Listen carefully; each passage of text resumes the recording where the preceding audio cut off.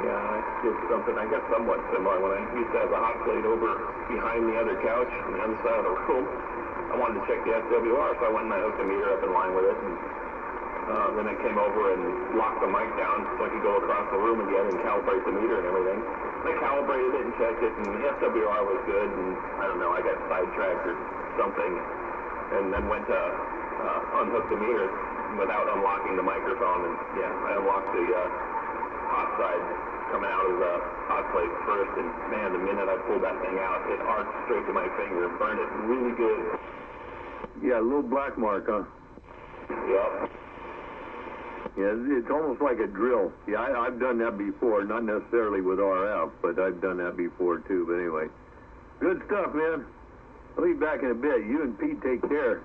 Pete, don't veg out on us now that you've meted out. No, I'm still here. I'm here.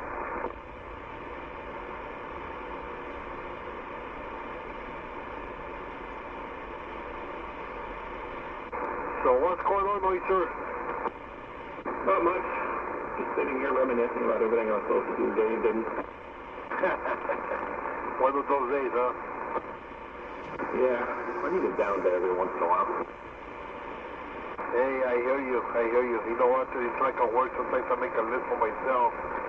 Shit that gotta be done like Monday or Tuesday. And it's already Wednesday and it's not even touched. Yeah, I had a week like that last week. I had my week basically planned out, had all my goals, everything I wanted to get accomplished to win, and, you know, make sure everything's done before the deadlines and whatnot. And I wasted the first 3 days of the week hand-holding computer-illiterate fools who shouldn't be working behind a computer to begin with.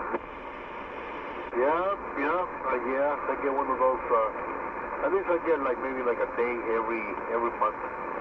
Well, I don't want to do anything. Yeah, it's all the unexpected stuff that pops up. You know, my dance card's pretty full as it is, so every time something unexpected comes up, it really throws a wrench in the machine. Damn it. Yeah, but you gotta deal with it, though. Oh, yeah, I don't have a choice. Somehow it has to get done. If it's not like somebody will get it done, you have to get it done. Yeah, when it comes to work, there's nobody else there that can do what I do. Exactly, yeah. That's kind of messed up. It falls on your shoulders. Well, I don't know. I guess it's all part of running the department. And there's a lot of crap that needs to be done around there. And every once in a while, my boss says, we need to hire somebody else. And whenever he says that, it's when we're so goddamn busy, I don't have time to start interviewing people and training them and stuff like that. And then, of course, the minute things slow down a little bit and we should hire somebody and train them up, he doesn't want to do it anymore. Oh, shit. Oh, man, yeah. So you kind of like messed yourself up. Yeah. That was like, yeah. He's all on board to hire when I don't have time to do it. But when there's time to do it, then suddenly, well, you know, it's kind of slow right now. And, whatever.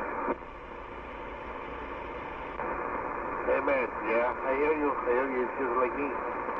When we're busy, I want to hire people. And when we're slow, they're ready. The guys even tell me, oh, let's hire somebody. They're like, no, man, we're slow now. Yeah, that makes sense. Probably a little less training involved. I mean, you probably hire somebody who already knows how to do the job. A lot of what we do is proprietary, and there's a huge learning curve to it. So it's very labor-intensive for quite a while to get somebody up to speed. Oh, I can imagine. I mean, your stuff's a lot different than ours. I mean, but yeah. Yeah, you know what? I mean, like, sometimes I need, like, a technical support with the program that we use, and I can tell right away. As soon as they pick up the phone, oh, fuck. This person doesn't know what the heck I need. So I just tell them, you know what? I'm going to come back in a few minutes until I get somebody else. Well, that's a good way to do it. Yeah, I've been there, man. I know exactly what's going on.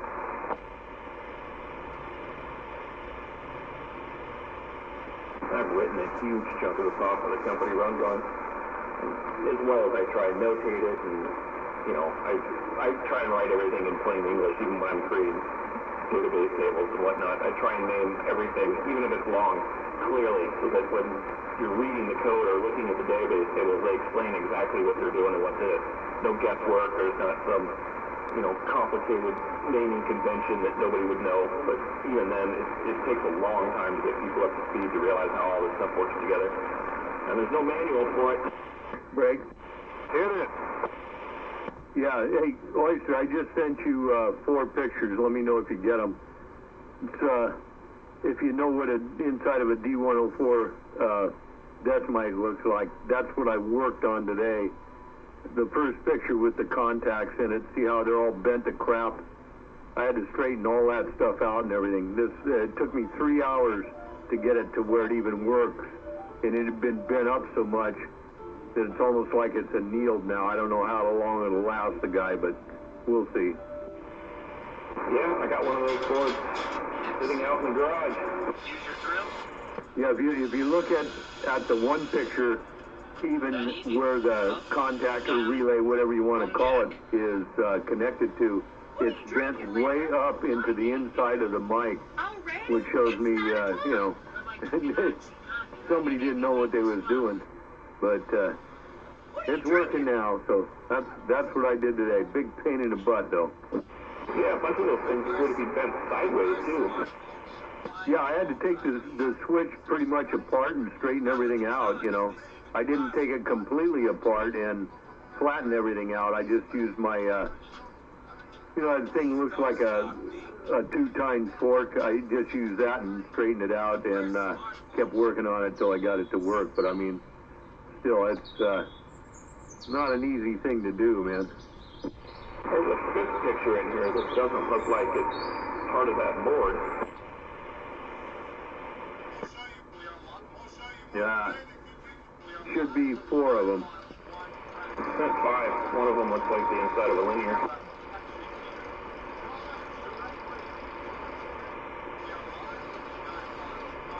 Yeah, I don't know where the other one come from. I only got 1, 2, 3, 4.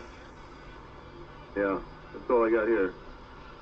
1, 2, 3, 4. Oh no, if you got 5, you got 5.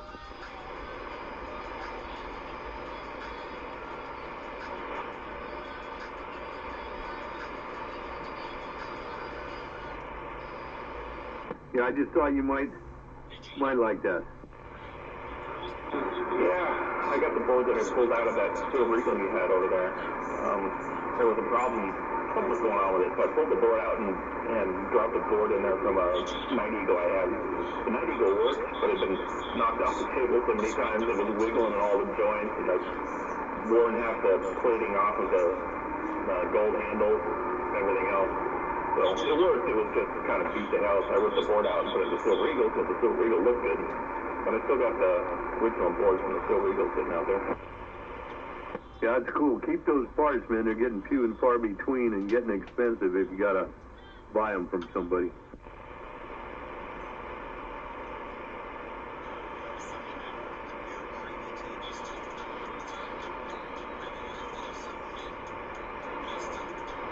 I'm not a D104 fan myself. I mean, I got 2 of them I'll keep for just because they're different ones, but I'm not one to, not a D104 fan. Yeah, they're tinny, but they're loud. I wish they had a good handheld mobile mic these days, but you just can't freaking buy one. Darn it, they don't exist. I mean, the Static makes a bunch of them, but they're all crap. Well, you can take, like, getting a Static M104, and W6ENY is making, they make a cartridge for them now you can put in there. Supposed to help it immensely. It's the switches that are all screwed up in them. I was looking up the Cobra Power Mic, and everybody hates it. So I don't know. If I wanted to go out right now and buy a brand new handheld power mic, I couldn't get one that's worth a shit. Nobody makes one.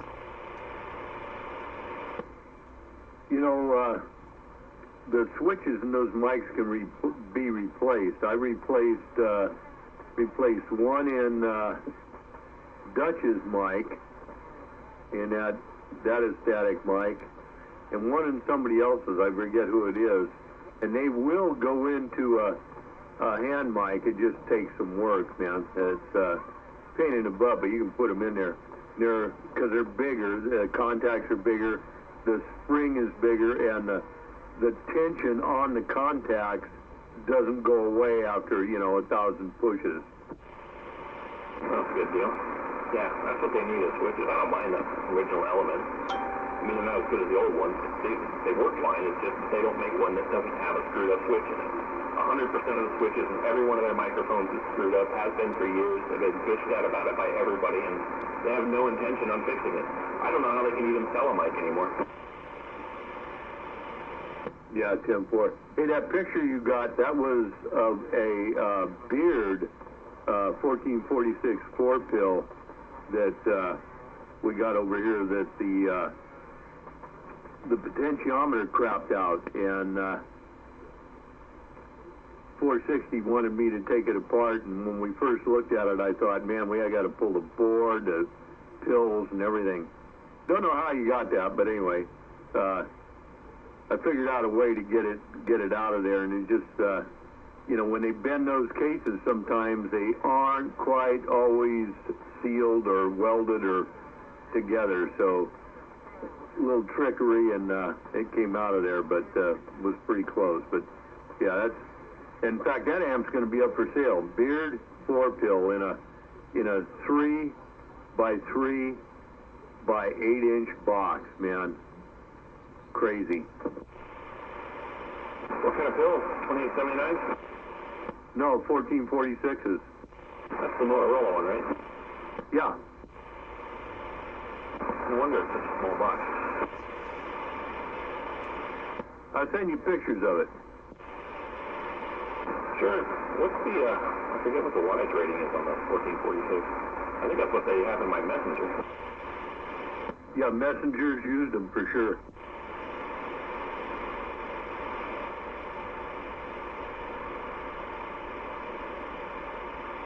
That Messenger is only a 2-pill. I think it's good for like 150 watts. Decent little box. Mind you, when I send you these pictures, doesn't have the screws in it because I'm not going to put them back in until I put the new pot back in it, but I'll give you the measurements on it, send you some pictures, just for the heck of it. Sure.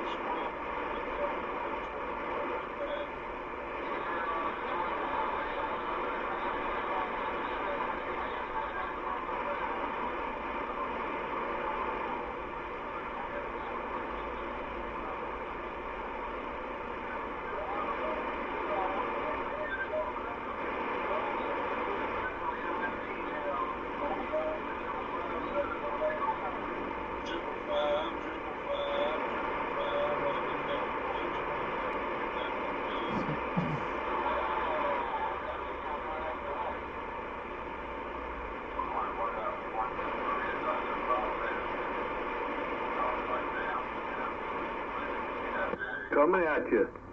I don't know if you can blow those up enough, but this guy did some fantastic work in here, man. Yeah, I've heard that name before. I seem to recall that they have a reputation for making really clean stuff. Yeah, I'll tell you what, for what 460 paid for this, unless this guy does a lot of them, I couldn't see myself doing it. I mean, a lot of work involved. If you look back on the left side where the relay is, just putting that together for the keying system and everything else. Big asshole resistors in it, and you know, all nice work, man, for sure. Anyway, something for you to look at. Yeah, you jammed that all in a tight space, too. Yeah, really, that's what I mean.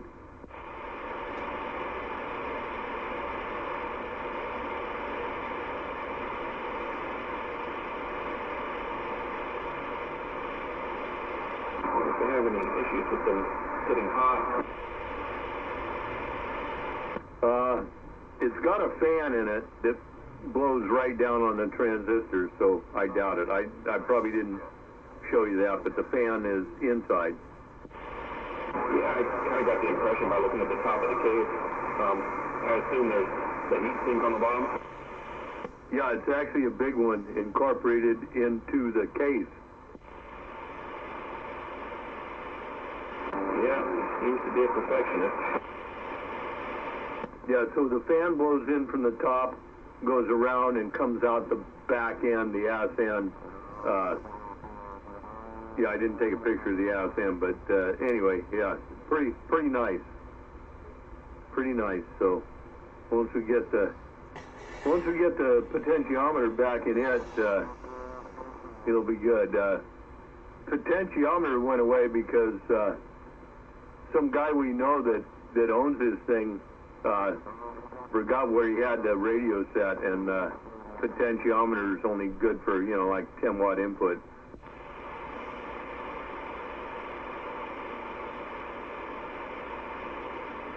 So the potentiometer is variable power? Yeah, it's a variable for sure.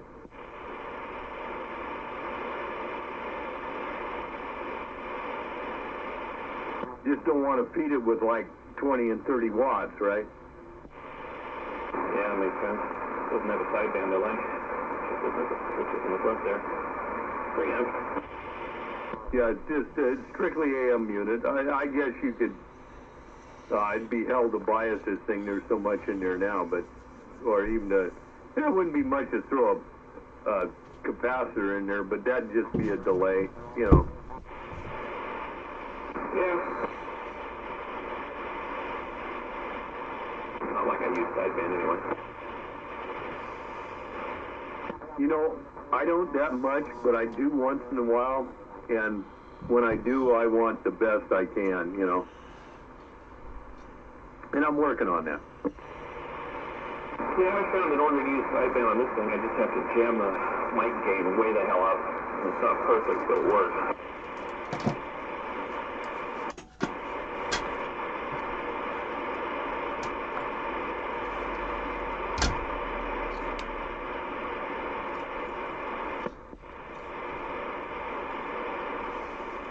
I'm going to refill my glass. I'll be back. Oh, man. I think we're right on sync. I'll be back.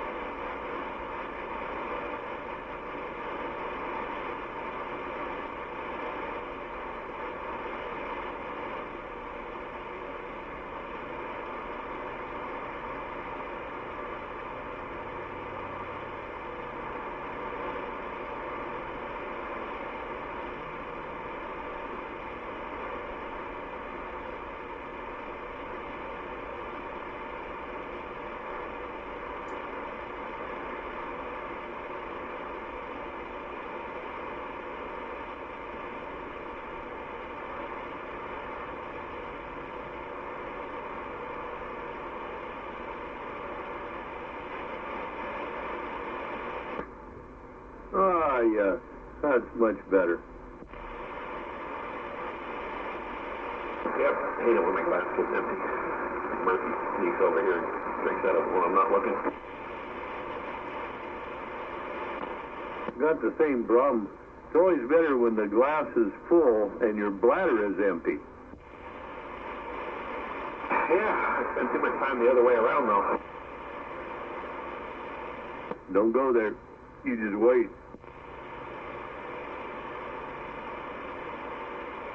You said it. The other way around.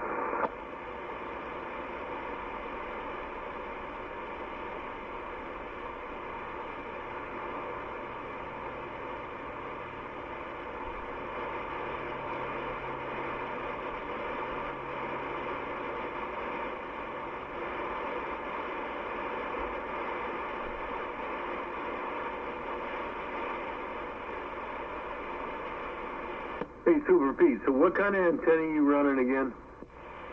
So the one at the house is a fiberglass long stick with no elements in the bottom. Is it white? It is white, the white fiberglass. Okay, that's probably a big stick, marine big stick or something like that. Not a bad antenna. I'm surprised it's lasted as long as it has with what you've got behind it, but then you don't run that all that often. So yeah, you need, if you improve or do something, you need to go aluminum. The other thing you need, and how high would you say the tip of the antenna is above the top of your house? So it's right on top next to the chimney on top of the house, and the pole is 9 feet. The pole in antenna got to be at least about maybe 24 feet long. 18, probably. Is it 3 separate sections? Yes, it is. Probably an A99. Yeah, you're right on that, Oyster. It's probably an A99 for sure, and that makes sense why it's lasted for what he's putting through it. So, yeah, 18 foot plus 9.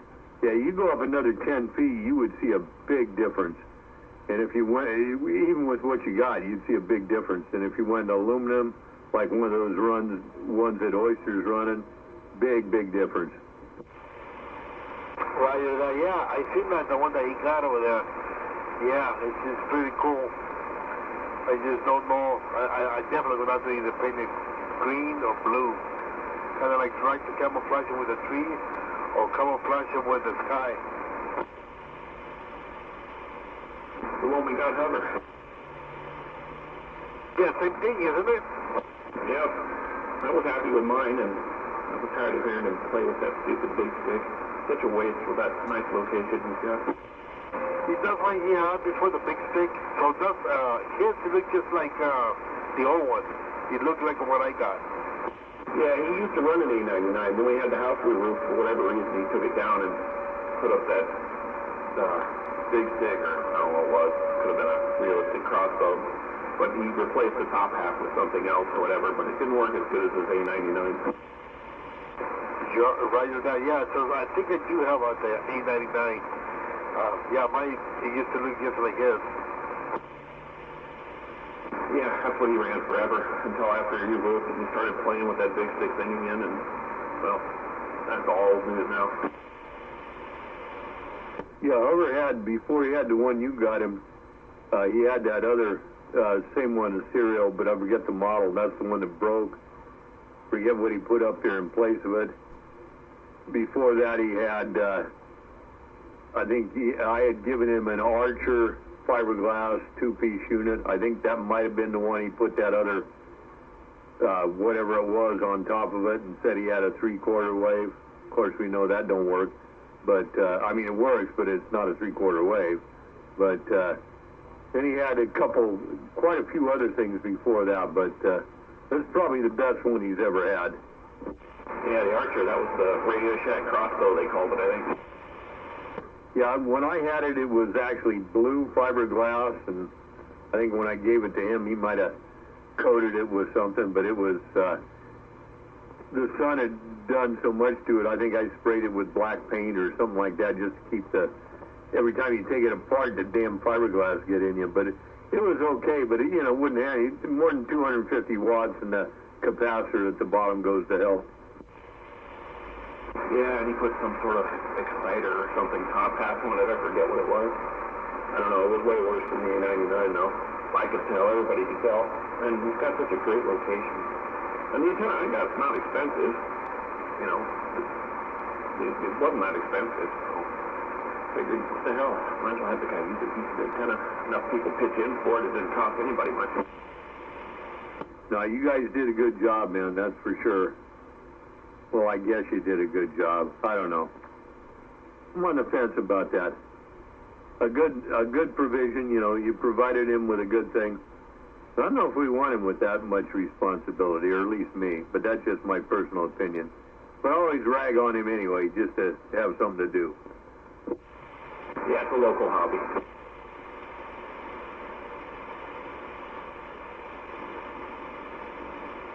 But no, if you want to do the good thing, do one of those antennas there, Pete. Or if you want to go balls to the wall, do a shockwave. Just be done. That way, whatever you put behind it, you won't have to worry about it. Yeah, to a point.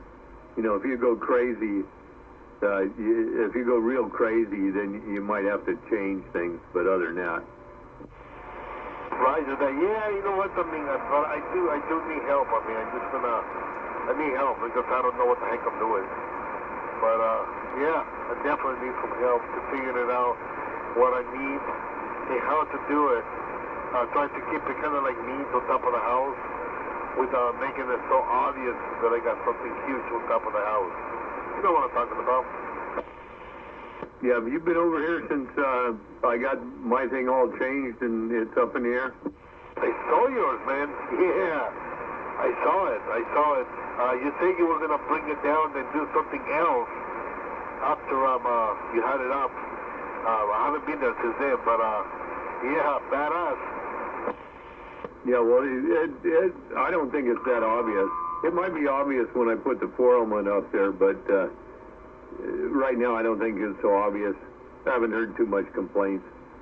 So right now, so the pole, the tower, yeah, wife would say definitely no to that. The antenna on the top, maybe, but no tower. Well, then you got to go up in increments, right? So where you are now, we can figure that out and put another 10 foot, get you aluminum antenna, good aluminum antenna, and put you another 10 feet up from where you are now. She'll never know. That'd be cool. I mean, right now I got to strap onto the chimney. I know, you told me about your strap-ons, but I said I wouldn't say anything.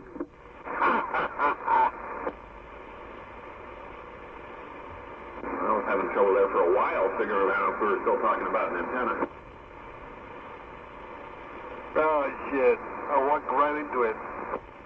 Where's the path over there? What? Cougar wants to know who's got the pantaloons. The pantalones. The pantalones, well, you know what? Happy marriage, you know what's the rest.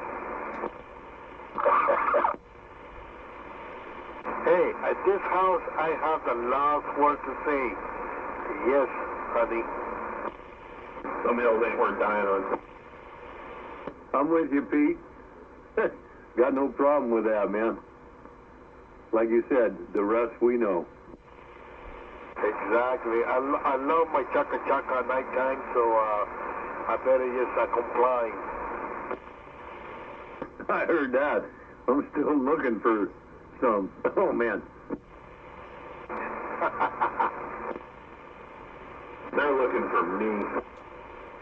Yeah, you're having the same trouble I am, right? No, I'm just waiting for them to come knock on the door. It's just taking them forever. They got websites for that, man. Hey, I can hook you guys right in.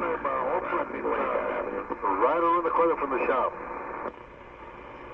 Hey, man, I I had like 6 of them come in. I don't know how I got them, but I don't think it was you, Pete, but somebody sent me a message or something, and all of a sudden all these sites from in my neighborhood, all these gals wanted to text and everything, and one of them was right around the corner. I know where they live, but it's a husband and a wife, and it was really wild, and it's like, yeah, I'm going to really call on one of those, show up on your doorstep, and your husband say, hey, your money or your dick, you know, not me.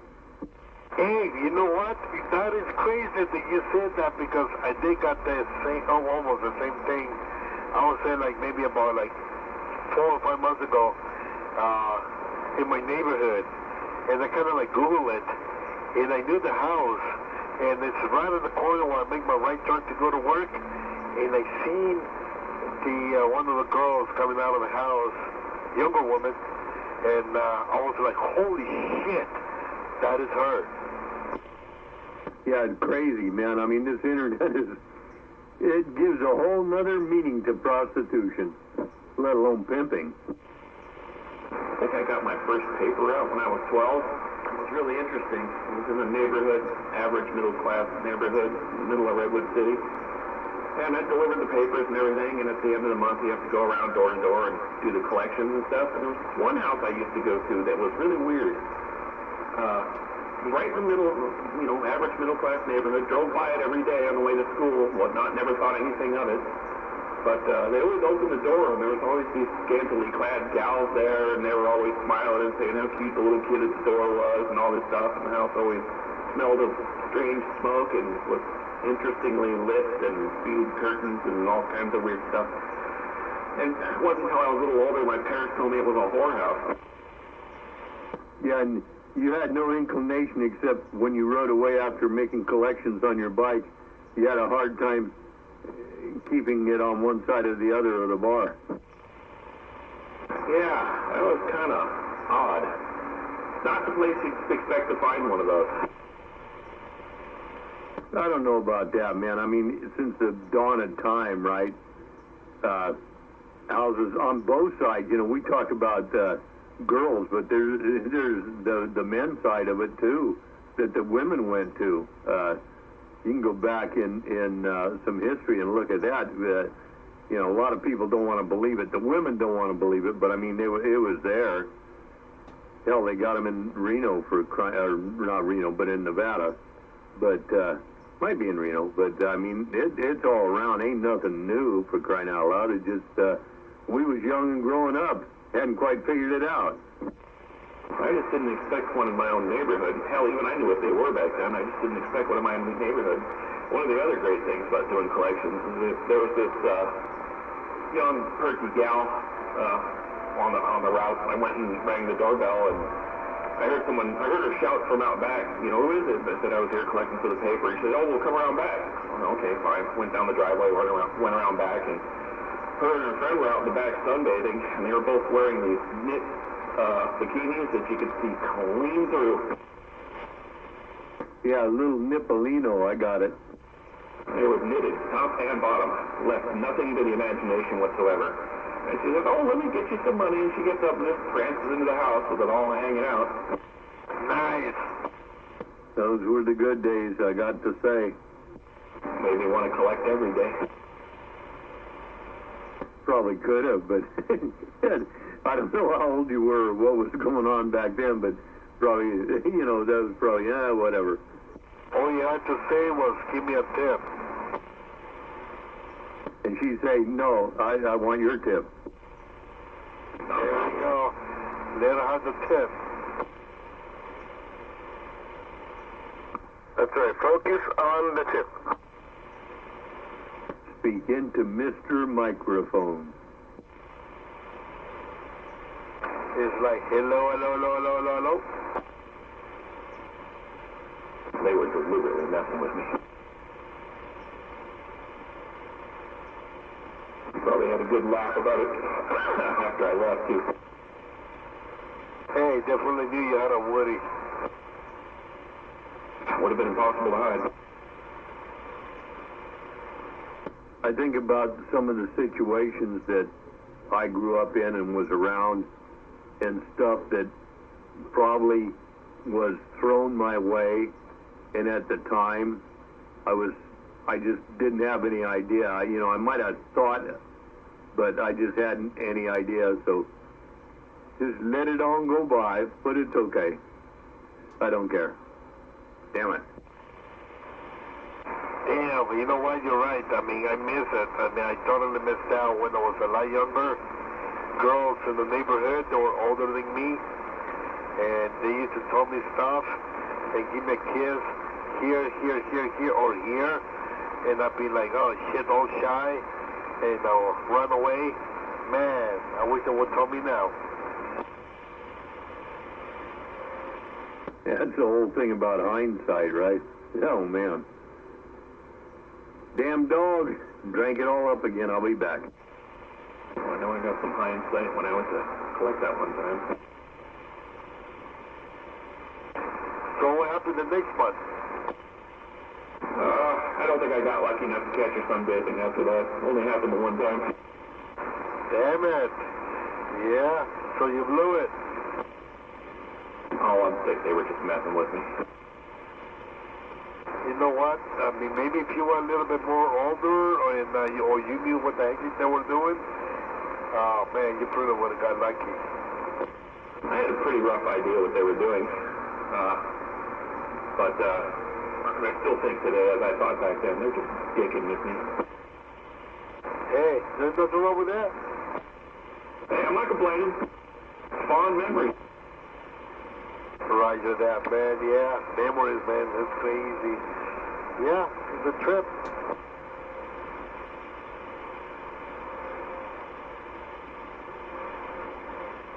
And they probably still remember you. I doubt it. Probably a blip on the radar. Probably forgot about that the next day. Probably not if they did it on purpose. They did it to tease. Teasers! They could tease me anytime.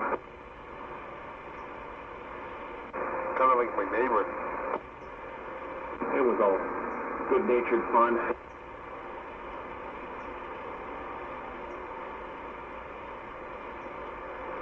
Yeah, all times, man. If we only knew what we know now back then.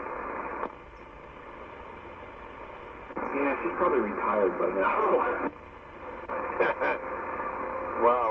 I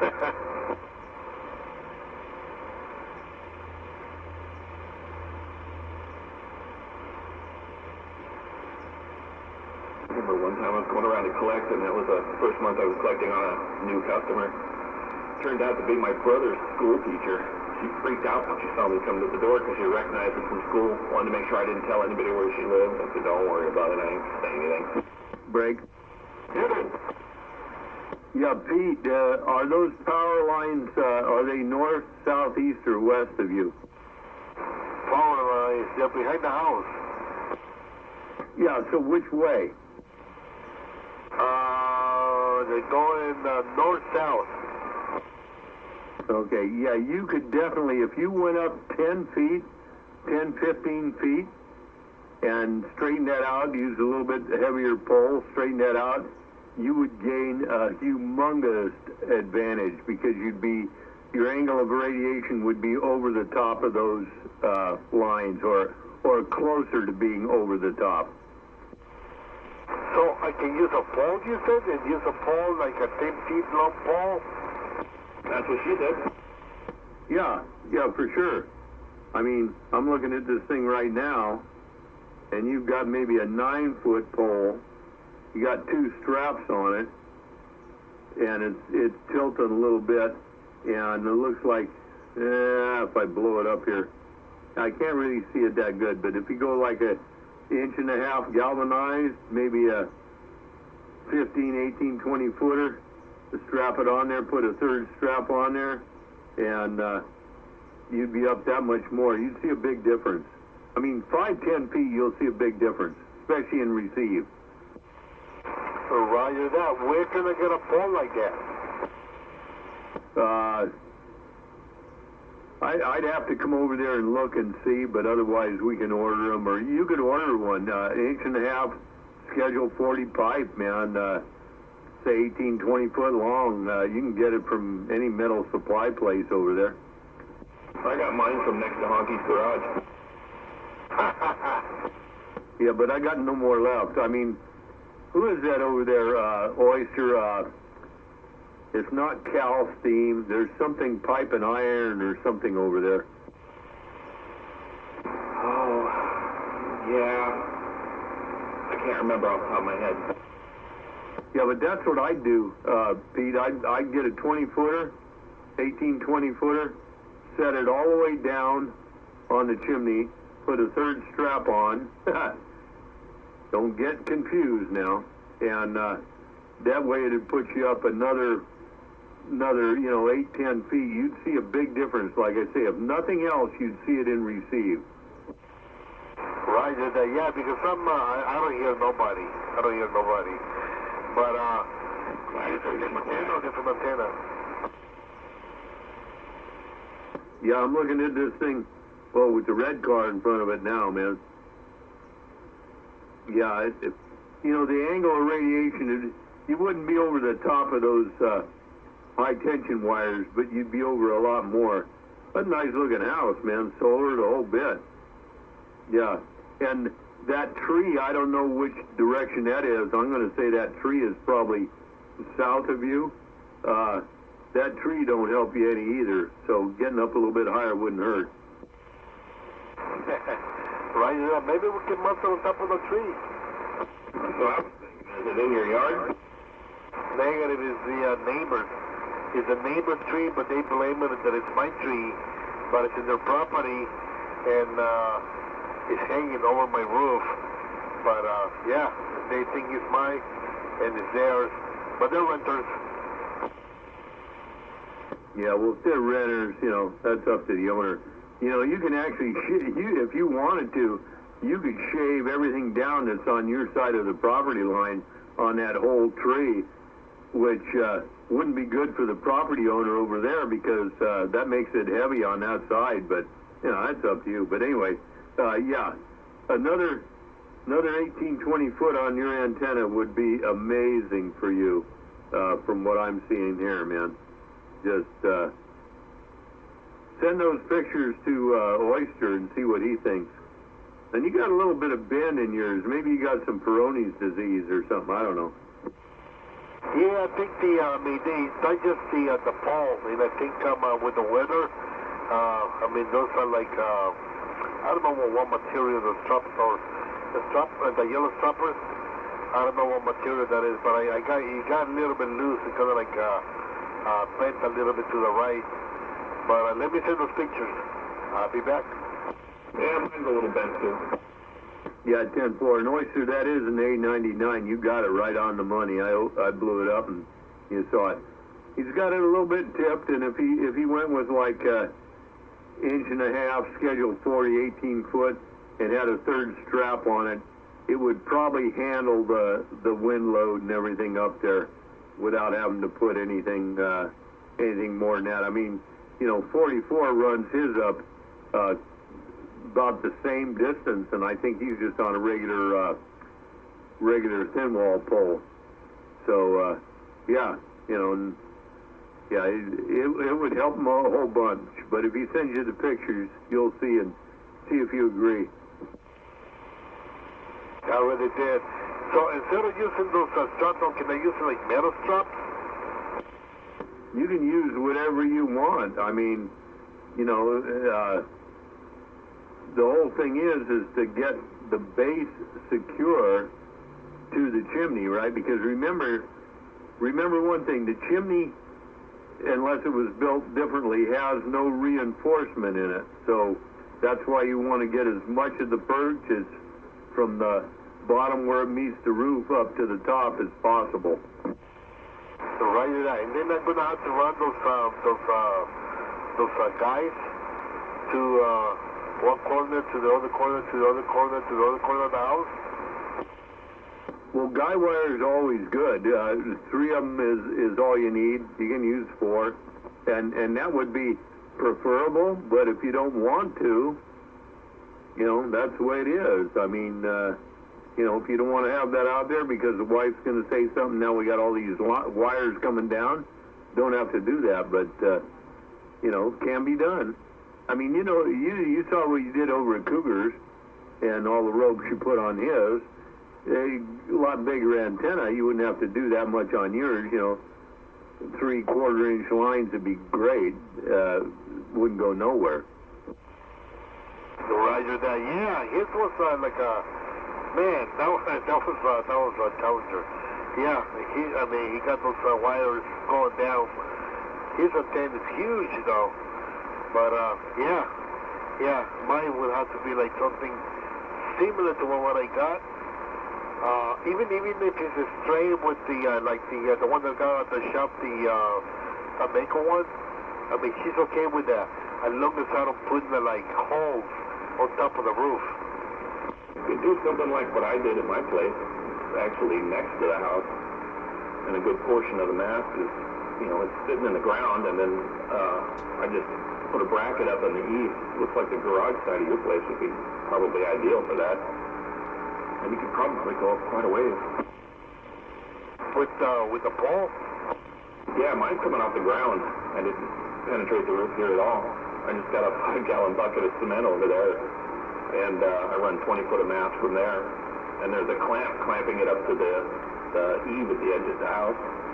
And I don't know how much farther it goes above that, another 6 or 8 feet, but it could go up more than that. Huh, right that, yeah.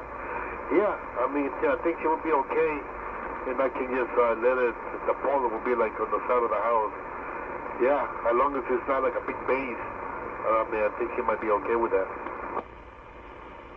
Well, I just use a 5-gallon bucket. I imagine if I was going to try and go up high, I might have probably wanted a slightly bigger anchor, maybe a small garbage can full of cement or something. Copy that. Is that movable or no? Yeah, I could slide the mast out of it. There's a plastic pipe in the middle of the cement when we set the cement, and the mast just sits in the plastic pipe. So, yeah, I could slide it right out and take the 5-gallon bucket and chuck it in the trash if I wanted to. Roger that, yeah. Something like that, that'd be kind of cool. Or I can go and do it in the other side of the house where the tree is, but it would have to go above the tree, and that would need like a more wire for the more cable for the antenna to go from one end to the other end. Yeah, that's something else to consider, how much wire you got to run. I was looking at the tree side, and I just thought the tree might be a bit close to your house. And if you put it next to the house, it depends on what you're going to do. Part of the reason I bought the antenna I do is because it has very short horizontal radials, so I'm not overhanging the neighbor's fence or anything with pieces of my antenna. That's why I bought the one I did. I don't know if you got enough room there for it between that side of the house and the tree. I wouldn't put it on the tree side. Copy that. Yep, it's right out in the open though. Maybe in the back or off to the diagonal side from where the tree is. That's where I would get it further away from the tree, get it up. But, you know, if you want, Pete, someday when, you know, I'm pretty much free all the time, and if you're free at someday, we can come over there and draw it up and see what it looks like, give you some suggestions to work with anyway to pass by your wife and stuff. You know, ain't going to charge you nothing to do that. Besides that, you and I are going to work out a deal here in the future, so you never know. Beautiful. I'm down. Whenever you have to come down this way, let me know. I can meet you here at the house. That way you can check it out. Yeah, that'd be cool, man. That'd be cool. Yeah, because I'm sick and tired. I keep hearing everybody. I hear Australia. I hear Mexico. I hear this. I hear that. And I don't hear shit. Yeah, well, you got to remember something else, too. You know, you're going to get it up and you're going to hear a lot more. And it will help your transmit to an extent. But you'll hear more. You'll gain more on the hearing side than you will on the transmit side. And the way the skip's been running and stuff like that, I mean, when it's really been hard, like you say, you've been here in Australia. Yeah, I hit Australia the other day. Yeah, but to get back to them, I had to run it up a little bit, and you know, that's saying a lot. You got to run, but either way, if it's in, if the skip's in, if it's hitting Australia and Super Pete, then you guys are going to be locked in. That's what you talk about AT&T. But either way, but yeah, so you make the call someday when you're free. We'll come over there and we'll check it out and just give you a breakdown what we think you should do and what might help you. Breaker? Good. Good evening time, around the band, Alki, Green Oyster, Super Pete. What antenna are you running? Are you still running the Antron 99 or have you upgraded to IMAX? What was it, the 95 something? It's an 899 510. 10-4. Alright, well I suggest you just add a little bit of length like the fellas are telling you, brother. Just give it 20 more feet. Or jump up to the big brother of the Antron 99, which is the IMAX 2000, brother. It's a little bit longer. It goes from 19 feet to 24 feet. But just remember this, Pete. If you can hear them, they can hear you. That's all you got to remember, brother. Just watch your meter, turn the RF gain down halfway. And once you get to a certain point, you got to try. You got to jump and you got to try, brother. And you got to keep jumping. Good evening time around the band. I'm enjoying you guys' talk show on the Marine the Mill. I've got a comment when you're all done. Hit it. Yeah, the IMAX, like 510's talking about, great antenna. It's got a lot more power handling capability than the one you're running. It's more wide-banded. In other words, if you start to look to go below channel 1 and above channel 40, it'll handle it better than the 899 will. That being said, it's only good for X amount of watts. And if you are ever gonna even have any remote thoughts about kicking it up, you might want to think about going all metal. That's my only comment. Yeah, the capacitors in the IMAX will pop if you run too much. Huh, roger that. Copy. You can run about 2,000 watts PUP. Yeah, so what are we talking, 500 average? That ain't nothing, man. You know that. Come on, 510. Come on, man, bring it down. That's what it's rated at, 500. Yeah, that's about it. But I don't know how big he's going to grow, brother, but you're right. There's no better antenna than an aluminum antenna, a Mr. Coily, a super penetrator, I like they're saying, but aluminum. Even though they look ugly, they look a little bit more ugly, but they last a lot more longer. That was my nickname, Penetrator. Oh, a dreamer. That was my nickname in high school.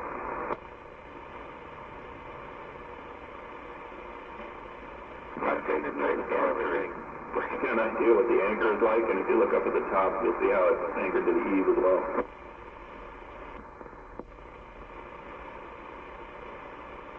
Yeah, I think I'm ready, man. I think I'm ready to do kind of like a little change, you know, because I can't hear nothing. I mean, even though roll call, I mean, I just hear everybody out of the feed.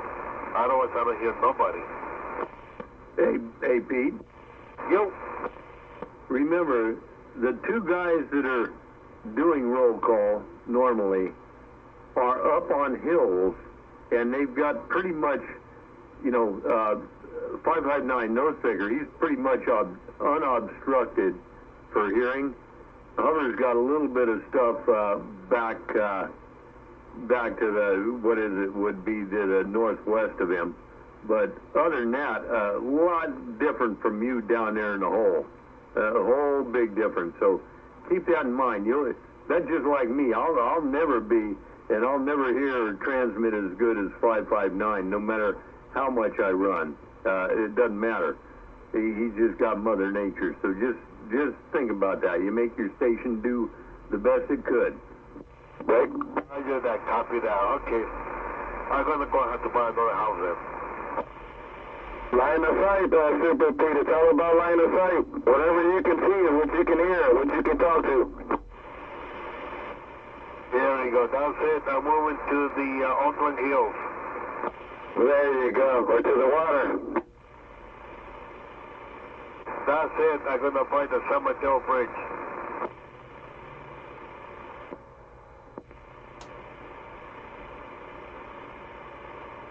Dude, right behind me, they got those high-power towers. Man, and I always look at them and I go, damn, I wish I could put my antenna right on top. What are they, about 200 feet? That's a degradation to your signal out that way, too. That's why I asked you what direction they were from your house. Oh, shit. Okay, yeah. So they're like towards the water. They are like right behind the house. Yeah, that is 100% high power right there. Yeah, they're on the facing from the north, south, east, west.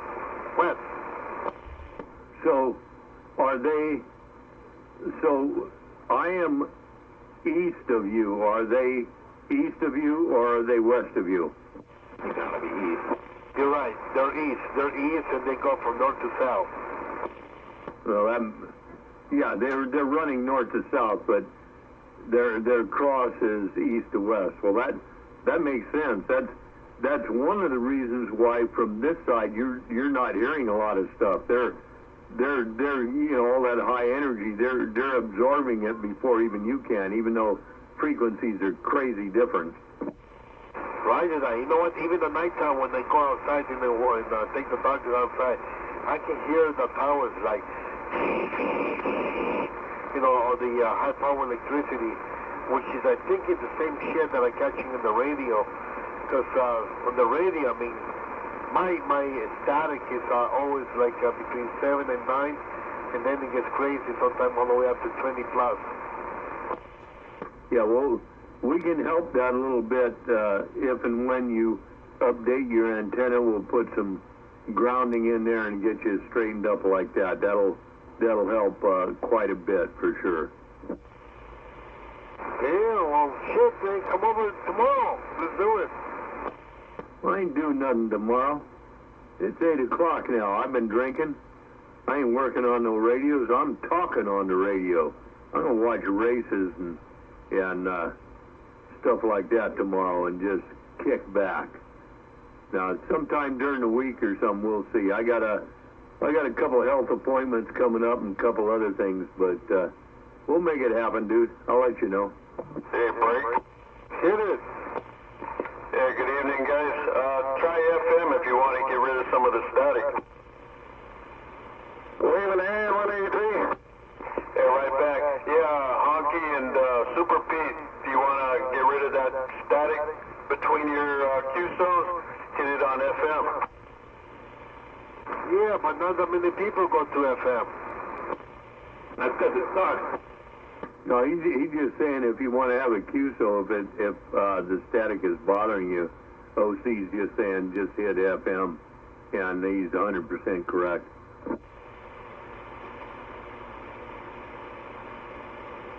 Yeah, but nobody will be able to, I want to be able to talk to anybody, though.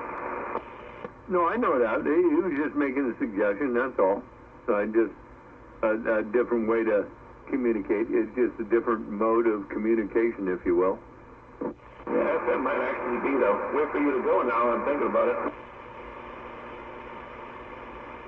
You looked that up, Pete. Amplitude modulated, which is AM, and frequency modulated. Look that up and read about it, and it'll confuse you. I'll tell you what. I'm back out. The dog done drank all my wine up again. So I just switched in between everybody not talking, and the static, it went down a little bit. Not that much, but it went down. Yeah, you get 2 or 3 guys on FM with you, and hold a conversation, and tell me about it if it was a better experience. Well, let's give it a try. You got FM with this one? I do, and everybody has FM out here. I don't got no goddamn FM. Son of a bitch! God damn it, I need one of those big radios. Anyway, well, let's try it just for the hell of it. I'm going FM. Switching. Alright, you guys have fun. I'll be right here listening to music.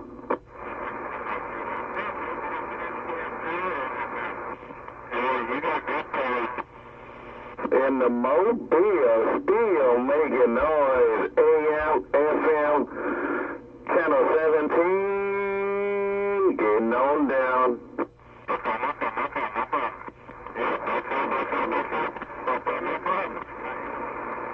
He said FM, FM, FM. Man, I need a big radio.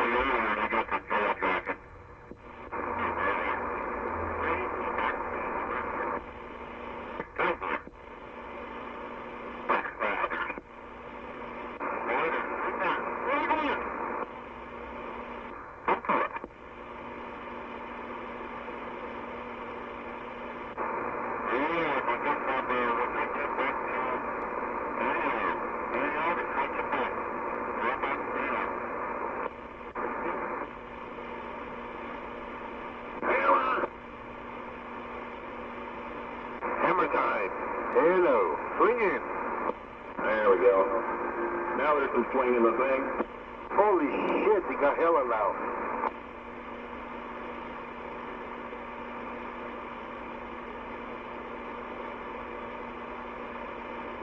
Yeah, officer, I think that might work. How long? That's so weird. How long is yours? There's 20 feet of mass coming off the ground. Copy that. Yeah, I think. Hey, Bruce, answer your phone, man.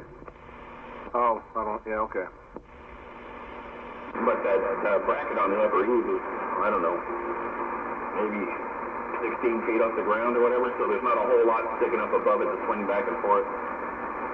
Everybody's told me I'd go up another 10 feet without worrying about it, but I didn't.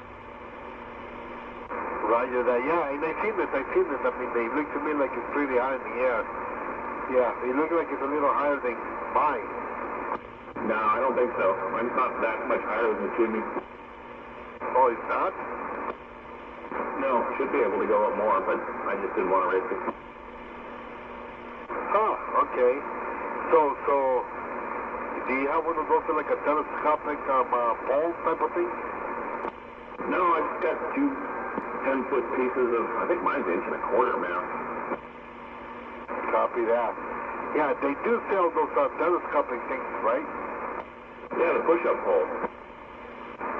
Yeah, that's what they call them? Yeah. Amazon? 44's using one. Yeah, you can find them on Amazon. You can probably find regular antenna mats on there too, but since they come in, fairly long chunks, it usually costs a little extra to ship due to the odd size of the package. Damn, yeah, I didn't even thought about that. Roger that.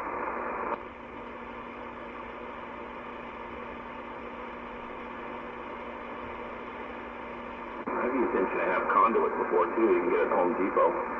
The weak point is the threaded couplers that hold them together, though. Can we weld them? Galvanize it. I imagine if you grind off the galvanized first, the galvanized plating, yeah, probably. Damn, galvanized. Yeah, I don't know how to do that.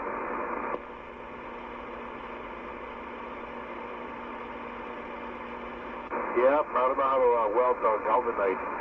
I can do metal, steel, gold, aluminum, but not galvanized. Or plastic. Well, galvanized, just plating. You just grind it off and then weld the metal underneath. I don't know what the metal underneath is. I mean, I know it's steel, but it might be, more of a porous pot metal type of thing. I'm not sure. I tried galvanized, welding it, it just pops. It makes a big hole.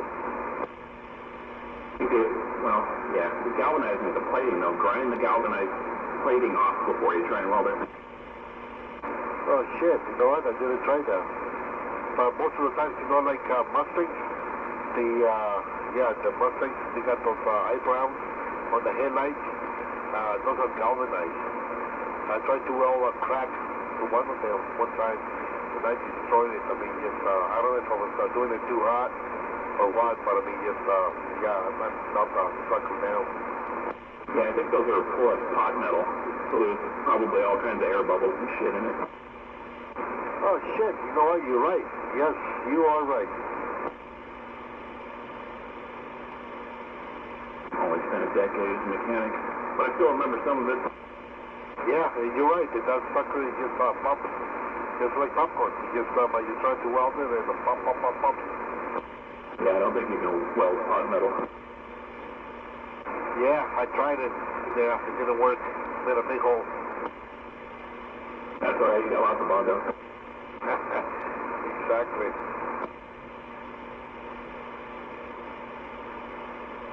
Take that for Bondo. Yeah, I've tried to do some body work in the past, but I'm a perfectionist, and the fact that I can't do it perfectly drove me nuts, and I have, practically ended up taking more dents than the thing that I took out. You know, it's amazing. I go to other body shops, like a high-end body shops, and some of the guys in there, they make a lot more money than even I make as a body man, or body man technician, whatever they call it. they don't even know how to use bundles. What, are they all using lead? No, they just remove and replace parts. Oh, they just swap out the entire panel? Yeah, that's what they do, man. Like big body shops, you know, like Brooks, Castelli Pradini, stuff like that. They don't fix anything. They just replace the panel. Yeah, my parents had a 56 Nova wagon that they were dead set on completely restoring, and they did, and it was beautiful when they were done, but they insisted that there be virtually no Bondo or body filler anywhere on the car, but the tailgate was rusted out. You can't just go replace the tailgate for one of those from anywhere. So they took it to a place and ground out all the rust and lead filled it. Roger that, yeah, that can work. Yeah, it's amazing, you know, like between the old vitamins and the new vitamins. The new vitamins, what they know now, is not even near of the old vitamins, what they know. Yeah, typical of a lot of different industries. They actually took that thing to a place that painted big rigs back when the paint was still available and had it painted in Emerald. Emerald, yeah. I was able to play with that stuff a little bit. Yeah. Whatever happened to that stuff? I think it's illegal now. Yeah, sadly it is. I think they decided it was too toxic. Good shit though. It was that was a bomb. Oh yeah, that stuff is terrible as hell. Yeah, I remember that stuff. I mean, everybody liked it. I remember they had that wagon for a long time, and they had a CB antenna on it, a mobile boom maker. They drilled a hole in the roof to mount it and everything, and then they decided when they were restoring it that they didn't want the antenna on it. So when Dad took the antenna out and to fill the hole, just happened to be the right size, he welded a penny into it. I guess it wouldn't be welded because copper and steel can't be welded. Some sort of soldered a penny in there to fill in the hole, and then put, you know, a thin layer of filler over it and sanded it down in order to straighten it all out. Roger that, man. It's like something similar happened to me. One of my buddies, he used to work at the Hayward police department, and he invited me to go shooting in Hayward. They have their own shooting grounds, and we didn't have no targets, but going up the hill, we found this old mailbox. It was just there. So we picked it up. I don't know if I said it before, but we picked it up, put it on top of it. We must have made at least about like 200 holes. The next day, the lieutenant went there, he's shooting, and he noticed the federal box with the shitload of holes on it, and he was pissed. He wanted to find out who did it, and he was going to press charges. And so we went and stole it at nighttime, and I put quarters behind it and bundle it. We kind of like dug weld them a little bit and just bundle the rest of it and sprayed it and put it back like it never happened. But there was some mail inside of it, so with holes in it, so we left it there. Oh man, yeah, it is a federal offense. When I was a kid, I decided to do a good idea to light a pack of firecrackers and throw it in the mailbox, and cops saw me do it. Let me know that was a federal offense. Fortunately, the mailbox was empty, so I didn't damage any of the mail inside. But yeah, they called a postal inspector out to come open the mailbox and look on the inside and everything. When they realized that no mail was damaged, they let me off the hook. Yeah, man, you got lucky. Yeah, just like me, man. That was a lucky shot. I mean, when I first came from my old country, I noticed those blue boxes, and I thought they were like garbage cans. And one time I remember throwing, like garbage, my soda, and some paper in there. And my uncle, he slapped me in the back of my head, and he told me that was a mailbox, not a garbage can. Okay, well, yeah, I used to see it, though. I could see how you would make that mistake. Especially if you couldn't read what it said on there. Yeah. Oh, that's a good one. Yeah, I remember. Yeah, he smacked me right in the back of the head. Yeah. Yeah, that was crazy.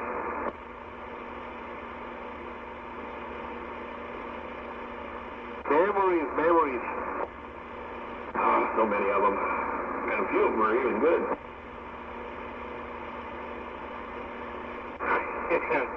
Crazy, yeah. Good times, man, good times. Dude, I have a good life, man. I love my life. I'm just waiting for mine to quiet down a little. It's just too busy right now. You will get there. I wish mine kind of like can slow down a little bit, but you know what? When I try to slow down, it gets even crazier.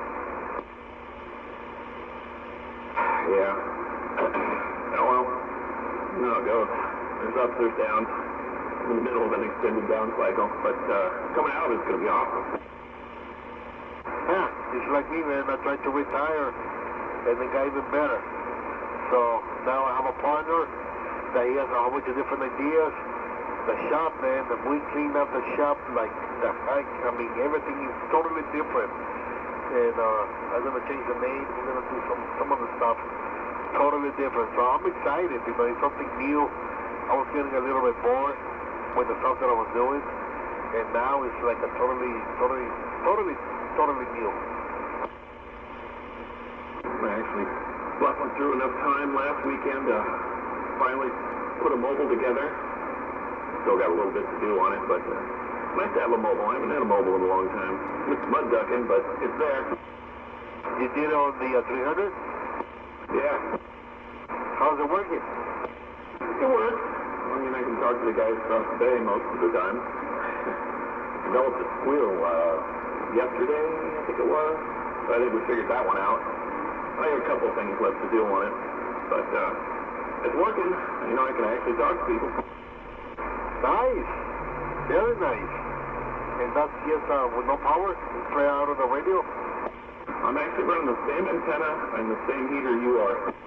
Oh, sweet. I think I remember seeing your antenna. Yeah, but you said you didn't have no radio in it. I didn't. I dropped a Cobra 29 in it, which is part of what I got to redo. I just put it in the cigarette lighter for now. I haven't wired it in. I was going to wire it to the same relay that I'm using for the switch off the amp, but I didn't put the relay in yet. But yeah, a couple things got to do. Got to drop the relay in there, and I got to run the wires from it over to the radio. Nice. Very nice. Yeah, I've been driving my 66 Caprice, my Durango. Took a dump.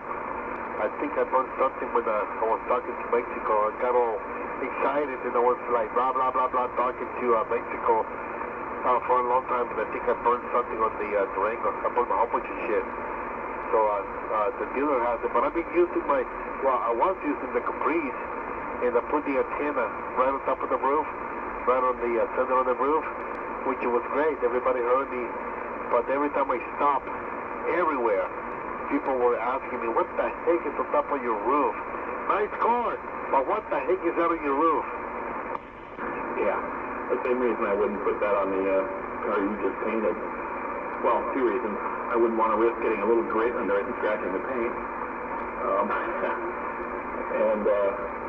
Yeah, it would look odd, although it's even pretty good ground plane. That Caprice has got to be a nice chunk of steel under that antenna to reflect the signal with.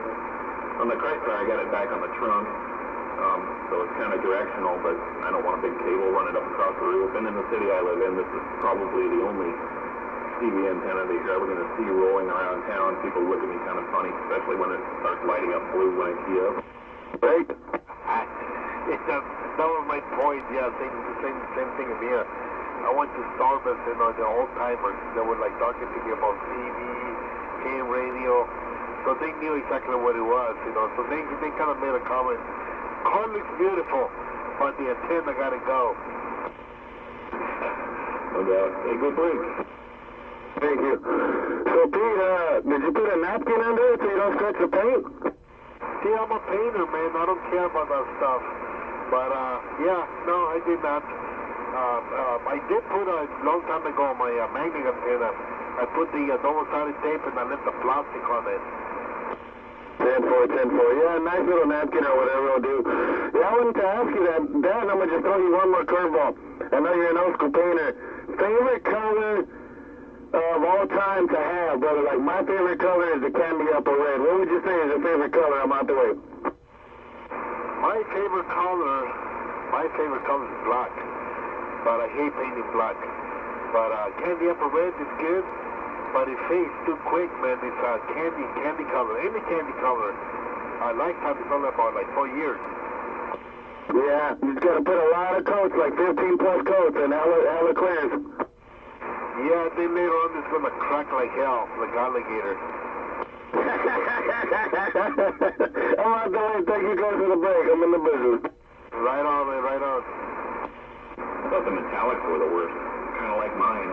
All that metal flake reflecting the heat and the light rays back out through the thing. You know what, metallics, I mean, any type of metallic, you know, the toughest colors to spray is black, red, yellows. Yellows are really transparent. So some of the reds, and let's see what else. I think that's about it. Everything else covers pretty good. White is easy. Yeah, black shows everything. But the metallics, well, the old school metallics had a hell of a problem basically killing themselves because the sun would reflect off the metallic flakes and then come back through the paint. So, you know, the sun was basically passing through it twice. You know what, you're right. Some of the metallics, you know, if some of the, like, I don't know if you've seen some of the new colors. They have the heavy metallics, like big chunks of metallics. The new guns, you know, the needle is only like a 1.4. It needs like a 1.8 for the metal flake to come out of the spray gun. Sometimes it gets like plug in, and when you spray them, it leaves like a string, like almost like a zebra. They call it bottling, and that's because you're using the wrong side of the needle or the metallic coming out. Yeah, but that larger nozzle has a habit of fisheyeing, doesn't it? Breaker? No. The fisheye is like a contamination of the metal. It could be like somebody spraying WD-40 in the background, or somebody with pizza or chicken in their hands. Shit like that, like oily stuff. That makes sense. Go break. Hey, Pete, I thought the old school flake was done, I thought it was thrown on there, you know what I mean? You buy it old school 1 inch, 2 inch, and then you slap it on. Oh, no, dude, I mean, back in the days, we used to have the nose of the gun. It used to be like they used to call it like a 2.8, which is like a big hole, and it used to spit it out pretty good. You have to spray it. You can't intro it because you would have like confetti, you know, on top of your car. It would not be even.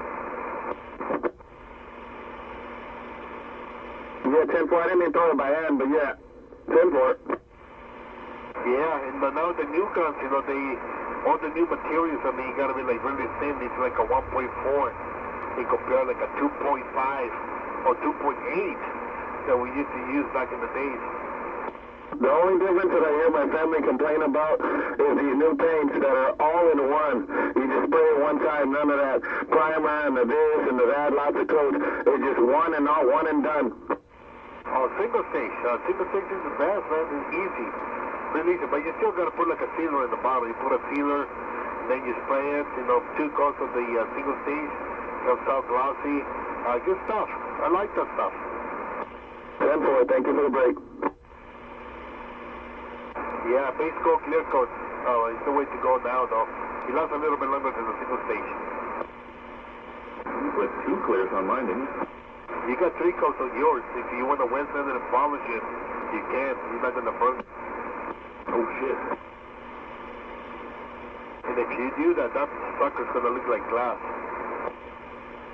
I'm going to leave all that alone and try and do whatever I can to make it last as long as possible. I mean, that car's not exactly brand new, but you saw how many miles it has on it, nearly none. That sucker's going to last you 10 years, man. So if I'm still around, I get to redo it in 10 years. Oh, it'll probably still be around. I don't ever drive the damn thing.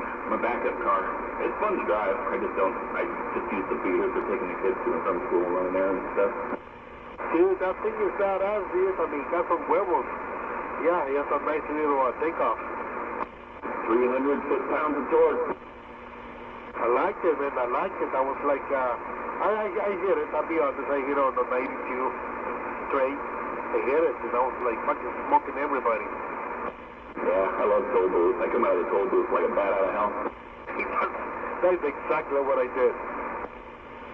Yeah, it's a lot of fun. Just try and I hope you have the road open in front of you and come out of the toll booth bobbing and weaving between all the other suckers. Yeah, he has a, yeah, I like that. He has a nice, pretty quick response.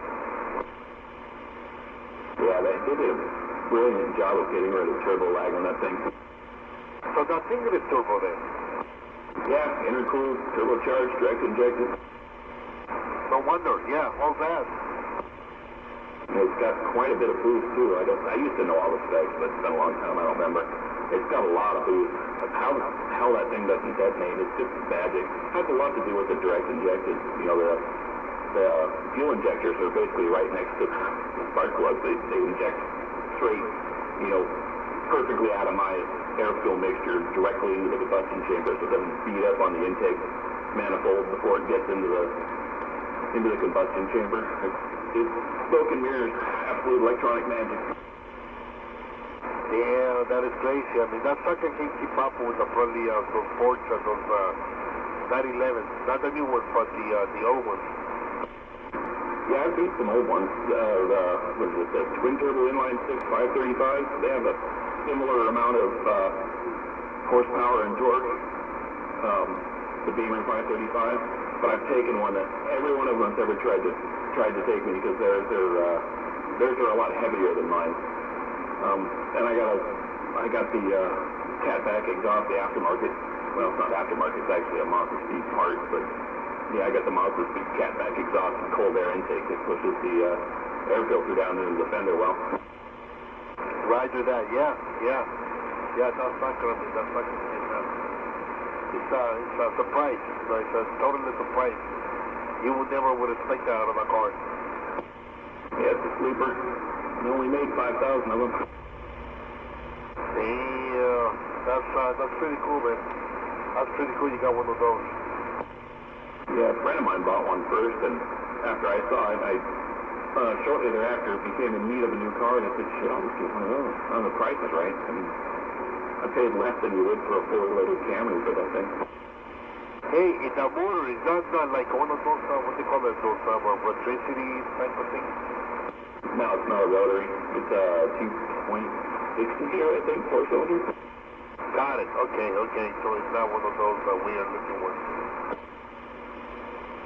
Nah, worst thing about the car is it's front-wheel drive. But they've got a ton to fix torque steer. It's drive-by-wire. In other words, the gas pedal isn't directly hooked to a throttle body on the engine. It's just like a volume knob. It tells the computer how fast you're asking it to go, and the computer says, yeah, I'll let you do that now. So it's got steering angle sensors. And in first and second gear, if your steering angle isn't within like 5 degrees and pointed in a straight line, it won't let you go past half throttle. Wow, that's crazy. You know what?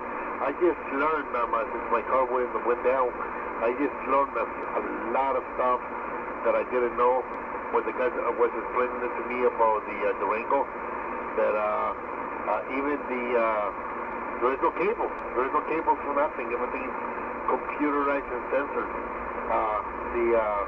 The best way for him to explain it to me on stupid terms or dumb terms was my whole car is basically Bluetooth that the computer talks to everything else. It's not Bluetooth, but it's something similar to Bluetooth. Yeah, it would have to be something that couldn't be interrupted. Having a Bluetooth brake system, I'm sure your brakes are still all hydraulic. Actually, use real linkage. The steering probably does as well. I don't think they've gotten away from actual steering. Just, you know, if the electronic steering system broke down, you couldn't fail over by turning the steering wheel harder. But yeah, I'm not at all surprised that it would be drive-by-wire.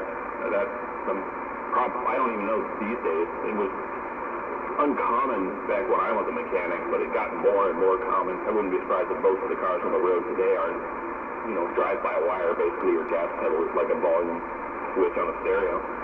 Baker? Hit it. Have you done any upgrades to that Durango, Pete? Like my brother here, he upgraded his alternator. He put the McMahon on there for the music and a couple other things. Have you done any of that stuff? They got a beautiful 370 McMahon. No, negative. I haven't done anything to it. Mine's pretty much old stock. Okay. That's one thing. You're a little finicky with the electronics, but other than that, they're a great truck. Yeah, I do love mine to just now that I took a dump. I think that I burned everything, you know, when I was talking on the radio. I guess they didn't like it that I had the lanyard on for too long, and it burned all kinds of shit in it. Oh, shit. Thank you for the break. I'm trying to figure that one out. I heard you say it a little while ago. I'm trying to think.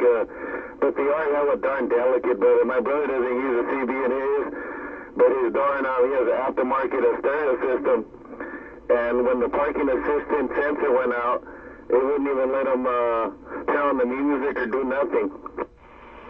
That's the thing, you know, like mine is when I was talking on the bridge, I was talking to Mexico, and I was talking for a long time, and I noticed it said rear collision, and I'm looking behind me, and there's nobody behind me, so I just keep talking, and then it said front collision, and I'm just keep going, and well, there's nobody in front of me, and then it said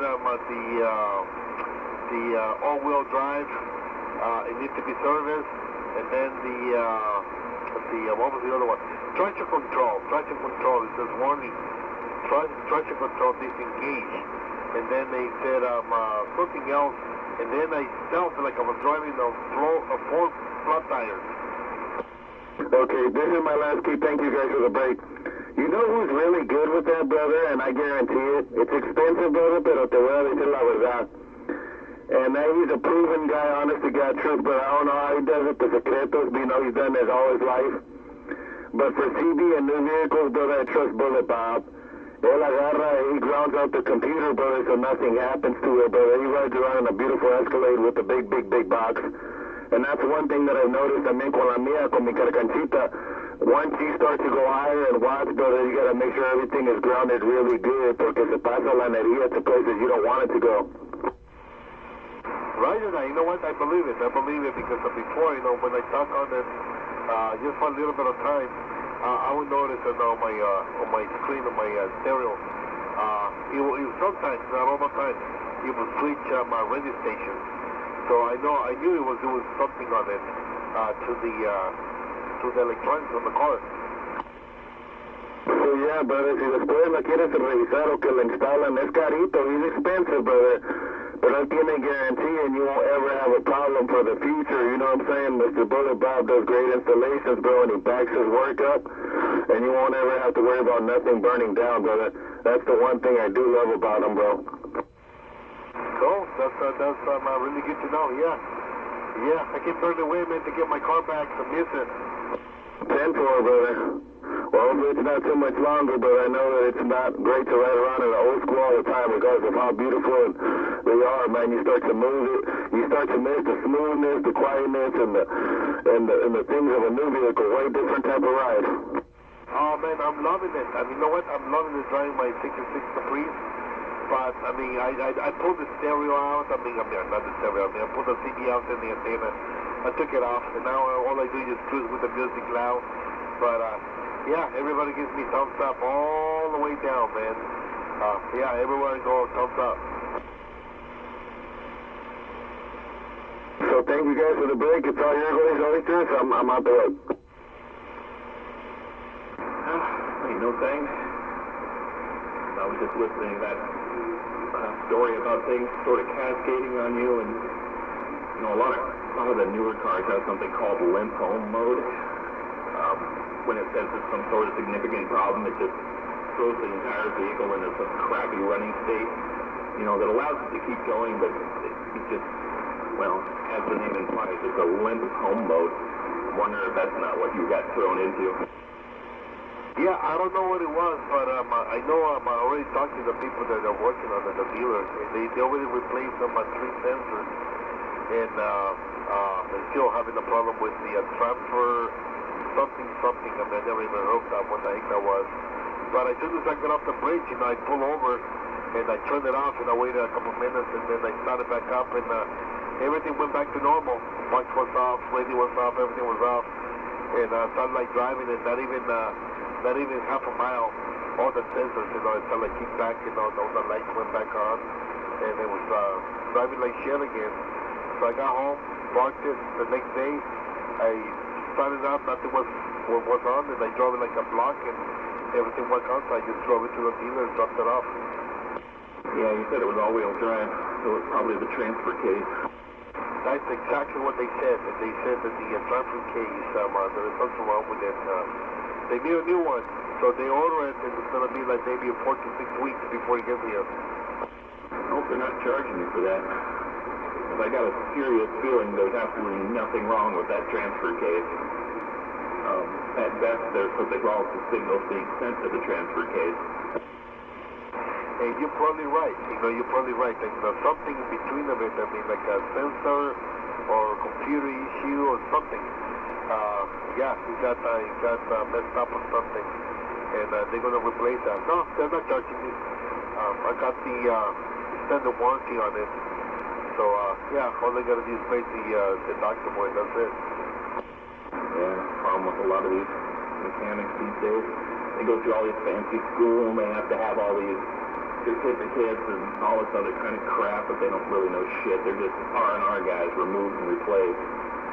So, yeah, that transfer case is saying there's a problem with it, so they just rip it out and drop in a new one, which is costing the dealer a bunch of money. Fortunately, it's not costing you anything, because they're wrong. There's nothing wrong with that transfer case. No, I believe you, yeah. And you know what? The dealers are the ones going to make the money. Just the extended warranty that I bought is the ones that's going to eat it. Yeah, so for the dealers, it'll be even better. They get to make money out of me. Yeah, you get a brand new transfer case, which is awesome. The dealership gets to rape the manufacturer, and I guess everybody but the manufacturer is happy. Yeah, in the meantime, Super Pete's got to be driving all his old schools. Nothing wrong with that. No, I'm liking it. Especially, I don't get to driving that often. So, next week is my 71 Nova. I'm going to be driving the sucker. That one is a beast, man. That sucker, oh, shit. It's like, from the shop here, it's half a tank. My uncle had a 72 Super Sport, big block, 4-speed, had that special little hood on it with the bulge in it. Posi differential, it had everything straight from the manufacturer. It was a really sweet ride. He digged the whole thing up, not the body, but blew out the drivetrain and let it rot at my grandmother's house for decades. And then somebody eventually came by and stole the hood off of it. Oh, damn. That hood is worth a lot of money. Yeah. Oh, man. I was at Picker Parts over there in Hayward decades and decades ago. It's been a long time since I've been to a junkyard, but I found a 66 Nova Super Sport there that had been completely stripped, but you could tell it was a factory big block car because it had the factory pressed-in shock towers to make room for the big block. I would have loved to have just taken that thing home. If I had the money and the wherewithal, that body would have been worth a mint to rebuild. Nice, very nice. Yeah. Yeah, you know what? To me, I dropped the 454 in mine, but I wish I would have went maybe like a stroker motor, a little bit smaller than that. Nothing, man. Everything is like wall to wall. If I open the hood that you look at, it's like, holy shit. That thing is huge. It's almost touching the wall. Yeah, changing the spark plug should be a real joy. Yeah, you have to do it from underneath and it's a pain in the ass. But, yeah, it's barely in the room. Radiator along, it's almost the whole front end of the car. I had to go and get this huge radiator and the water pump. That was another one that I was having problems. So I had to go with electric, high-performance racing water pump. Crazy, man. Insane the price going to be for the water pump. But, yeah, it's in there. Oh, man. That's got to be at least a 4-core radiator, too. Dude, you haven't seen it, have you? No. No, I've seen other builds like it, and I'm kind of surprised you couldn't get a normal water pump in there, because, some of those early 70s Novas came with big plugs. Yeah, he had a different water pump on it, but the fan, it would stick out a little bit too far, so the 4-core radiator, it didn't fit. So we had to take on the shit in the front and go back to fan belts. I used to have one of those big ass belts, and so now I got two fan belts on it. Oh, I wouldn't have gone with an electric water pump. fucking left the fan off and got an electric fan. Right? Yeah, but I got an air conditioner too. I'm not sure that would be a limiting factor. I mean, you can get some pretty high-flowing fans. Yeah, go break. Super Pete, what is it? A 71 Monte Carlo with what, a 454? It's a 71 Chevy Nova with the 454. That's a damn nice motor, man. It makes the car so nice. Hey, 510. That thing, I mean, I can smoke tires forever. But, yeah, that sucker, he only does about 9 miles a gallon. 10 for, and I heard you all keep bringing down before I get in the bushes. Yeah, if you haven't seen that thing, you don't know it. It just needs a little bit of help on the rear end so it's not always smoking the tires all the time. Got to have the posi and a little bit bigger tires so it gets locked down. Well, you know what I say. You let the air out the tires, drop the tires all the way down to 10.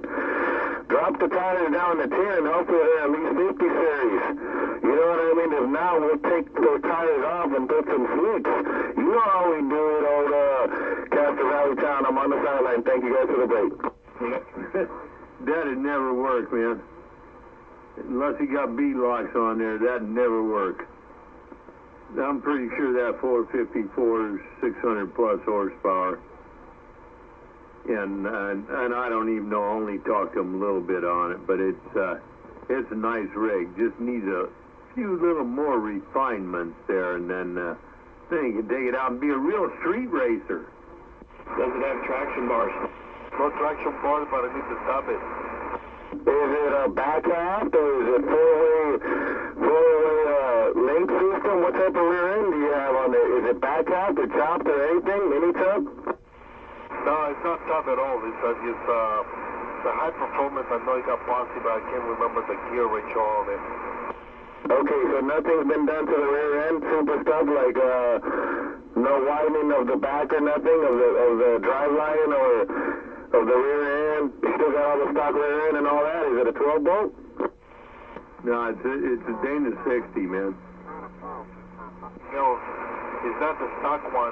I do have bossy, but the link is the normal stock length. So I will have to shorten it and dove it, cut the trunk and dove it. I don't want to do all the crap. I just want to drive it. Hell yeah. Is it stick shift? No, it's my 4-speed automatic. 10-4. Thank you guys for the break. Ooh, 700 R4? 700 R4. Yeah, with a kit. Those were originally crap, but they can be built to be nice. Yeah, with a kit, Oyster. They can be done nice, but I prefer the 400. Yep, I'd go with that too. All depends on what the application is, man. I mean, for for that rig he's got, pretty nice right now. Like I say, a few more refinements, could be a good street car. Good street car now, except got a problem with when he stands on it at 70, he wants to break the rear end loose. Got to have bigger tires and a little bit of something else to take care of that. And I believe there, Pete, that's still pretty much the stock configuration rear end, but the guy that did the work for you changed it so it would take care of the rear end wrap up and stuff like that. And probably a 10-bolt posi, which are stronger than people give them credit for. And if you're running like 411 gears, the overdrive of the 700 R4 would come in quite handy. It does make a big difference, yes, it does. Because when I'm driving it like on rail or drive before I drop it into like what they call it, the fourth gear, yeah, it wraps. I mean, it's like the RPM is hella high, which is okay. Like if I'm going like 80 miles an hour and I hop on it, oh shit, man, I've been smoking tires. I'm going 80 miles an hour. It's crazy. Yeah, if you're running 411s, you're not even going 80 miles an hour unless you're spinning freaking 6 grand or something like that. 411's stupidly low. 389's a little more common rear end ratio for those. But yeah, if you got a really low rear end ratio, then the overdrive from the 700 R4 would be nice. Well, with the overdrive, I mean, I had it like about 125 miles an hour with no problem. on the overdrive. With the other one, yeah, you're right. I mean, as soon as I hit about 80, 90s, I mean, I need to like drop it. Yeah, that makes sense. Otherwise it'd be redlining with then. So you got some kind of low ram ratio, whether it's 389 or 411 or whatever the hell it is. Those are some of the more common ones. 411s are rough to the street or to the highway. Breaker? I'm going to say it's probably 374s. Go on, break. Oh, 373s. Dan, imagine if you had an old school 2-speed power glide, dude, with the hard gears that just bang, bang, go to 80 miles and then it shift in a second. That ain't the way it works. You know that. That's the way it worked in the past, not no more, 510. I knew you'd say something about it. I'll get him out there. That's what I got on the 66 Caprice. Yeah, for sure. I mean, what they can do with the 2-speeds now, and they're basically the power glides. They've been all changed, beefed up, but it's still 2-speed. I'm into what 510's saying, but now the way they say, if you want to go computer, they program them. You can do all sorts of crap with them. It's unreal, and they're very strong. The 400, definitely strong, but that's a 4-speed. If you're going to run street drags, street races, not no prep races on the strip. If you're going to run street races, the 2-speed is the way to go, man. Yeah, you lose too much power during shifting, which is why they want less shifting. But all of those transmissions are 1-to-1 ratio in drive. Yeah, for sure. That's what you want. You just your rear end gearing as to what you're running, right? Running 1/8 mile, 1/4 mile, whatever. Yep. That's why they like the 2-speeds, less shifting. Because when it's shifting, it's losing power to the ground. I don't know, something important to say, but now I don't remember what it was, so I can't get interrupted. Well, I turn it back to you. Yeah, less shifting is good. That's why everybody likes 2-speeds. But I'll tell you what, there's some 4 and 5s that are coming out there now that are constantly meshed, that are so quick, it's amazing. More like 8 and 9 and 10 speeds, brother. Honky, 8, 9, 10 speeds. Some new technology is crazy. No, it's not new. It's just I ain't got $3 and $4 and $5 million to afford the Bugatti. That's the 8, 9, 10 speed's fine, but they won't handle the high horsepower that I'm talking about. Boy, 10 on that. Not like an old school. What is it called? A Linko, the one that you shift 1 gear per transmission thing. I forget what it's called. I think it's a Linko. Linko 5-speed, yeah. Yeah, Linko 5-speed was good, but that all depends. They still 510. It's still set up for what what car you had. When you're building a car nowadays, they're taking into the frame, the weight of the vehicle, the length of the vehicle. They're taking everything in, plugging it into a computer, which I know nothing about, and they're figuring all this crap out, and they can take, when I heard a guy that told me that 2 degrees of timing at 4,500 RPM at 300 feet is a difference of 300 horsepower. I called him a liar, and he showed it to me. Assuming the program modeling is correct. Yeah, definitely. I know nothing about that, Oyster. I mean, you can tell me about that, but I mean, who would have thought? I mean, yeah, when back in my day, we dealt with timing, right?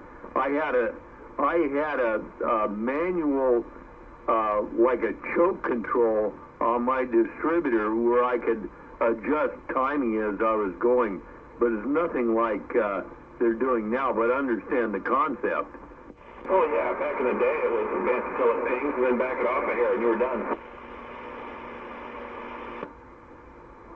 Yeah, but when somebody tells me a degree or two can make 40, 50 horsepower, that's crazy.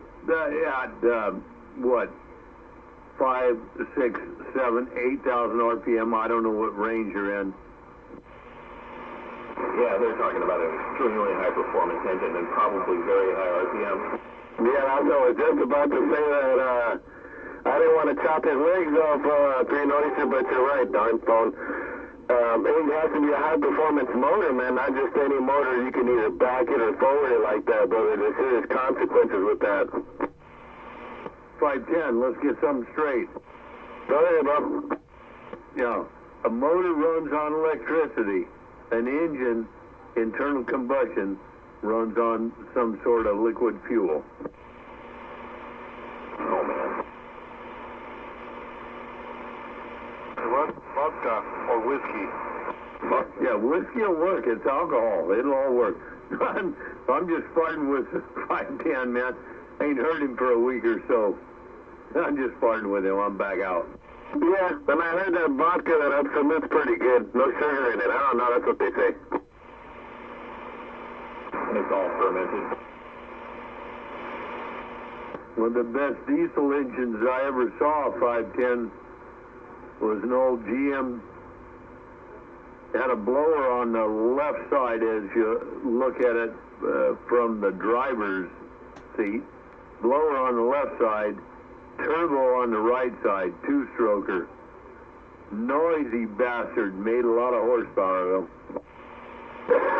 Hey, technology is advanced, man, but I'm learning about a lot of different motors, and even so, I still prefer the Cummins. But that's just my preference. I guess it's a lot simpler for me. Cummins is the thing, man. If I'd have been smart, that's what I'd have put in my pickup. But wasn't in the budget at the time, so you know how that goes. Isn't propane injecting it into diesels a thing? Hey, yeah. What was that, Oyster? I said, isn't propane injection into diesels a thing? Oh, yeah, it was. I don't know if it is anymore with the, what they call it, the diesel injection fluid or whatever it is. If you piss in it, if you piss in your fuel, it'll make less discharges. I don't understand that. Because it's urea. Oh my goodness. I don't know, maybe it's crazeless, but...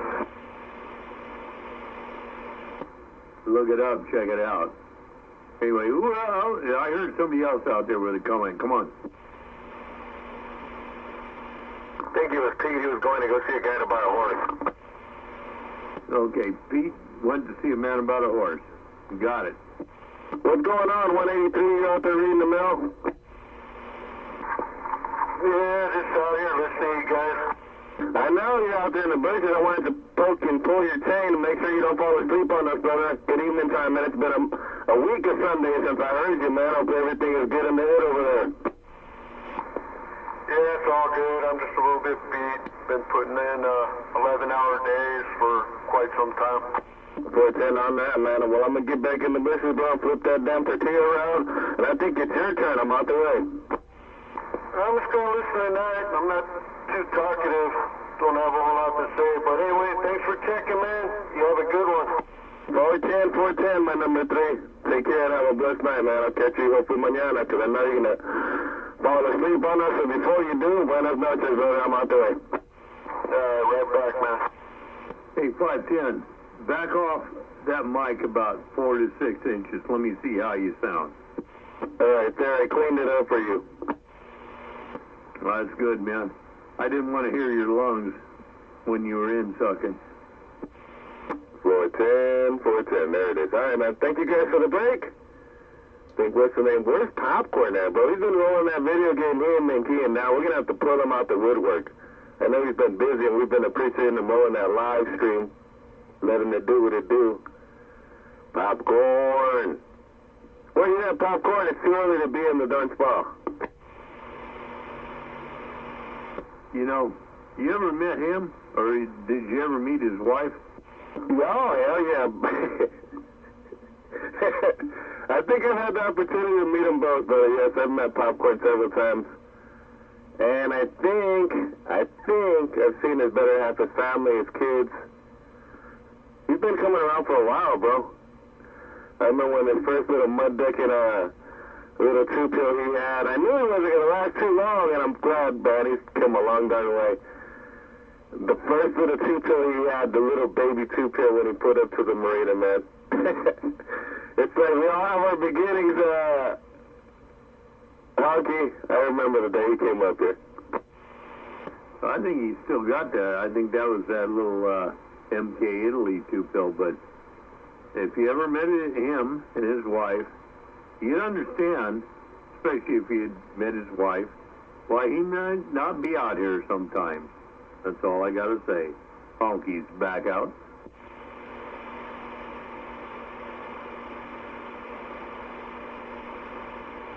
Waving 183 before you go to sleep on. Yeah, right back, man. Yeah, thanks for waving there, Oyster. No thanks. Didn't know you were eavesdropping, so just want to say hi. Yeah, right back, man. Have a good one. You too. Always OC. I'm here. Always Honky, for sure, man. Waving, that's all you guys, man. Just listening here. 10-4, dude.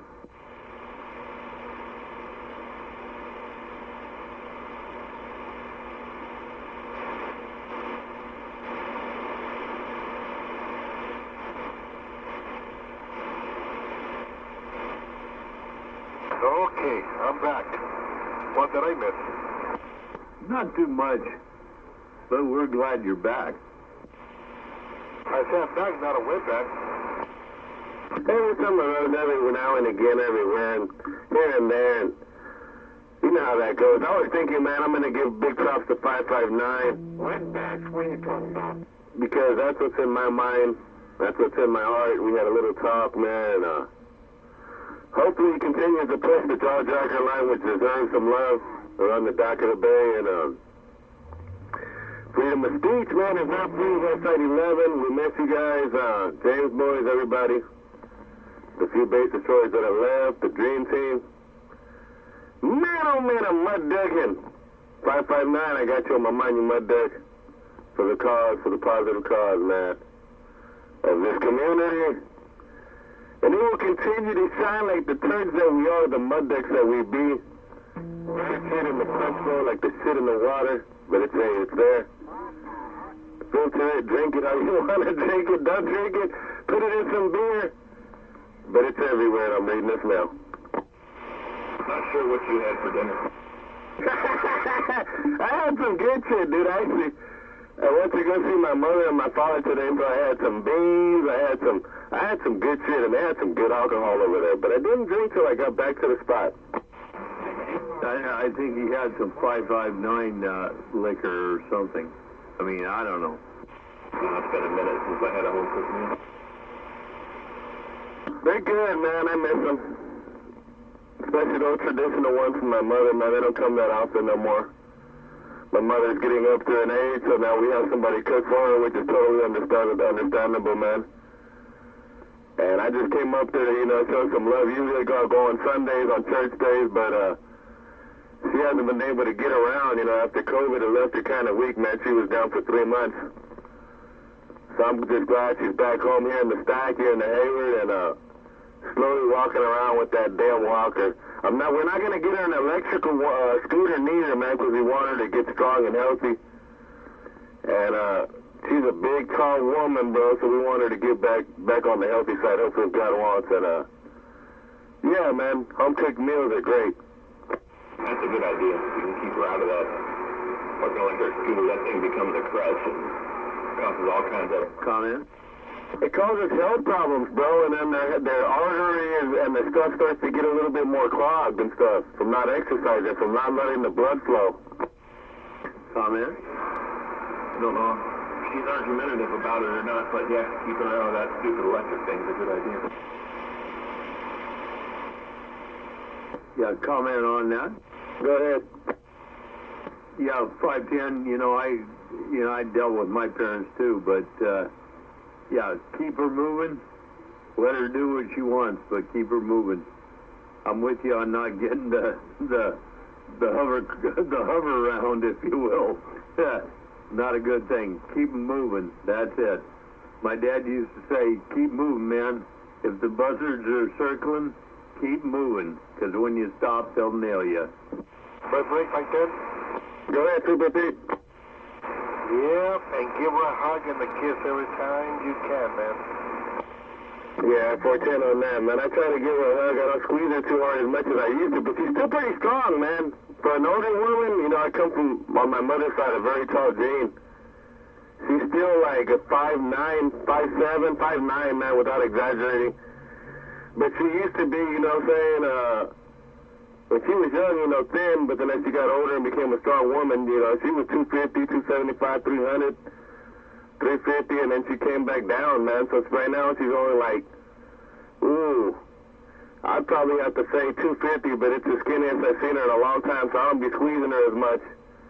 But yeah, man, I try to stay in contact with them like I tell my dad, man. I might not call you as much, Dad, but I definitely check on her more often than you know, or that she might tell you about. But I know they stay in a lot of communication, man. I'm not able to sneak one in there. My dad calls it alcahuete. I don't know what that word really means, but supposedly it's a negative, derogatory word. I said, Dad, what's a nice way to put it? What is a nice way to say alcahuete? I tell you what, 510, do the best you can. Give her your best love you can. Whatever the words are, it doesn't matter. Between you and her, if you're that close, it'll be understood. And it's only a matter of time, you know. We're all here for an X amount of time, and then we're gone. And all she wants to see is her boy, her families do halfway decent, that's all. But it's all good, man. Honky said it, and I'm back out. And that's my Castro Valley Roger. And that is 100% right there.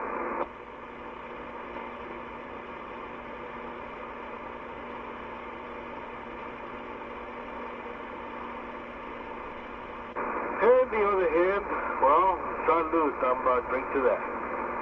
Salute, we're at 429. I think he's taking the day off today. Seen him earlier, he said he's going to be out here. Hopefully he didn't turn in too early. I know he's got duties and stuff to do too. Probably catch him mañana, hopefully. We had some weird skip today, but it was a good day, man. Another beautiful day above ground is always good. You know, everybody have a blessed night. I'm going to get back to the music. Salute, Super Pete. We're not going nowhere, but I know somebody else is trying to flip the tortilla. I'm out there.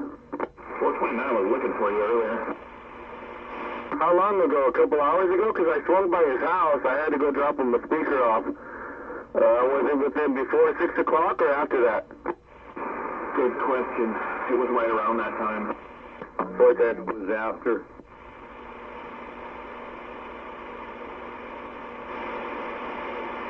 He wanted to throw that radio he's got that had some problem. He wanted to throw it to you so you could check it out and see what's going on.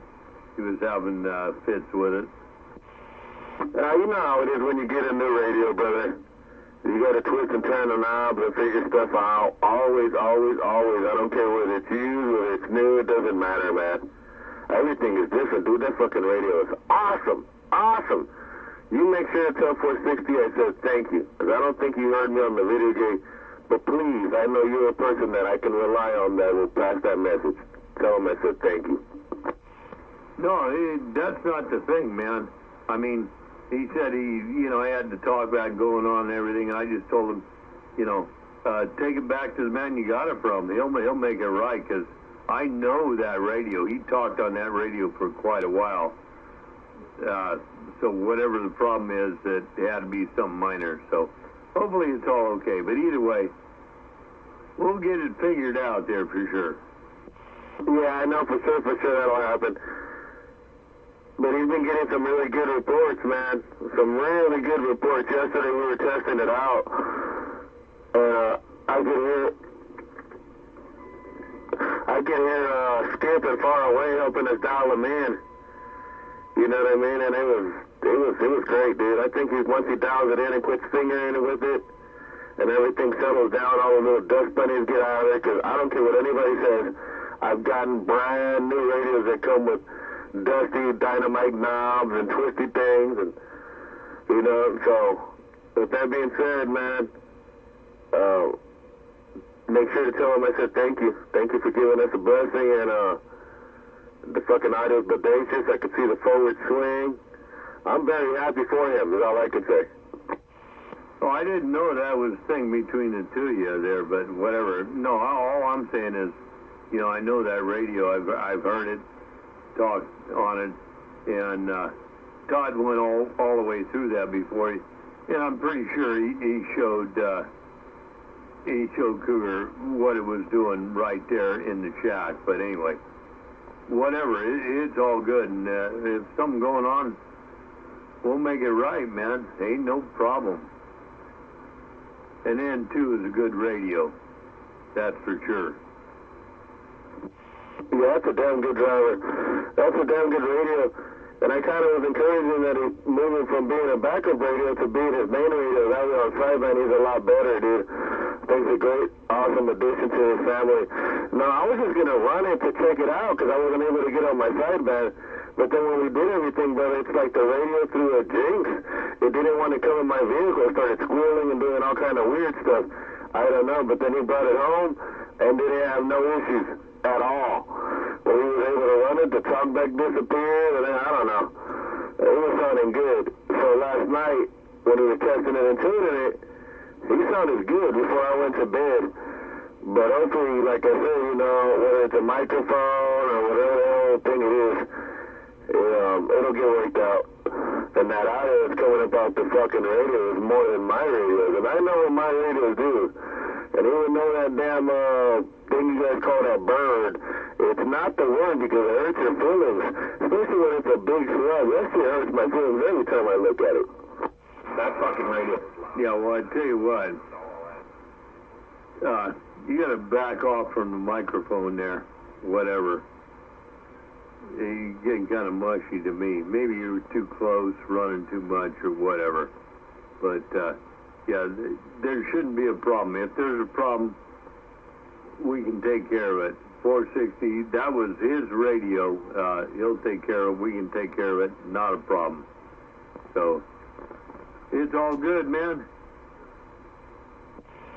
410, I just wanted to tell him thank you, man. Because he sounds so much more better, like I said, bro, and that just small little TLC he has to do to it, it's no big deal. But, you know, we appreciate all the things that you guys do for us, honestly. I didn't have nothing to do with that, brother. I just wanted to say thank you, like I'm saying, on his behalf. But take care, Honky. I already used my 5 minutes to share. My clock says 4:99, and I'm back on the sideline. I'm letting this little two-pill cool down, man. I gotta have my technician put a switch. I got to put a switch on there, brother, so I can turn it on and turn it off and turn the 8 on individually. I'm out the way. I just put a fan on it. I'm gone.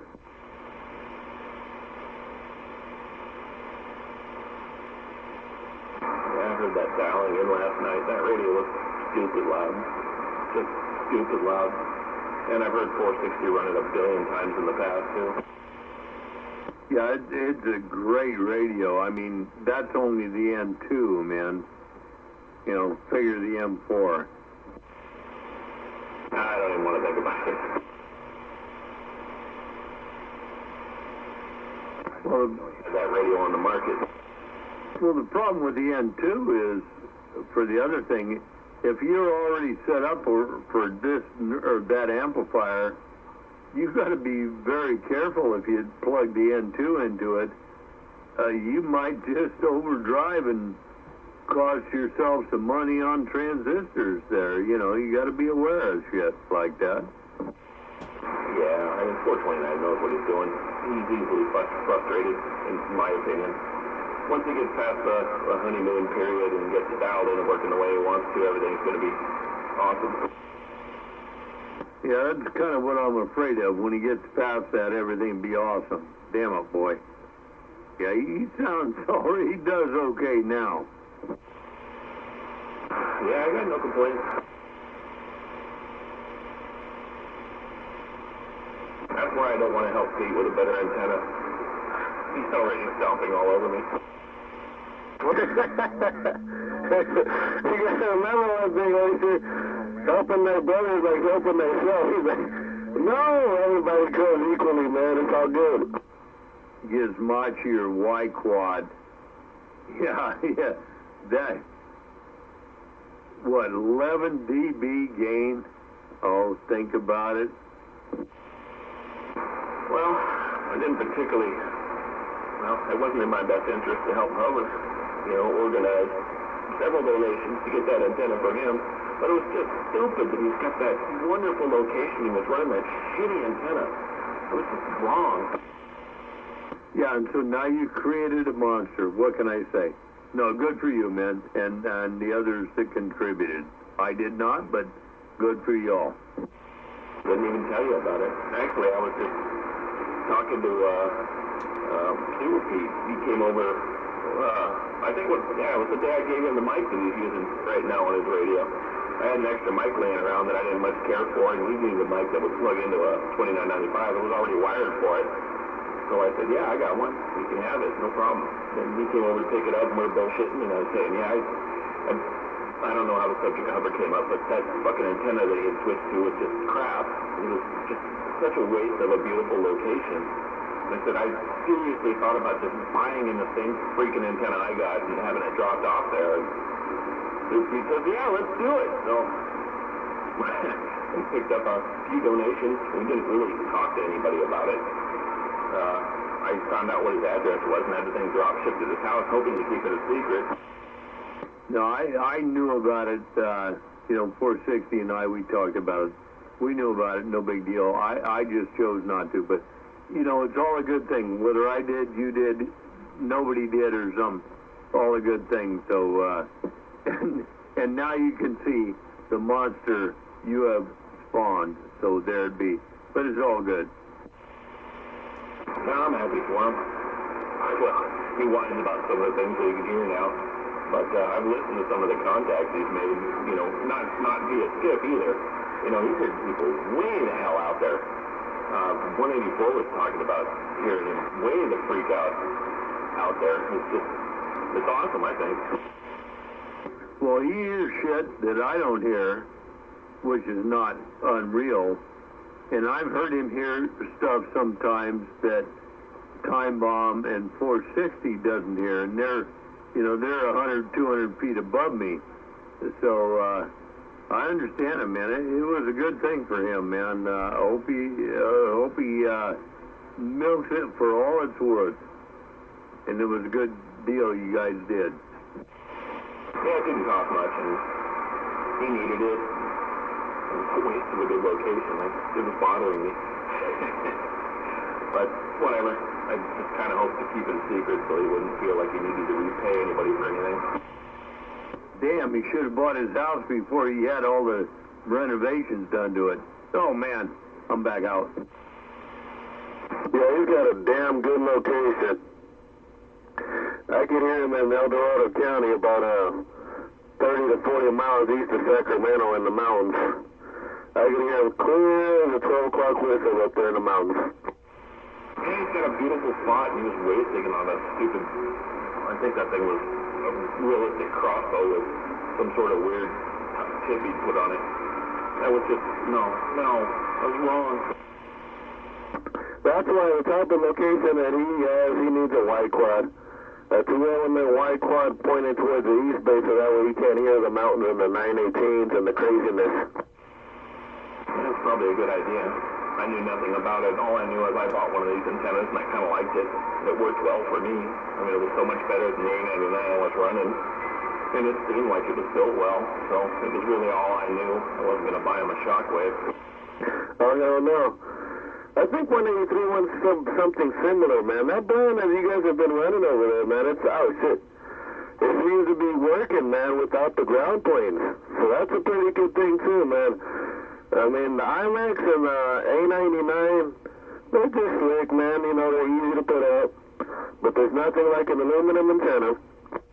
Yeah, I wanted aluminum, but I needed something with a small footprint. And it has ground plane radios. It just has 8 of them, and they're half the length of the normal ones.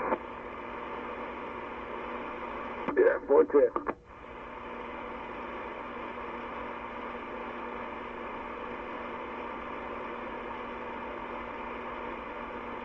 it sounds like a house to buy a house on the hills. Well, if your reason for buying a house is getting out better, yeah, that'd be a good idea. Although, you got a pretty sweet location where you're at, too. You're pretty close to the water. Hey, Super Pete, Blake. Hit it. There's a guy from San Francisco, one of 84's friends, that just bought a property up there in Jackson. And he's making a beautiful antenna system, brother. So, yeah, anything is doable, man. There's no water, but we should be able to hear the guy real soon, man. I remember the first antenna he made in San Francisco. It was out of copper, a copper square. His number is 762. Oh, man, but I got to take this landline. I'm out the way, Super Pete. Thank you for the break. Get the phone, no problem. Yeah. And you know what? Matter of fact, I do need I need a tax break, like ASAP for next year. You could adopt me. You don't live in the hills. Oh, yeah. Well, you could adopt Hubbard, but, well, I don't know. Now, maybe I'll buy the house behind his house. There you go. Yeah, matter of fact, yeah, I'm looking for another house. I need to tax write off. Placerville, Carnalito, sorry about that, just a quick landline. Placerville, if you're able to afford Pato 50, brother, big acreage, and not that bad, bro. It's on a nice one, 33 acres, 150,000, brother. Anything under 300,000 is good. 33 acres? Oh, my God. That'd be awesome. With water and everything, it was an awesome, brother. It was an awesome one, but my dad had just had a heart attack, so he couldn't go. But it was an awesome find, bro. You just got to keep your eyes open, man. Sometimes you don't even need water. Or, I forgot, electrical, it already have it available. That's ridiculous. I'd love to have that kind of property. As long as I can park a mobile home on there, assuming that there's not already a house, that'd be more than enough. Red Bluff, bro. Some of my family's staying up there by Red Bluff to the right. Properties up there around that way, you know what I mean? If you're white or if you're older, over 100,000, 150,000, bro. You should look into it, man, if you're serious. If you ever leave the Bay Area, bro, by Red Bluff to the right. I forgot the name of that state park that's up there, bro. It's a really good community up there. People are really small towns and they're very close, family orientated. Right. Lincoln? Is that like on the right-hand side of Sacramento? Yes. You gotta go north, though, up to Highway 70 by Chico. It's a place called Red Bluff, and then it's not Red Bluff, it's like by Red Bluff. It's a state park. I forgot what it's called up there. They got hills? Yes. There we go. That's what I need. A hill. But the easy ones, brother, are Placerville, like I'm telling you, brother, ahí para 50, right? Right, like 30 miles, 50 miles east of Sacramento. There used to be really cheap properties over there, bro. They've all went up in price.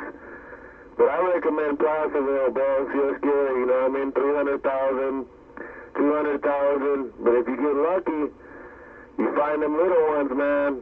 If you need a caretaker, let me know.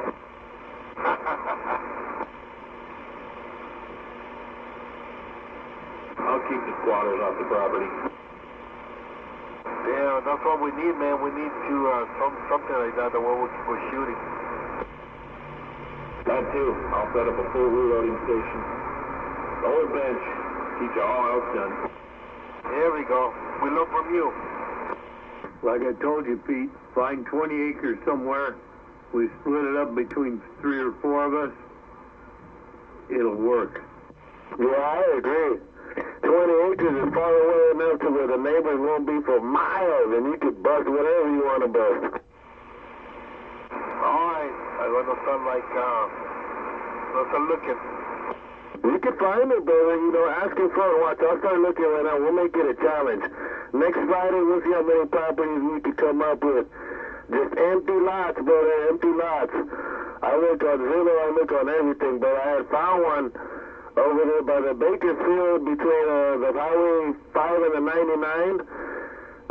The cross, you know, the town of Bakersfield. I had found a beautiful one, bro, for 10,000. 5 acres, man. I told my dad, hurry up and get that one. We'll make a truck stop. Easy money, man. Just let the trucks park. But we took too long, man. But they're available to watch. By next Friday, I'll have at least 5 properties listed for 10 to 20,000. I'm on the hunt right now. I'm in the business. Hey, 510, that's all good. Well, we're looking for something that the people that are talking here right now in the hood, you know, North Bay, South Bay, East Bay, West Bay, we need something we can hit within an hour. So that drives the price up quite a bit. That's why I say 3 or 4 people might be able to buy something like that and pull it off. Probably going to be up in the mountains somewhere, that, you know, Mines Road, somewhere like that. Somebody wants to get rid of some property, or maybe some people that have inherited and don't care, and going to have to drive through it and do stuff like that. But I mean, that's what it's going to take. And 3 or 4 people that's got the capital can pull it off. But either way, going to have to make it work. I prefer with the toilet. Well, I got a shovel. You got your toilet. Yeah, we'll make you a nice, pretty pink toilet in the corner. Don't you worry. We'll put some curtains on it. Oh, the toilet's not for me, it's for my wife. Yes, if I'm going to spend money, she's going to probably want to use it. But she's probably going to prefer a toilet. You make a good septic tank, bro, in the middle of it, and you make it all pumpable. It's all, you know, not too hard to do, bro. You just have them construct it. But, properties can have water, sometimes they can't, but like Honky's saying, but you know, us looking on the internet is only like 1/3 of the secret, because I know realtors, brother, and they're the ones that have the secret properties that, you know, they have the access to the good stuff. Hey, Silver Pete, I think that's your name. Sometimes. You had a Biden moment. Damn, had a brain fart there. Anyway, yeah, you know, what you're saying is, that's what it's all about, man. What 3, 4 people can afford, and then where it is, it's got to be local somewhere. You don't want to drive for 4 hours, shoot for 2, and then drive for 4 hours back. That's why I'm suggesting Placerville or Newcastle or Auburn, right around Dutch Flats, a little bit around there. Well, how fast you drive, Hoser? It takes about 2 hours. It takes about 2 hours to get to the mountains. You know what I mean? 2 hours to get to Sacramento. 2 hours from here to Auburn, I know that for sure. Right, that's what I'm saying. Right above Auburn, Newcastle, you know, it's still good buddy town. There's still properties available. Georgetown, you know what I mean? Newcastle. What's that other place over by Georgetown? Forest Hill. So you're not talking, you know, burger stops, beer stops, piss stops. Man, that's what I'm saying. You can't be that far out. Not for what we're talking about here locally. That's why it's going to cost more. Yeah, well, but don't you worry, we'll get a Gatorade bottle and make you a custom little thing. We just drop you in and just relax. I agree, those two. Yeah, maybe we could date you on the way up and back. You ain't got to date me. I mean, I'm already dated.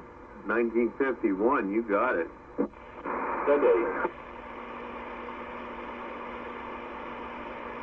No, but you know, that would be the thing, man. If 2, 3 people could come together, get something within, you know, an hour, hour and a half of all of us, and that's really stretching it, hour and a half, because the hour and a half I could be in Groveland, so that's really stretching it. But still, that's where you're going to get the cheaper properties. But never know where somebody might open a bunch of acreage that might be in a canyon somewhere that's not going to have to worry about overshoot. So, never know. We need on resident security, let me know. No, for sure, man. You know, we've talked about this for a couple years now. Well, we got to do it. 40 acres over in San Gregorio on the coast, which is beautiful. We'll drive over there into San Gregorio, and we had ranges set up indoors in the barn for when it rains and outdoors for when it didn't. And unincorporated San Mateo County, we could shoot all we wanted to. And we shot a lot. 20 acres or 30 acres is a lot of property. It was 40 acres, and it was just a shitload of rolling hills, almost impossible to freaking build on. Also, virtually no building code. But there was a house on it, and there was a couple of trailers that were old and dilapidated. People stayed in for, used to go up on vacation and then stopped showing up at. But yeah, we had the place to ourselves. Had a horse pasture with horses in it and all kinds of good shit. I'm going to go in the basement and look on the computer right quick and see what I could find for like 200,000. I'm out the way. What was that from Oyster? A buddy of mine passed a while back, but he had 40 acres over in San Gregorio out at the end of Bear Gulch Road. It butted up to the back end of Neil Young's property. He's got property up there on Skyline. And yeah, we used to shoot over there all the time. We went over there every weekend. I actually lived over there one winter. And I used to come home from work, and I'd sit there and blow off 500-600 rounds and then reload them all before I go to bed and do the same thing next day. Did that every day for that whole winter I lived there. Sweet, man. Is it still open?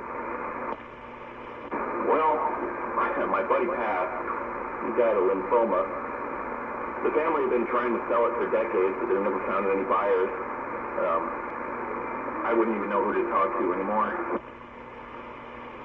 And where is that at? It's in San Gregorio, out at the very end of Bear Gulch Road. Naked Beach. No idea where's that at. Near what? Naked Beach.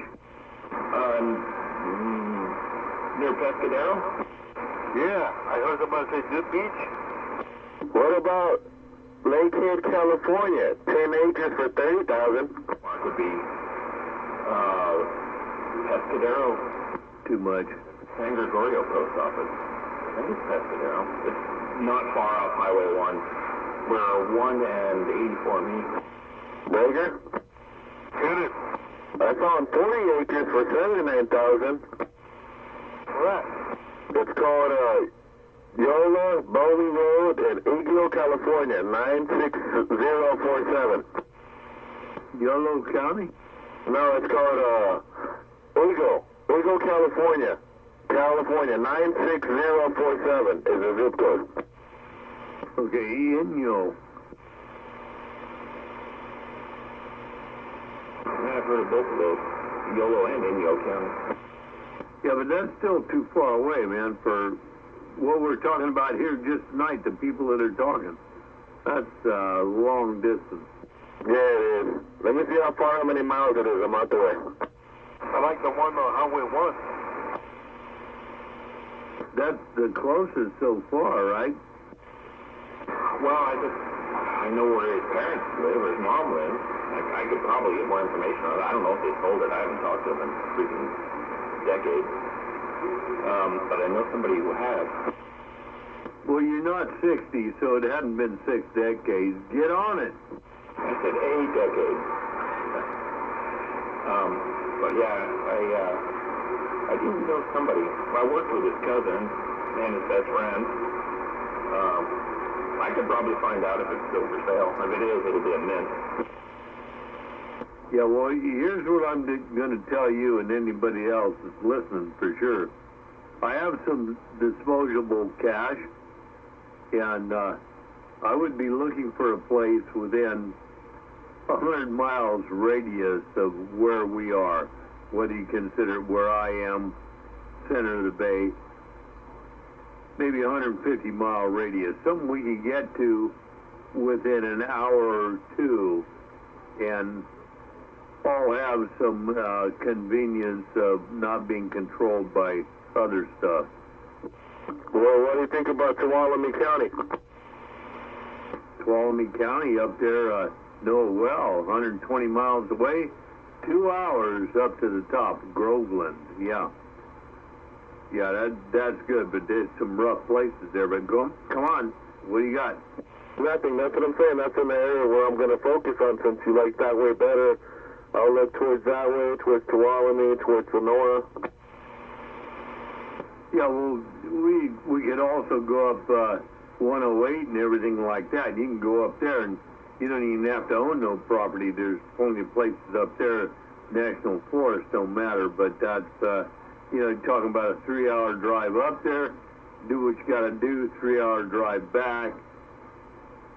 I'd like to see something here within, a couple hours each way, a couple, 2-3 hours each way, everybody that's even thinking about having a place to going out and shooting their weapons. Kind of like what the people out here now, the ranges we go to, have thought about. I just texted a friend of mine who might know more about that property over there. And it was 80 acres in San Gregorio. And undercut it by a bit. It's mostly completely useless land. I wonder if they will sell Livermore. Livermore is expensive, Super Pete. My cousin has the property there years and years ago, man. Livermore is $500,000 anything in Livermore, man. Yeah, it's too close to the Bay Area. Yeah, the gun range over there. That'd be nice, man, if it was for sale. And I knew a lot of people out there, Joe Jess, that run the, where 580 cuts through the canyons. They had all that range left to right.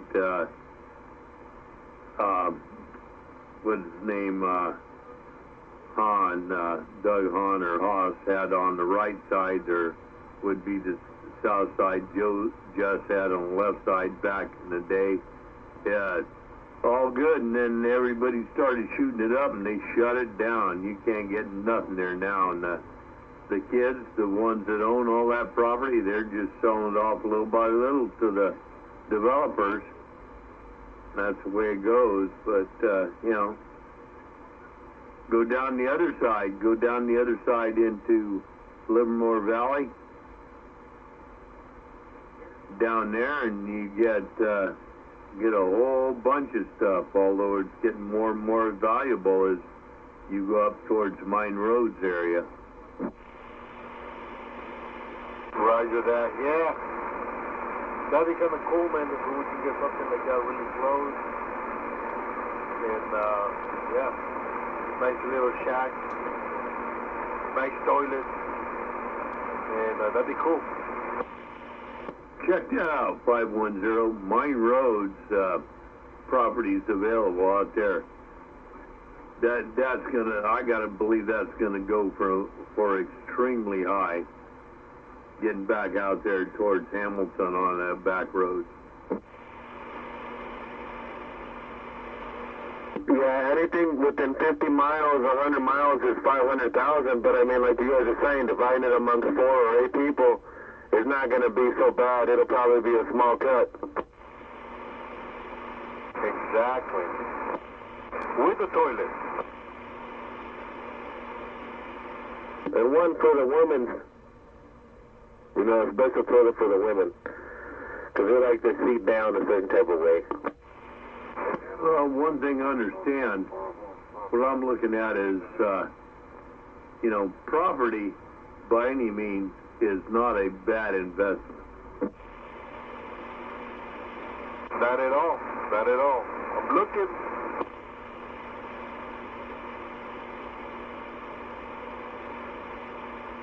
Matter of fact, I'm selling a house so I can buy another one. So I'm looking. I'll tell you mine. Well, I'm selling the one in Costa Rica. Wouldn't even go there anymore. And, so I'm selling that one. I'm not going to get that much in dollars.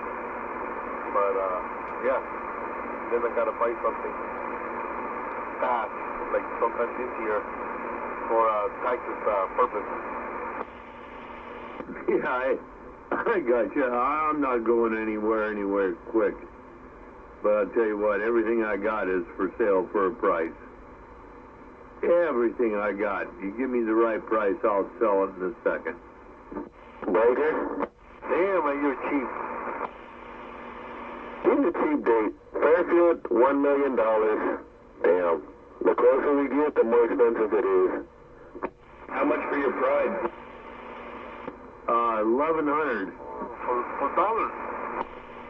I'm not talking about the linear. No, that's what I want for the linear. You've got the better serial number, the newer. Mine's got the same mods yours does. It's all good, and I'll even throw in an extra tube with it. But I want 1,100 for mine. It's pretty choice. Damn, that's a damn good deal. You might as well get them while you good. I want to buy your pride. You can only buy my pride for $1,100. That's all I can tell you. If you didn't have the linear, this conversation would have gone a lot better. Oh, man. Just sold it for 1,100. He would have thought about you later. Wants it, $1,100 takes it. I mean, I've even got the old boards. I've got the manual with it, the whole thing. All from when it was day one, man. Like I say, it doesn't have the low serial numbers that yours has, Oyster, but it's just as well performing and capable. It's the one I use in the house when I'm not on the 8-pill, you know. Yeah, it works. Joe uses it too.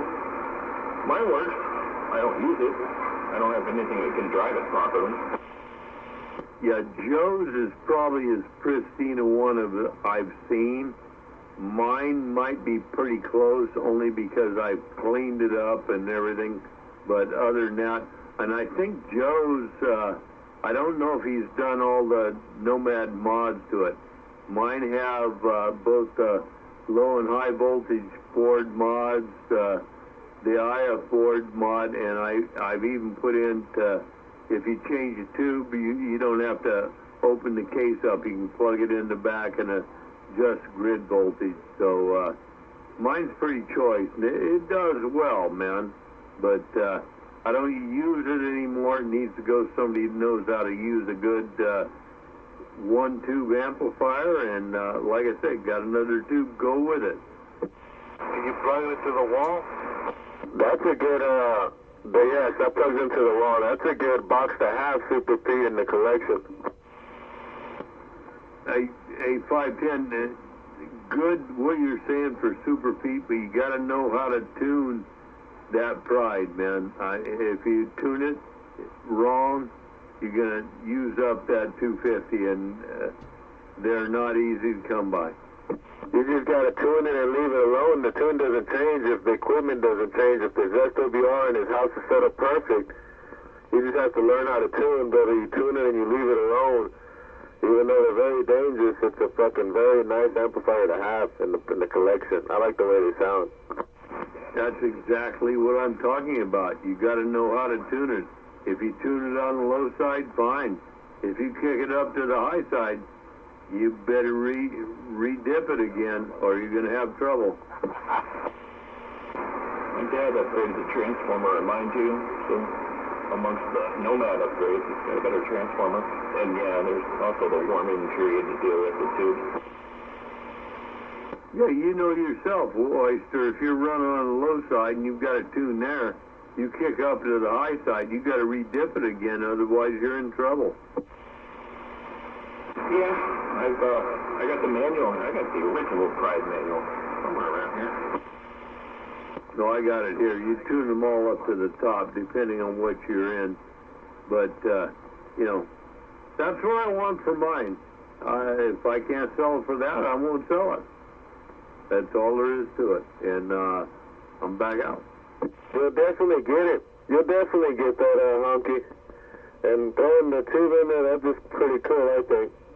Those tubes are pretty easy to come by, and they're tough as fuck. Yeah, they are. But it's still a pretty good gesture, though. Yeah, it all depends on what you want to pay for them. All I'm saying, this is what I got. It's got the Nomad, you know, like I said, the high voltage and low voltage board's been changed. Got the RF plate board changed. That's all been modified. Made an out to the back, so if you put a different tube in, you can adjust grid voltage. That's all good. And I've got all the original boards that came out of it to go with it. So I think $1,100 is a pretty fair price. And this thing is it's talker, man. If I wasn't going on to bigger and better things, I wouldn't be getting rid of it.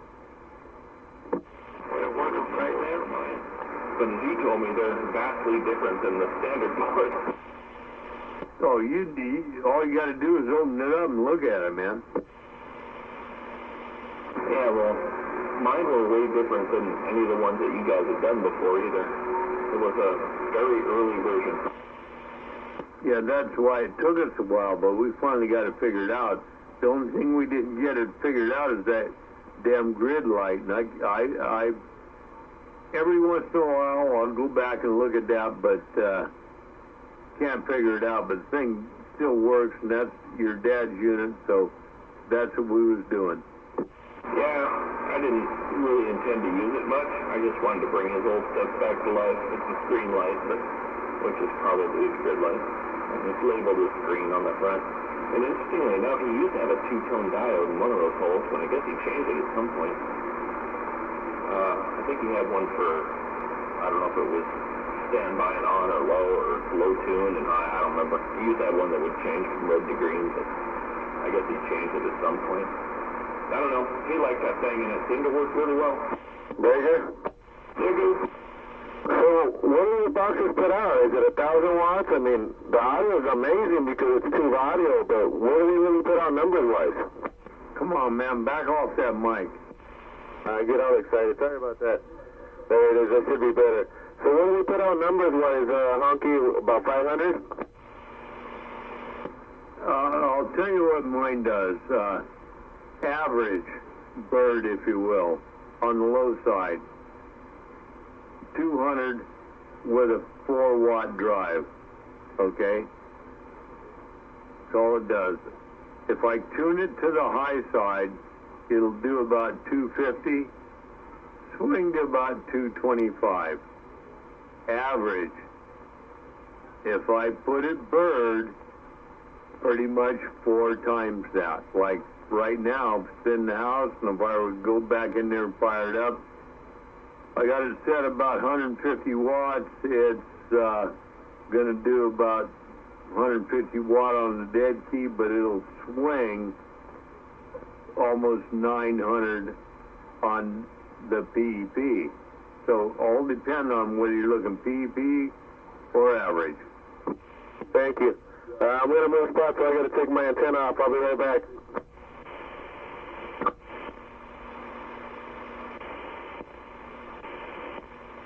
No audio. No audio. No, I keep mine turned down. I run it on the low side all the time. No need to run it up. Only get about another 100 watts if I go up on the high side. Ain't no big deal. 100 watts ain't going to do you crap out in there unless you've got somebody next door doing the exact same thing and you put 100 watts on them. That's the only way that's going to happen. Otherwise, it don't matter.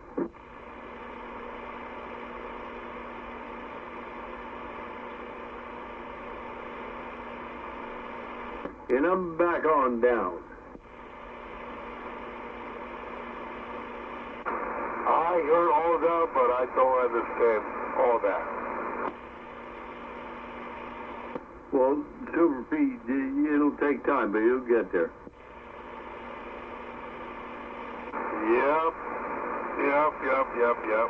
Yep. That's all I heard, like blah, blah, blah, blah, blah, blah, blah, blah, blah, blah, blah. Didn't understand the word. You know, you're probably well off better that way. Just let somebody do things for you. Because if you don't understand, it's just going to be confusing. And you know what Popcorn said?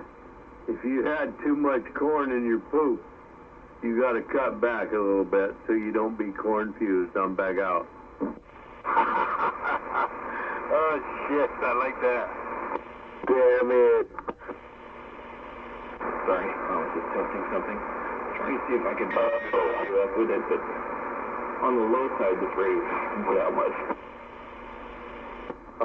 What?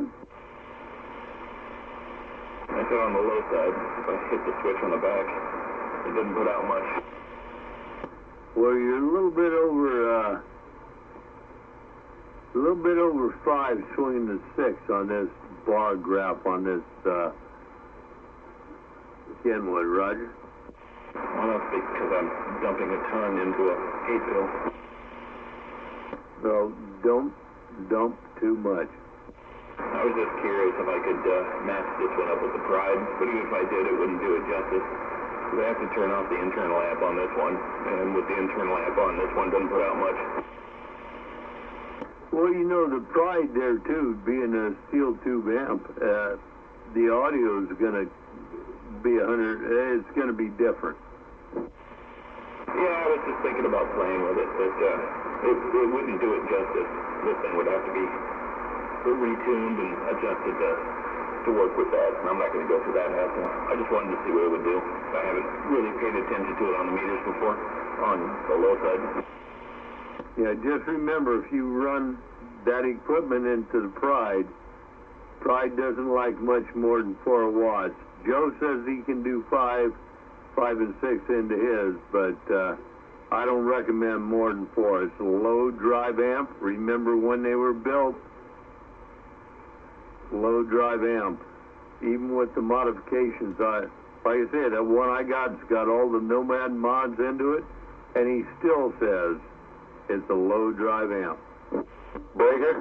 The manual says don't put more than 4-watt dead key or 12-watt swing. And on low, I don't get more than 5 out of this thing, so it would probably work. It just wouldn't do it justice. So it's great to just use like a Cobra 148, an old 1-watt to 4-watt Cobra. Yeah, that sounds probably good.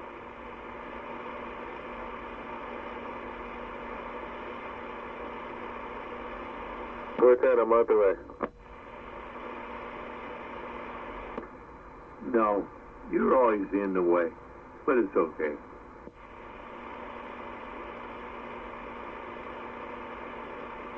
So what do you use when you use that one, Honky? Would you be able to push that one into the big tuber like we're talking about? Or would you still need another driver in between? Because you know me, I love my darn glass. I think that would be like a great little driver for like a 3000, wouldn't it, Honky? Well, I don't know. I'm having a hard time. Your modulation is pretty unclear to me, but let me tell you what I got now. I'm running the Kenwood 850 through the Electro Voice microphone, through the little processor, and right now it's going out through the 8-fill. The Kenwood's showing 4-wood dead key. Hello, twin. The 8-fill's got a dead key of Overtime. hello, about 65 watts swinging forward. And that's where I am right now on this radio. So, you know, this is what I've got. I'm done with CB radios except maybe in the pickup. Amateur radios got so much more response. Hello? Check.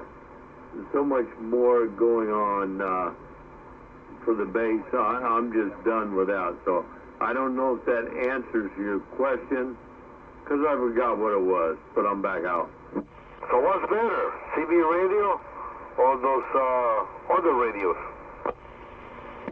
That darn radio that Honky has, that Kenwood 850 and that 940 he's got over there. You got to snatch each one of those up and put them in a collection. Like, you know, like shoes. Different shoes for different occasions.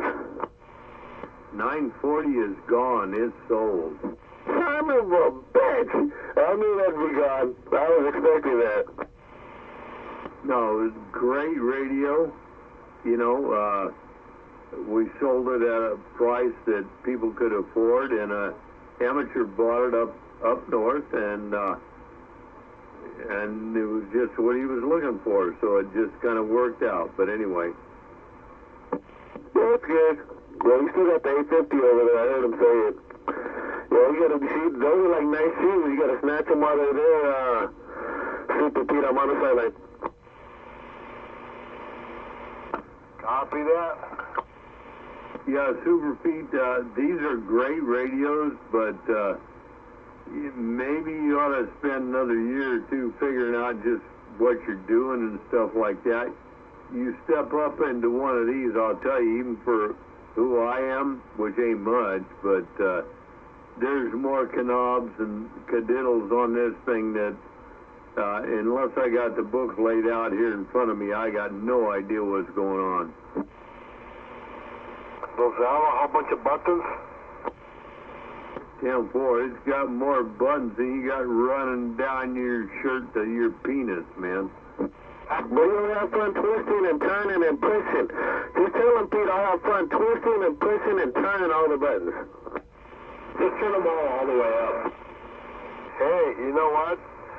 I got this beautiful radio right here that it got two little marks that are only once in a while I turn the knobs up. Otherwise, I leave it alone. Otherwise, I'll probably burn this sucker. That's why you're still operating and everything is good. You don't part with things that are definite. From the guy who burned up 3 radios in one night. Hey, all we have to do as an operator is just talk, Pete. You remember that. We don't care what the vendor say, the operator just talks. Hammer down. I'll tell you what, 510, you got to do something with that modulation or something. That modulation, your signal's fine. Your modulation sucks, man.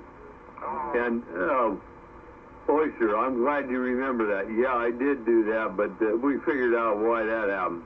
Hey, what do you think about this? This is where 429 says I should run the mic. All right, there. I'll get away from the microphone now where it sounds clean and clear, and that should be better right there. That is pretty clean. That's much tastier for me. And Oyster, what'd you say? Oh, I said this is where 429 thinks I should run the mic. What do you think? Don't have a problem with that. Put it back where you had it. Curious. Overdriving the shit out of my processor. Probably a bad idea. No, it's not sounding bad over here, man. We would tell you if it sounded bad. Still sounds good, Oyster. We're on the sideline. Really? What's going on, 333? I hear you. I'm in the bushes. Drive your processor. That's what you're working with. You're trying to... Cool beans. Be safe out there. I'm on the sideline. Sure about that, but sound good either way. Don't make any moves other than what we've talked about. Damn it. Well, I don't do much. It's probably picking up a shit ton of back command your battle station. Damn it. Yeah, I hear a lot. You picked up background, though. Green Oyster, you picked up a lot of background. Take care of the frequency. Honky on this squeaky. Back out. You're back out. Yeah, the background noise is ridiculously low volume, but this mic is stupid sensitive. Yeah, that go around, it was way more limited. No background that go around. Yeah, this is where I usually leave it set. Just enough to flicker the peak light on the processor. 410. Sounds pretty good.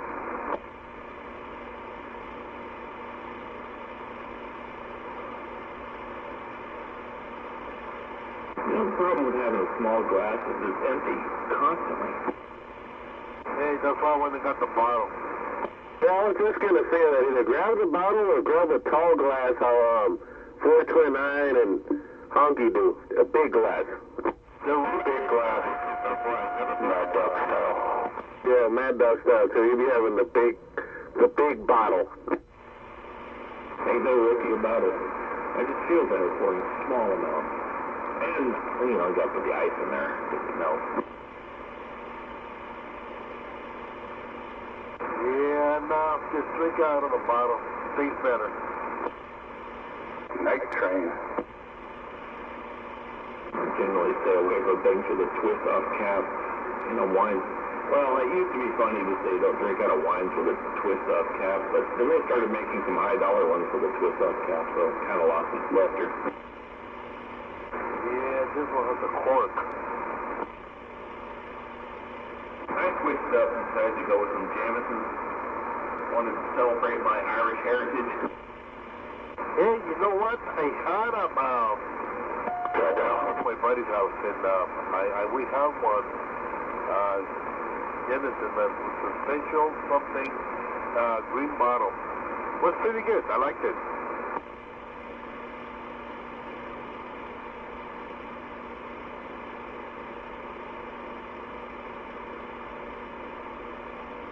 Mad Dog 2020.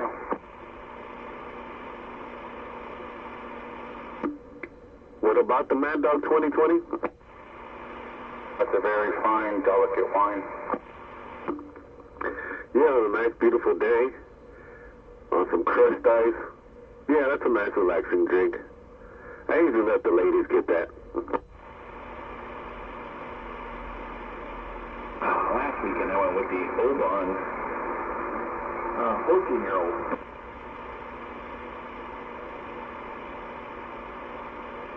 Good Scotch. Big Bang, you gonna take a leak? Sounds like it.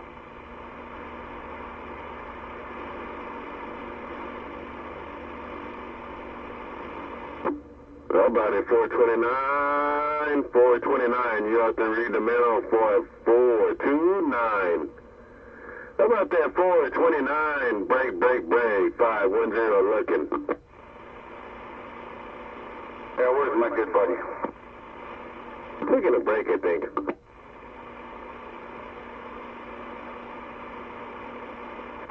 Thought maybe I was your good buddy. I'll give you $5 if you be my friend. Does this audio sound like I'm over-modulated, or is it still understandable? Clean and decent clear? It's always understandable. Little parts just have issues. Yeah, he's getting old. Not bad for 30 pounds. Yeah, it's loud as fuck. Even when Honky complains about it, it's loud as fuck and easily understandable.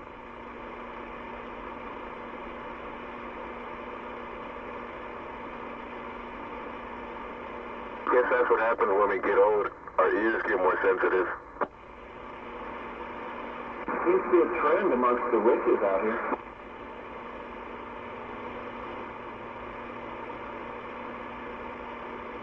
How's Undertaker, man? Has anybody heard that mud duck?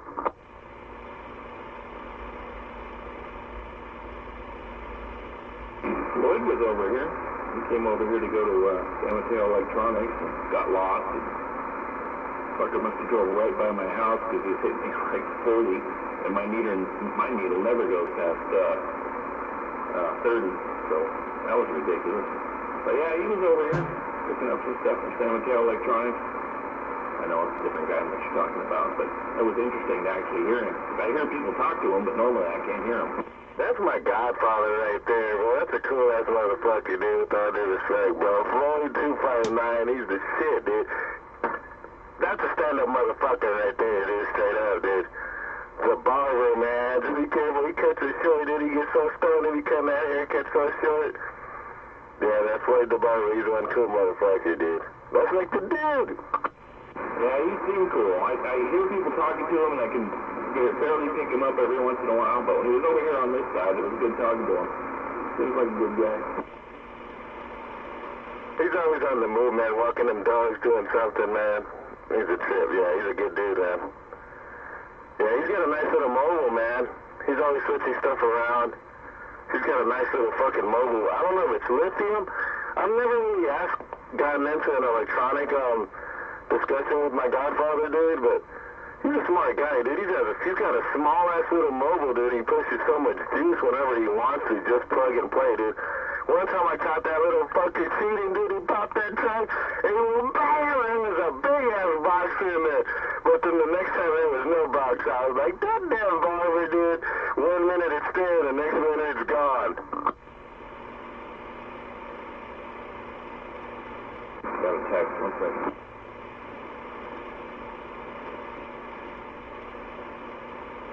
And I died slow.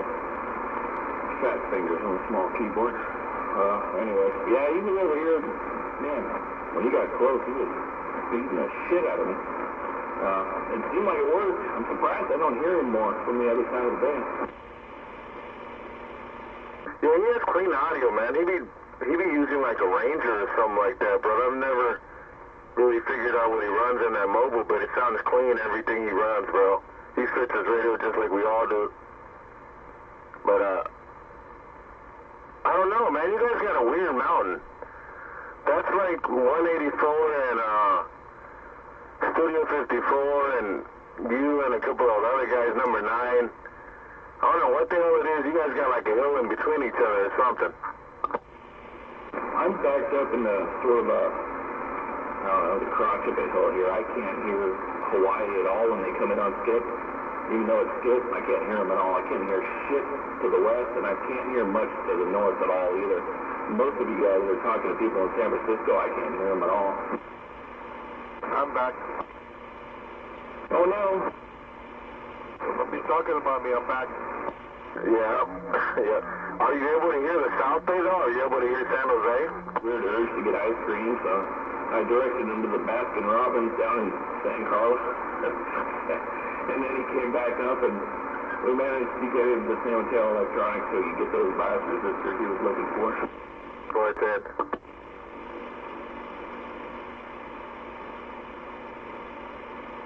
And I don't usually get involved in skip too much, but I did manage to talk to Georgia, Alabama, North and South Carolina, New Jersey, and West Virginia, and Florida. God damn, that means that was a good morning. I was kind of busy. Yeah, it was coming in hard. Off and on, though. They kept breaking up. It'd drop and then it'd come back again. Oh, dude, that's the best kind. That's when you're riding the surfboard. That's when you gotta know how to skate. That's what the SDR is for. I can see them. I know where it's coming in, where it's coming in strong. And I can always tell when Hawaii's coming in, since they seem to talk on 285 and 085. Yeah, that's a cool little meter, man. Maybe someday in the future I'll give me one of those big boy radios, man, hopefully. I've always run a Cobra, man, a 148 or a 29, all-time favorite. I got a 29 in the mobile, but the SDR is on the computer. I have a separate antenna for it. What, is that a program that just monitors all frequencies? It's a cheesy little cheap-ass USB device that you plug into a USB port on a computer, and it's got a little step-up cable coming out of it. You can hook it into a coax to run it out in the backyard to a properly tuned antenna. I mean, you could use a dinky antenna indoors, but I had an A99 laying around and tons of extra coax, so I just piped it up to the coax size and ran it out back and, used the A99. And fuck, they got better reception than my radio when I'm watching it. But yeah, it's got the whole waterfall going right on the computer. Interesting. Really cheap. And you can find out how wide-banded you are. Yes, that's very interesting. It doesn't help me much because I splatter the shit out of the thing because the antennas are too close together. But I can watch other people's signals. And old 183 there, he can't key up anywhere that I don't know exactly where he is because UFO wind-up shows up, and it's really distinctive. This is backwards from every other one I've ever seen. What is it, short or long? Yeah, he put one in my radio a couple years ago, bro, and it's badass. But the reason you're able to see it, brother, is because it moves from the frequency. So, like, let's say if we're on 27165, his will start like at 27160, and it'll come in. So either it'll come in or it'll go backwards, bro. It's a badass. He can make it longer, but it drifts longer. And you're coming from out of frequency to in frequency, or from in frequency to out of frequency. I'm not too sure which one he uses. His is above frequency, down to frequency, and like if he was on this channel, he'd be 27168, I think, and spin down to 27165. I think it was the 3. Can't remember for sure, but Yeah, go ahead, next. But yeah, he swings down. All the other ones I see, even when skip's rolling, and always start below and swing up, so it's odd. He's not 2 kcs wide, is he? His VFO windup, he starts 3 kc high and comes down. It's short. I didn't know he was that wide. I thought he was about 1.5 or 2 or 1.5. I didn't know he was that wide. That's quite a bit. That's a big capacitor in there, just charging slow. Yeah, but it's odd that his is higher than the frequency and winds down, and everybody else's comes up the other way. Think about it. Yeah, go ahead. So I was just wondering if one of you fine gentlemen out there could, since we're on the topic of frequency, I'm having some issues with this radio. Can someone tell me if I'm on frequency or if I'm low or high? 1, 2, 3, 3, 4, 5. I'd really appreciate it. There you go, showing up your ass. Hey, Mad Dog, tell me first which radio you're on. Hell with all that. You're dead center on frequency. Okay, appreciate it. I'm on the one on steroids. Okay, and I will agree with Oyster. I'm not into where I've got the waterfall, but I'm on the Kenwood. I can see it one way or the other just by rolling a little bit. Sound fine to me. Yeah, okay, I did a system reset on it. Hey, good evening, time 429. It's good to hear you out here. 510 with the wave. Thank you. Hey, no thing. 429's out here? Yeah, he came out the bush, smacked him down, and went in the bush. You didn't smack no 429 down. If you did that, he'd hit you over the head with his wampum. No, you didn't listen. See how you gotta clean them ears out, honky. 429 stepped out the bush, smacked 333, and then went back in the bush. He missed all the action. I'm out the way. He gave me a beat. Yeah. He just smacked him with the paw. You know how a tiger does it, smacks him with the paw, and then went back to bed. 429, good evening time. I'm out the way. Close together, man. They're too close company. 410. I heard him, and I heard him. And then we heard, to repeat, yeah, those Hanyards keep too close company. I'm just drinking some whiskey. I just cracked another bottle. Oh, man. I could say I'd tapped another bottle, but it's the same box. Yeah, but before the box is in the bottle, it makes you feel fancier. That's what I do. My daughter don't know the difference. Oh, it's good wine, Dad. Yeah, Gallo makes the great stuff. I told you she got in an accident the other day, right? No, I didn't hear about that. Yeah, and she was trying to tell the officer, she thought the guy was drinking beer and talking on his cell phone. No, I heard nothing about this. Yeah, and he said, that's okay, honey. He can do whatever he wants in his living room. Oh, man. Apparently the driving lessons didn't go so well. Yeah, I'm back out. I had my oldest drive. Let her drive the car around the neighborhood once. It was a good time. Straddling the fucking center console was driving me nuts, though.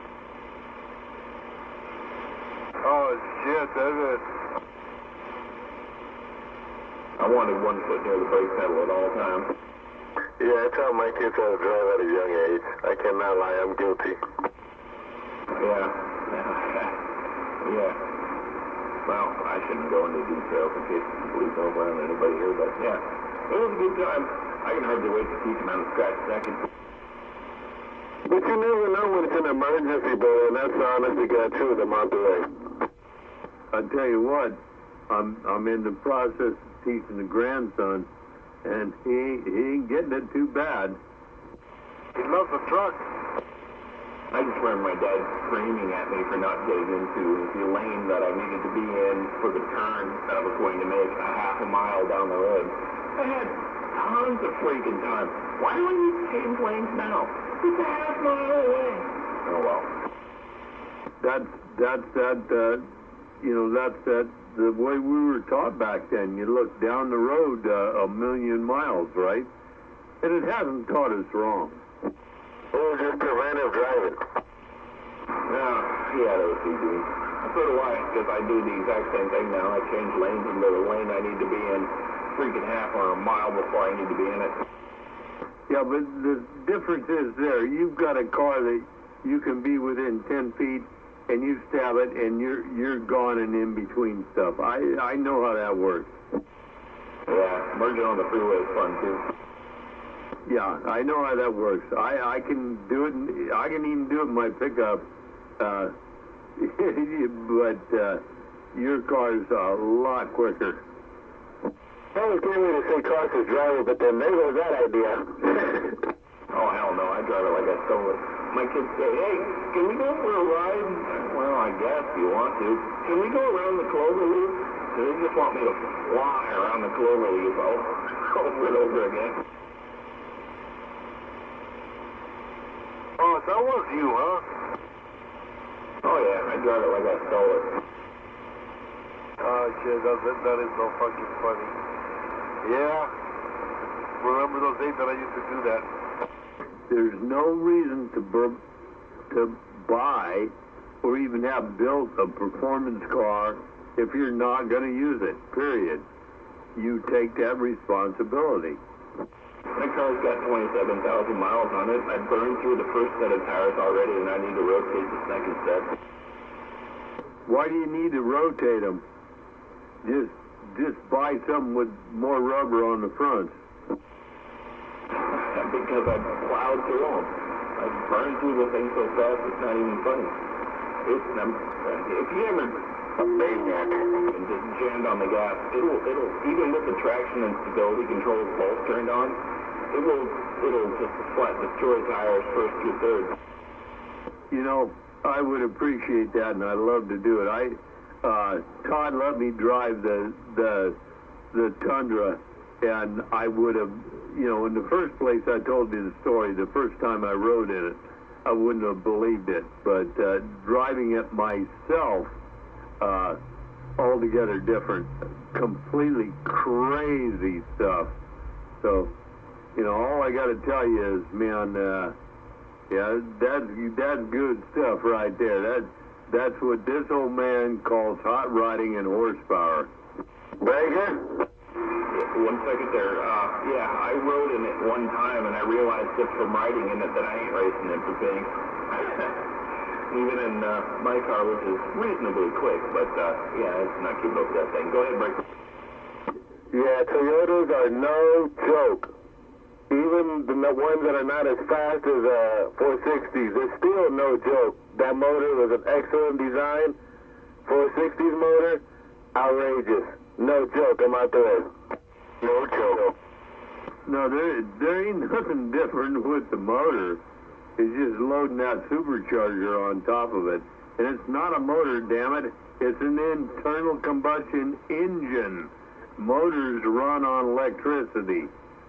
Damn it, boy. But, yeah, I was never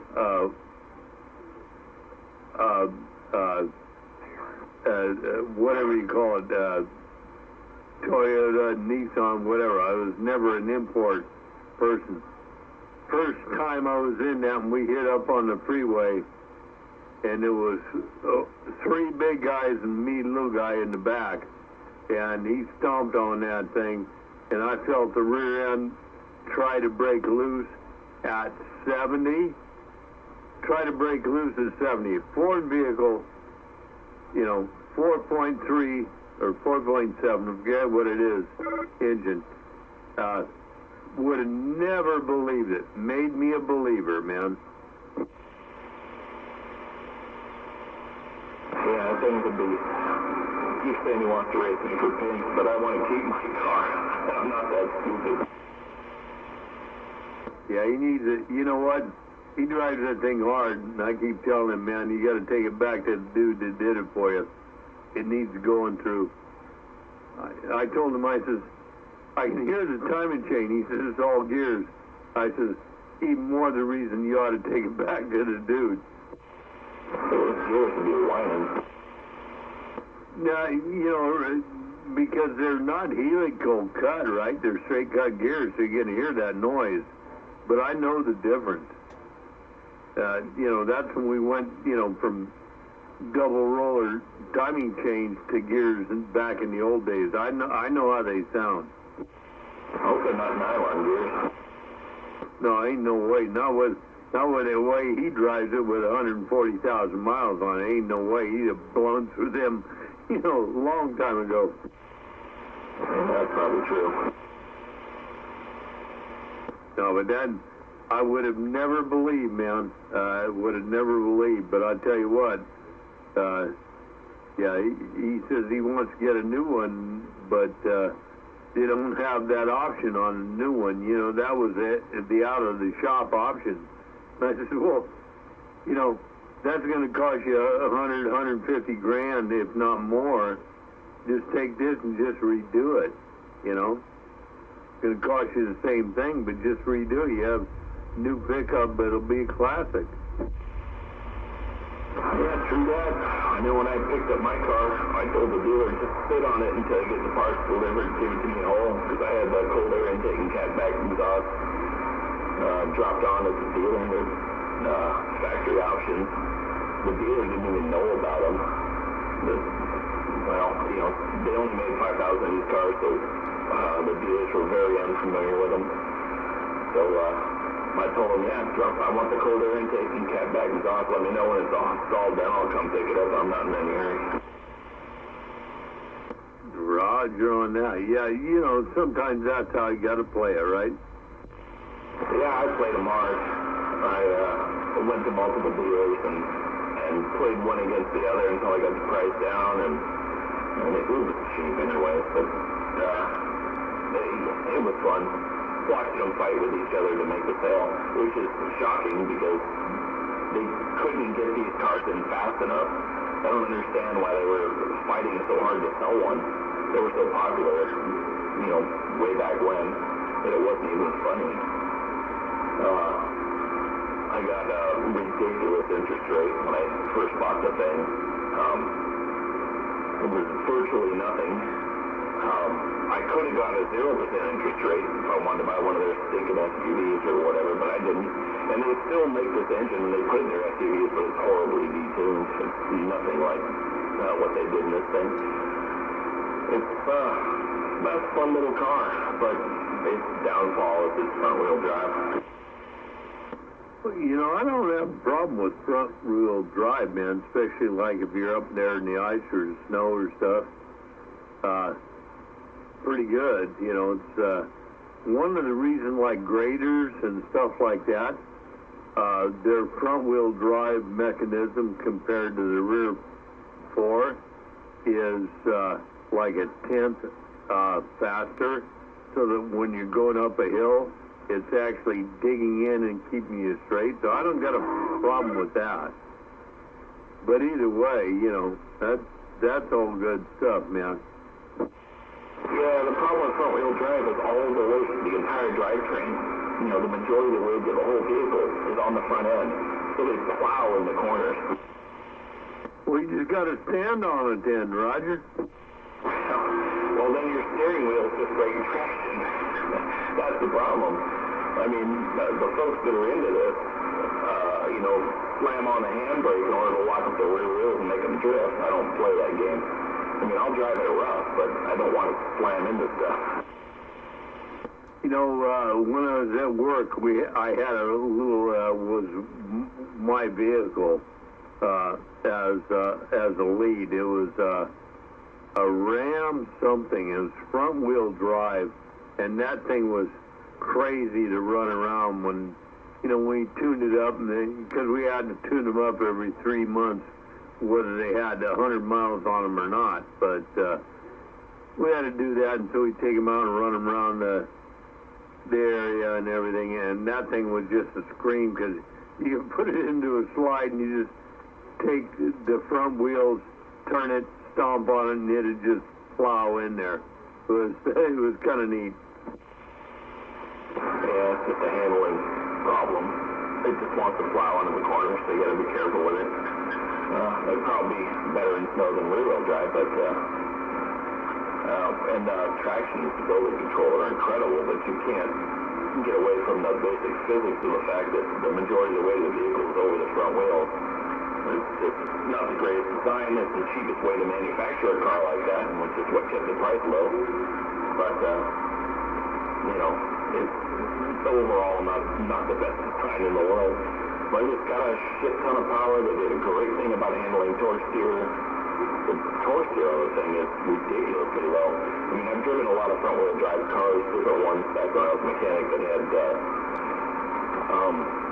you know, turbos on them, and torque steer was horrible on the early turbo cars. But they did a great job on the newer ones. And it's got a small turbo that spins up real fast that gets rid of a lot of the turbo lag, which helps tremendously. Shit, there's virtually no turbo lag on it. And it still generates a shit ton of pressure. I'd have to look at the specs on it to figure out, to remember what it was, but it's a ridiculous amount. Yeah, Roger on that. I mean, I don't know if that's one or two stage turbo, but for sure, big difference, you know. With the low end boost, you don't have to build it up. It's not like you're racing, you know. Low end is here, it comes on gradually, and then there's that transition into the high end. But either way, no, it's all good, man. One of these days, we'll all figure it out. It'll all be electric cars.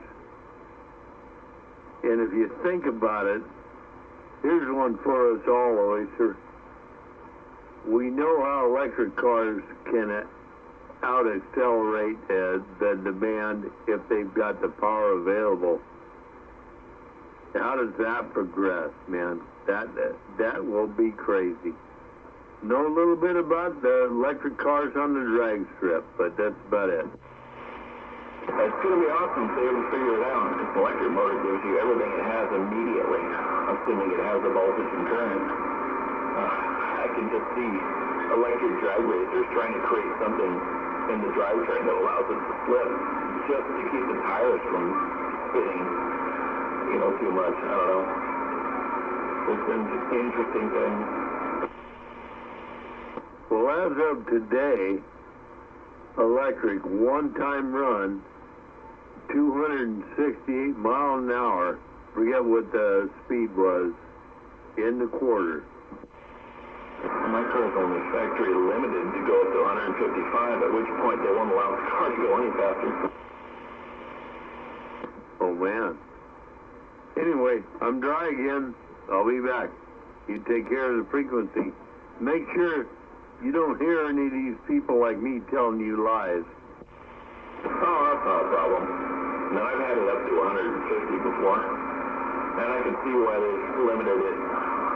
It's a fairly light vehicle, and once you hit 150, it doesn't take too much of a cross breeze or a pothole or anything else in the road there to make it go unstable real fast. Yeah, well, I've had my pickup up to almost that, and then it got kind of goofy, right? My wife was pounding on me, so that was that. I got it up to 140, and I was racing some guy in an old 80s Kawasaki motorcycle before I finally passed him. But, yeah, I got it out on a nice, clean, not too long ago repaved road out in the middle of nowhere where I could see forever with no cross breeze. I said, fuck this. 75 mile an hour speed limit, let's see if I can double that. Yeah, wound it up to 150 in no time at all. It's a lot of fun. Well, I'm going to roll this over to you so you can take care of things. I got to go in and refill my glass. But you know, the problem that people complain about in accidents and everything it's not speeding. It's a differential in speed. Think about it. I'm back out. I got it. I'm going to take a look. I'll be back. Somebody else needs to take over. I'm ready. I'll be here.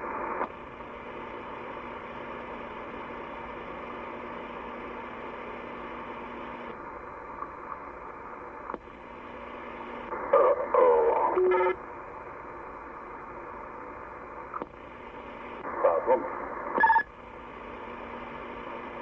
What is going on, Triple Three? I don't have a clue. Same here, man. I'm just enjoying the night. I'm just tripping. No, you and me both, man. We just tripping. We're trippers. Yeah. Just drinking my beer and relaxing.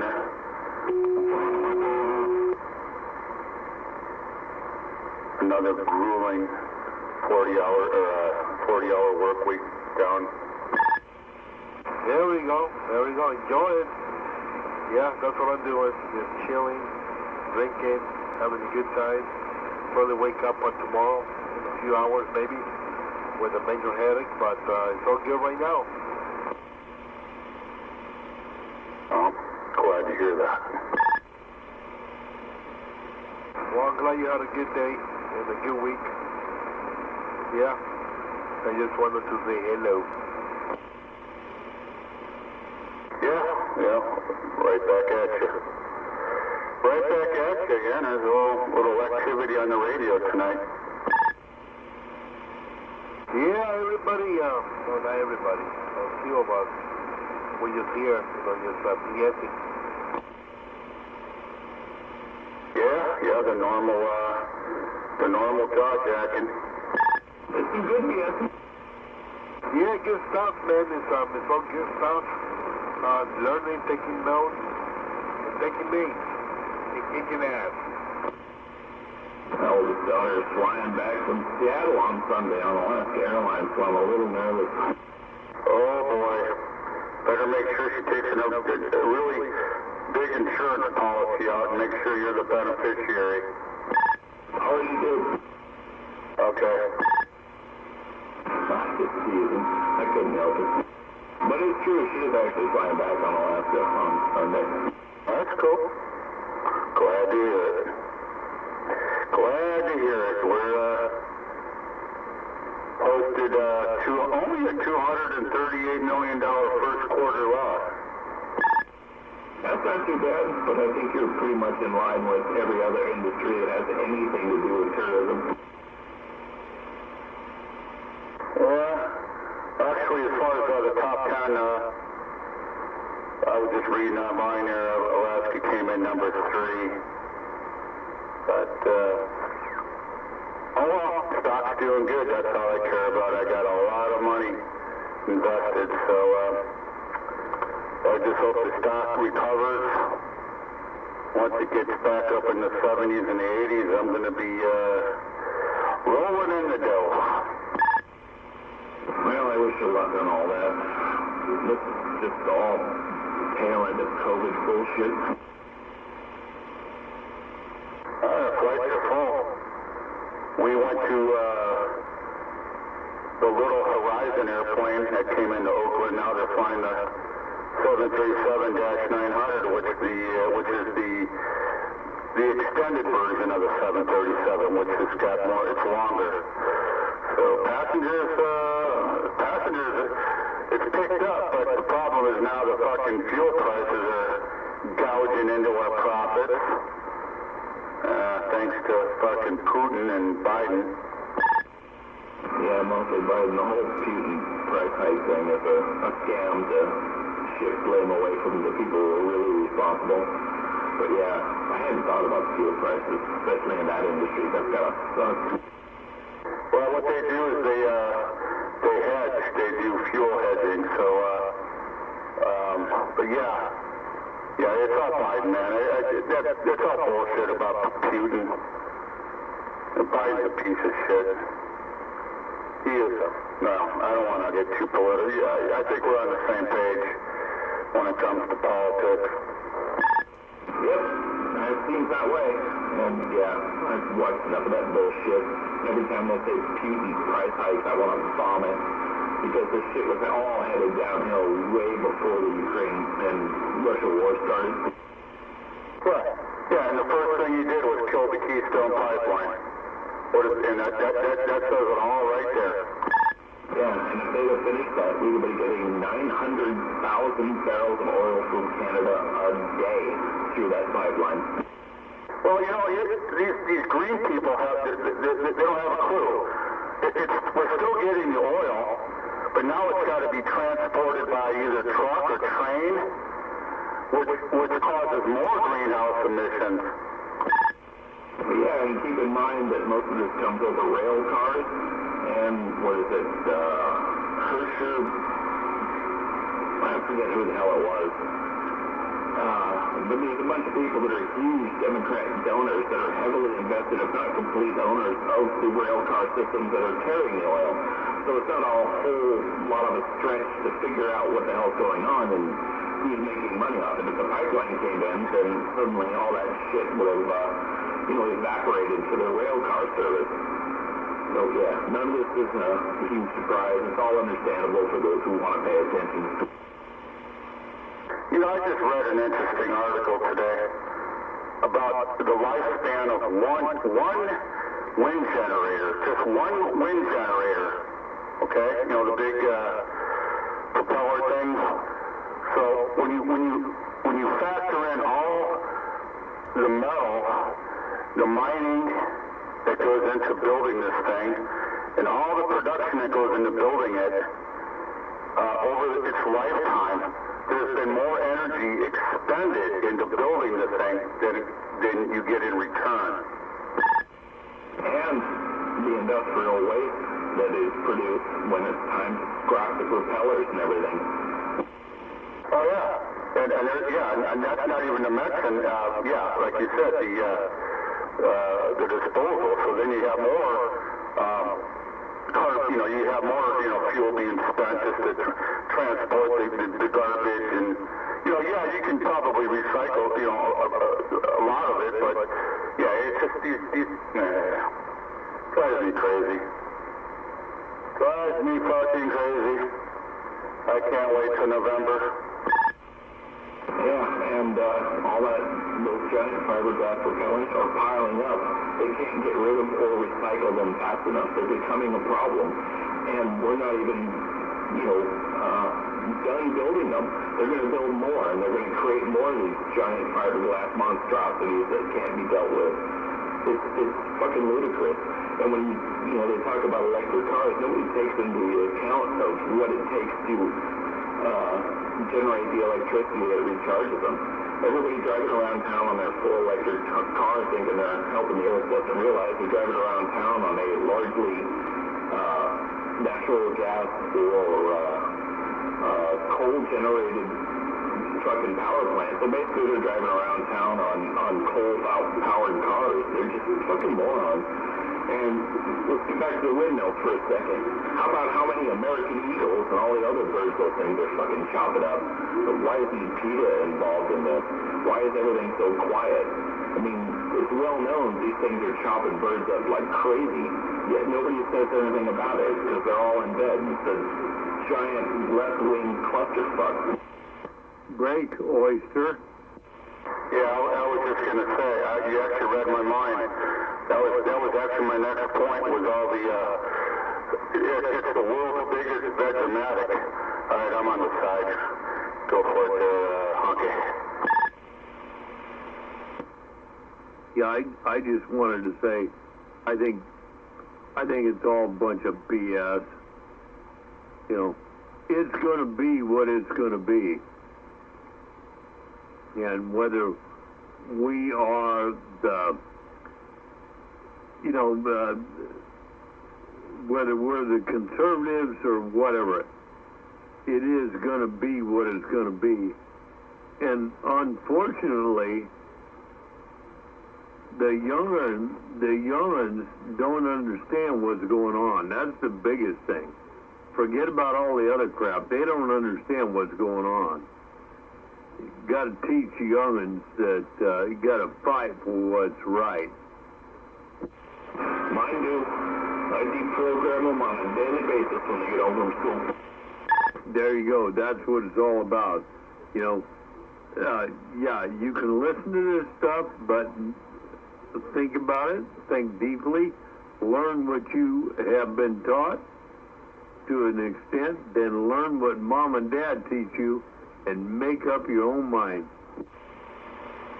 Yeah, no doubt. I got to deprogram my kids on a regular occasion from the shit that they were taught. And where I live, every school around here is a charter school. They don't have to deal with the Common Core shit. They can pick and choose. They can use the Common Core garbage if they want, or they don't have to. They've chosen the Common Core math and nothing else, fortunately. And it took me a long time to get on board with the Common Core math, but now that I understand it a little better, I don't have as much of a problem with it as I used to. But, yeah, it's still a very liberal city, and they have lots of liberal bullshit that I have to deprogram out of them. I'm doing a much better job with my younger one. Oh, for sure on that, man. I know what you're talking about. It, you know, and I'm glad you understood that. When they came across my daughter's Common Core stuff, she had a completely. Now this is a gal that's got a decent education, not like mine, but she had to go completely through it until she got it straightened out, and you know, that being what it is. So now the grandson's on a great path. But that being said, this stuff is all screwy. They've forgotten all the basics. Nothing is there. Nothing is there. You know, from the beginning to the start, how we got here, the basics are all gone. Yeah, I struggled with my eldest when she started going through the whole math phase, because the whole idea of I don't know which one I call it, but most people know it as Common Core math. It's actually Singapore math, is the actual term for it. And I struggled with it because I was taught a completely different way, but I had to help her with her homework on a regular occasion, which she did kind of stuff I did in senior year of high school. She was doing in the 6th grade, which was kind of awesome to see. At least they're pushing them a lot harder than they used to. I mean, when I went to school, it just absolutely fucking sucked. They didn't teach us shit. They were in the dumb it down phase. I had to learn I learned on my own. But when my oldest was going through this stuff, I had to look at what she was doing and how they were asking her to do things. She had to show her work, so I couldn't just say, you know, fuck what they're teaching you. This is how you should do it.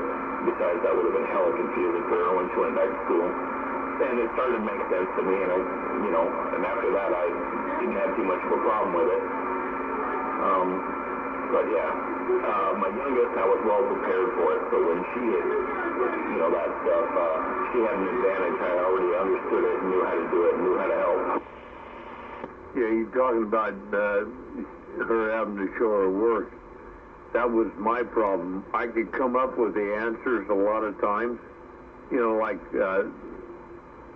75-80% of the time I could come up with answers, but I couldn't show my work, so that kind of shot me in the ass. So, whatever. But,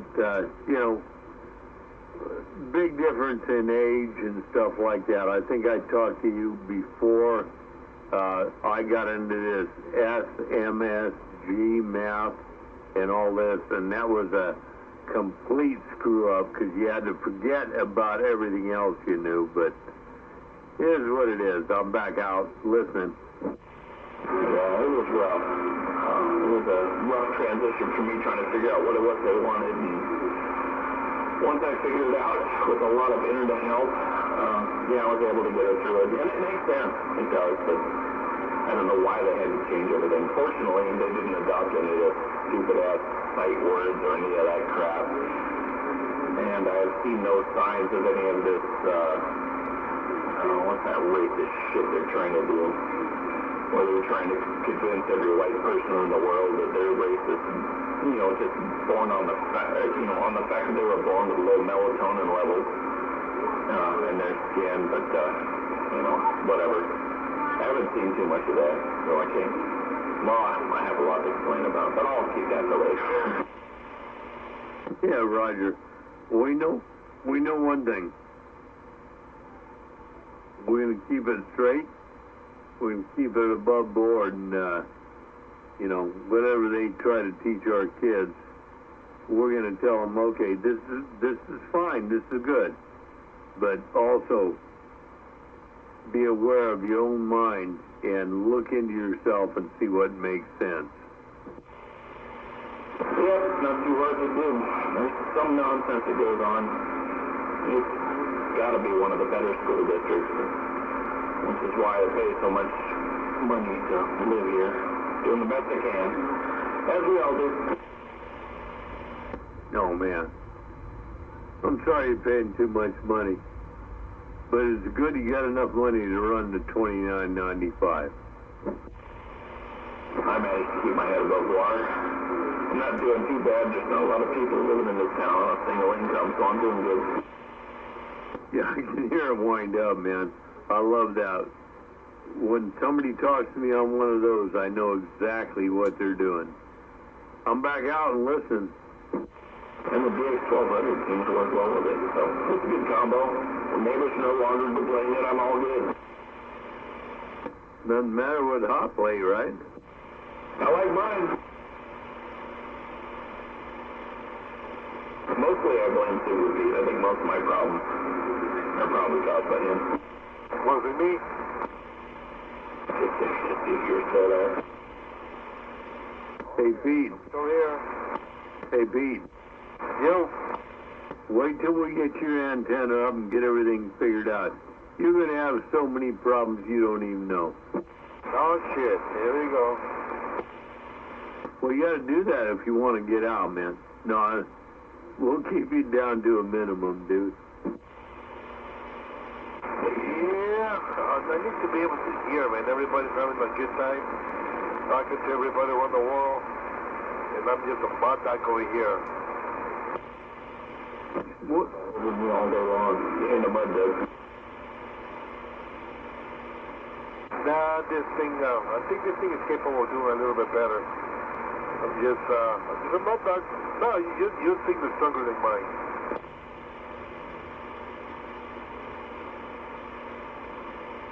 No, Pete, you're doing fine with what you got. Like I say, a little bit of height improvement, a little bit of grounding and stuff like that. You'll be doing 100% better. But if you want to go big time, it's going to be big time antenna, big time wattage. You know, if you want to talk to those other people. Yep, just pour a giant cement slab in the backyard, put up that big old 150-foot tower, and let's get it going. Yeah, my wife will have a blast. Well, you just got to love on her a little bit more and take care of that stuff. I mean, I can't believe it because 101 had a perfect place, and he moved out, and now you don't even hear him anymore. But I understand there's a reason behind it. I'm just saying put it up high enough in the air that she doesn't see it. Yeah, I'm about to go put one of those towers behind my house. That'd be nice. You just make sure you got a red flashing light on top of that thing so airplanes don't hit it. No, you don't need that until it's, 99.998, 100 foot. I don't want no airplanes hitting that thing. You can land right on those high power lines, that'd be awesome. Hey, Mad Dog? Yes, sir, I heard you. Yeah, well, depending on where I have mine extended, could be more or less.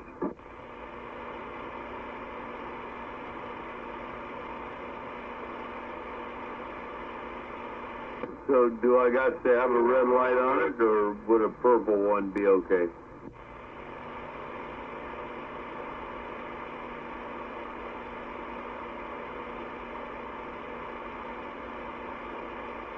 Damn, boy, you looking for the numbers? Anyway, it don't matter. I'm back out.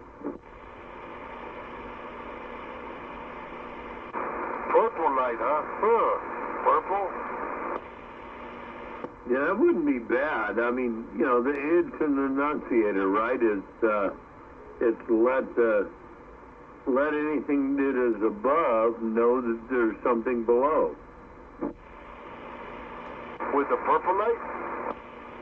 No matter what light it is, you know, it's like that's a good question. I'll give that one to Mad Dog. You know, coming through the Altamont, they got those electrical lines. They got all those balloons over there, just in that one area. I've got my thoughts on what they call them. I've got my thoughts on what the guy that gave them the name, stuff like that. What do you think that's all about? 333, you got anything on that? I got nothing. No, you should have, man. It's aeronautics. That's above my pay grade. No, it's not really. It's not really. It's PG&E. It's power. It's you know. How do they designate? So you got a plane flying. How does it know when it's not flying or is going to be flying through high tension wires or anything else? How does that work? Why would they be that low to the ground in Altamont Pass? Is there an airport near there I'm not aware of? That program was for like landing.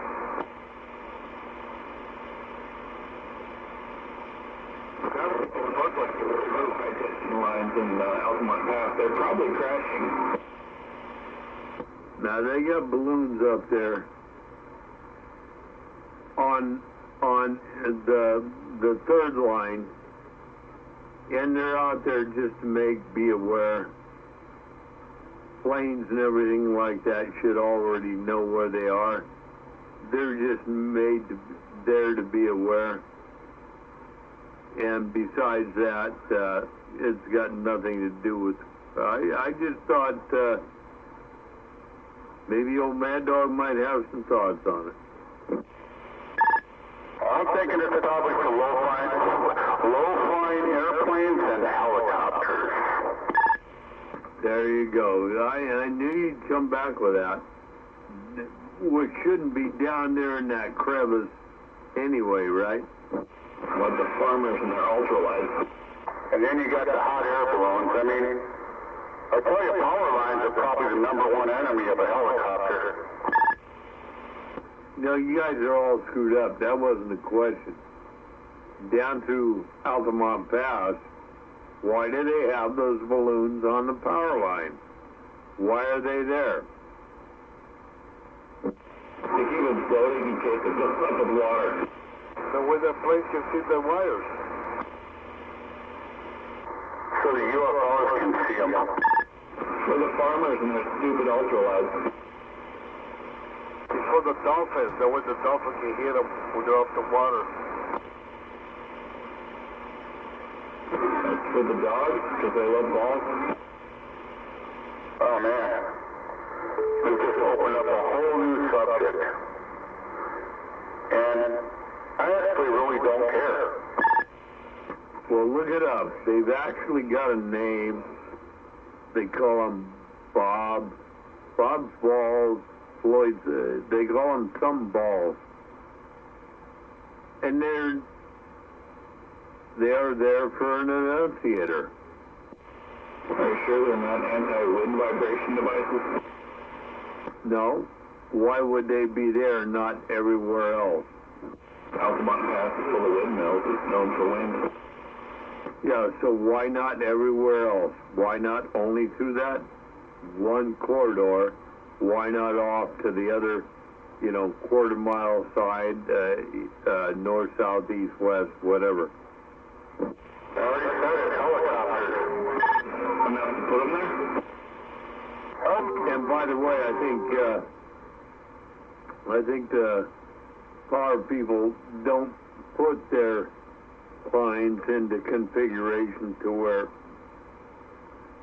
even after 10 years of stretch, which is computed, they're not going to meet.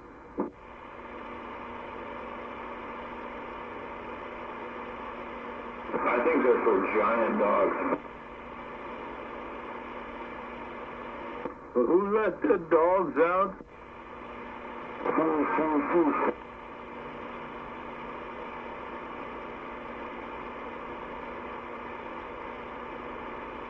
You ever see that video with all the ugly chicks on that song? Is that the evening news? Why would I watch a video with ugly chicks? When you, I was just saying that song, "We Let the Dogs Out," there's a hilarious video clip this guy made years ago. It's just like, it's got all these clips of like really, really ugly chicks. Wow. That's amusing, but no, I missed that one. You should look it up on the internet. There's that new thing called the internet. You might have heard of it. Oh yeah, it's probably like 15 years old now. It's hilarious though. The answer is no. Type in, "Who let the dogs out? Ugly girls," and you'll see what I'm talking about. Well, the answer is no. Who wants to talk about ugly girls? Damn it, Treble 3. Mad Dog, get off this. Get on something better. This sucks. Ugly guys might want to talk about ugly girls. Did you see that meme that Elon Musk put out with lately? No, but I hope it has to do with buying out Twitter. What's a meme? Oh my God, you are old. Oh my God.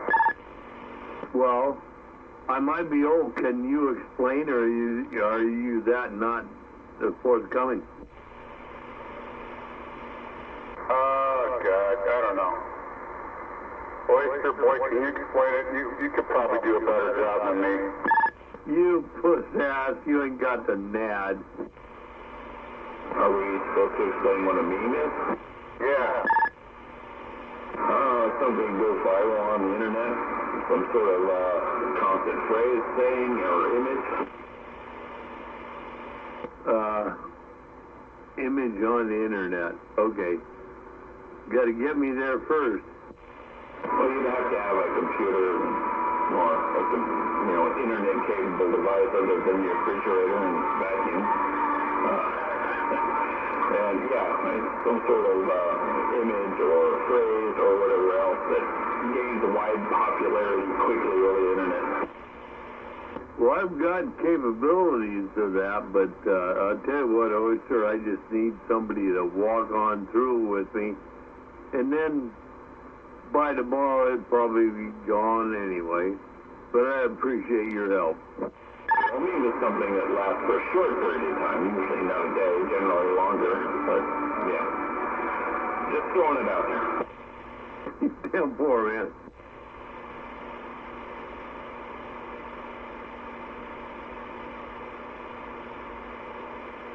I don't get into all this social media shit. I mean, I do IT for a living. Last thing I want to do is get on social media and make a bunch of absolutely correct and positive statements that can be used against me later when they decide to somehow, racist or antisocial or who knows. Somebody will label it as something and use it against me. So yeah, social media is poison. I keep my kids off of it. I won't get on it. I want nothing to do with it. Every time I have to make a call to IT, I get somebody in India. And the first thing is Rico? Hey, Oyster. Diego? Yeah, what's one side of your lineage? The largest side would be Irish. Okay, so if you're Irish and I'm Italian and I say something and we have a conversation and it's not correct, nowadays, if my side of the conversation is forceful to you, I become the badass, and vice versa. It's just crazy what's going on now. It's all fucking stupid. But it's all media and social media driven. the big tech oligarchs driving the whole thing, trying to split the country up.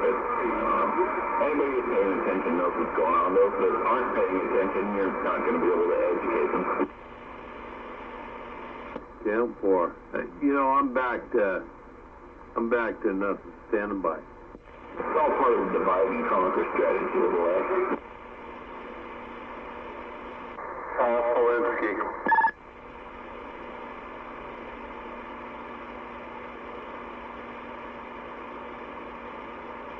It'll work itself out one way or another. Either we'll come back together or we'll start shooting each other. We'll see what happens. Reminds me, I need more ammo.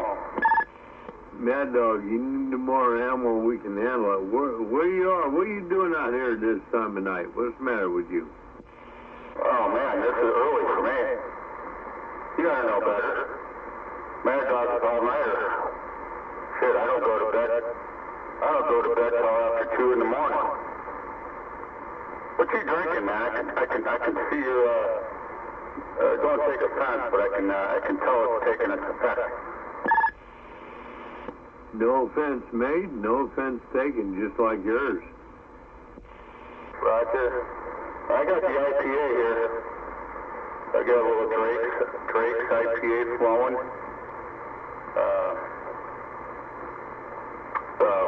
Flowing freely.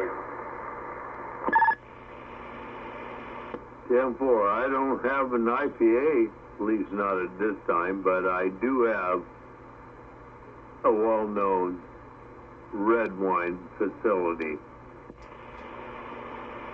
Yeah, I can't, for some reason, the red wine just doesn't do me right.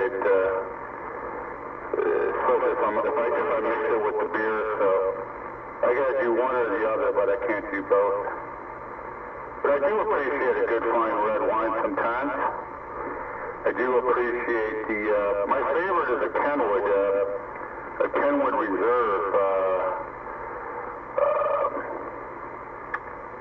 what do you call it, Merlot. That's one of my faves. I went to a Merlot phase. Doesn't matter with a Kenwood for sure. What'd you say there, Oyster? I went through a Merlot phase, and a Zen phase, and a Cabernet phase. No, I just drink straight up night train. Well, that's inexpensive. A twist-off cap is handy. It is. It really comes in handy. And sometimes if I'm really want to splurge, I go Thunderbird. Another fine. Thunderbird, my ass. You don't. Do they make Thunderbird anymore? Come on. Yes, they do. Don't ask me how I know. Okay, I'll give you that. Oh, man.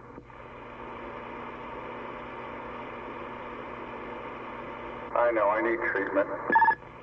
Not treatment, but you ain't as old as I am. Not, how many people know Thunderbird, man? Come on. I guess I remember Ripple. Oh, man, we used to do Shampipple, right? Ripple wasn't too bad.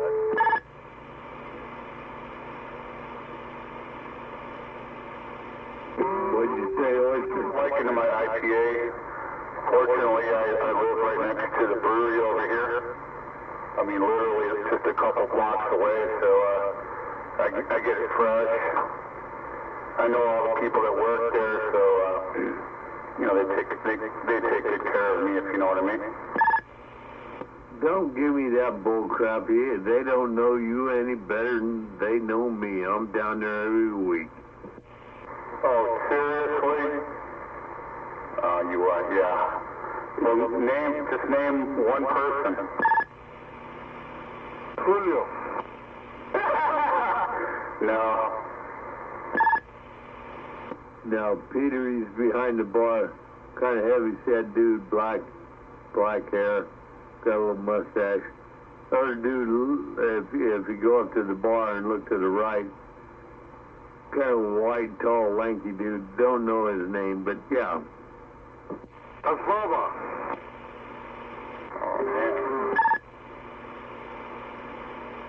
Yeah, you know, when I go there,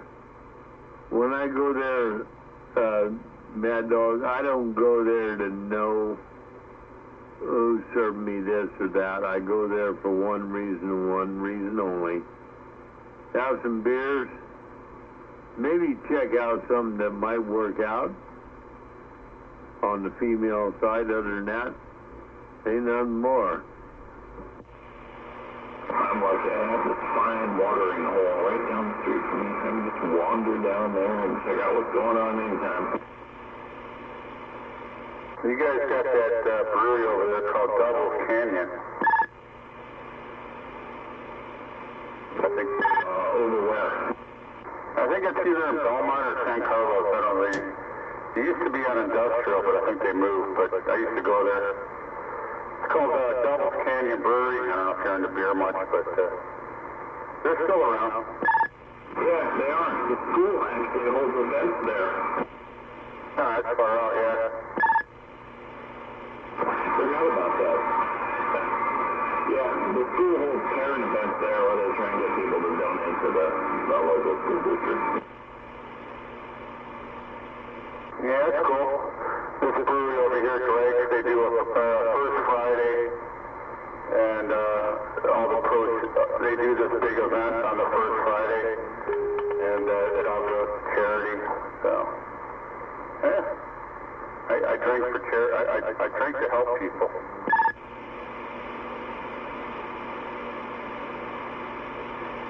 Oh man, some guy on an electric bicycle just went by me popping a wheelie. That was pretty cool.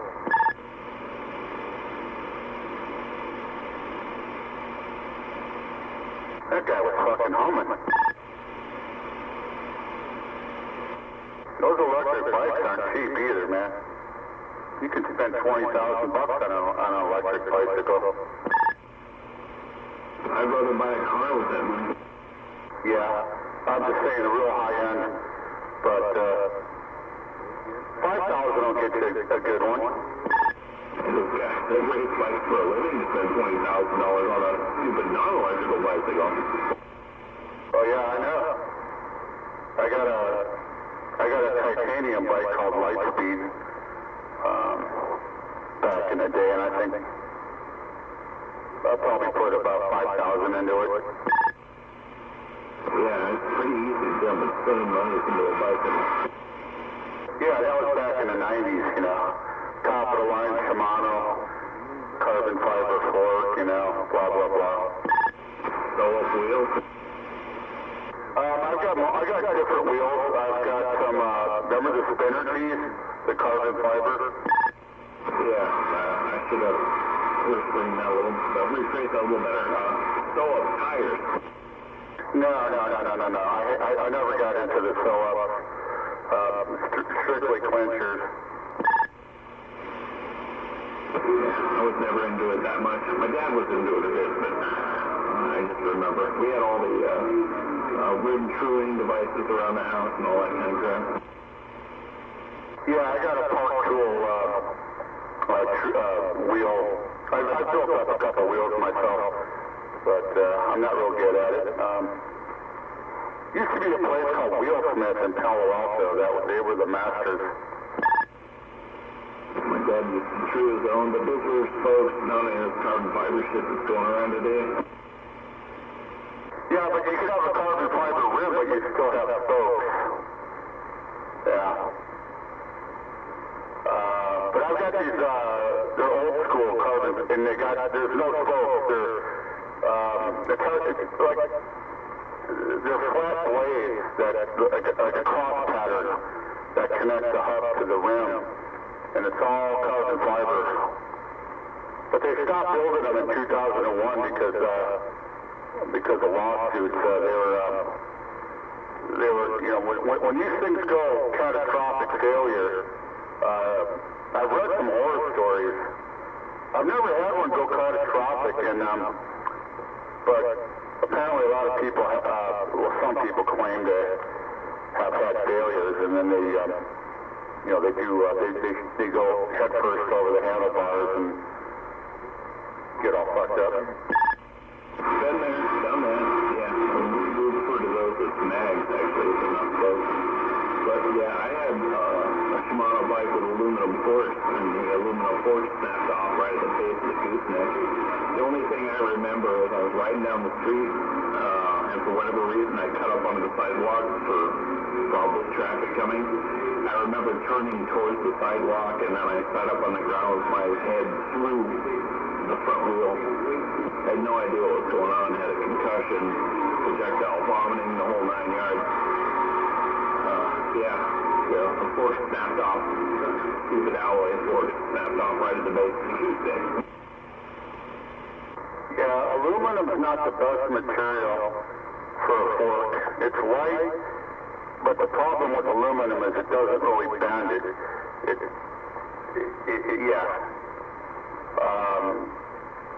Either steel or carbon fiber.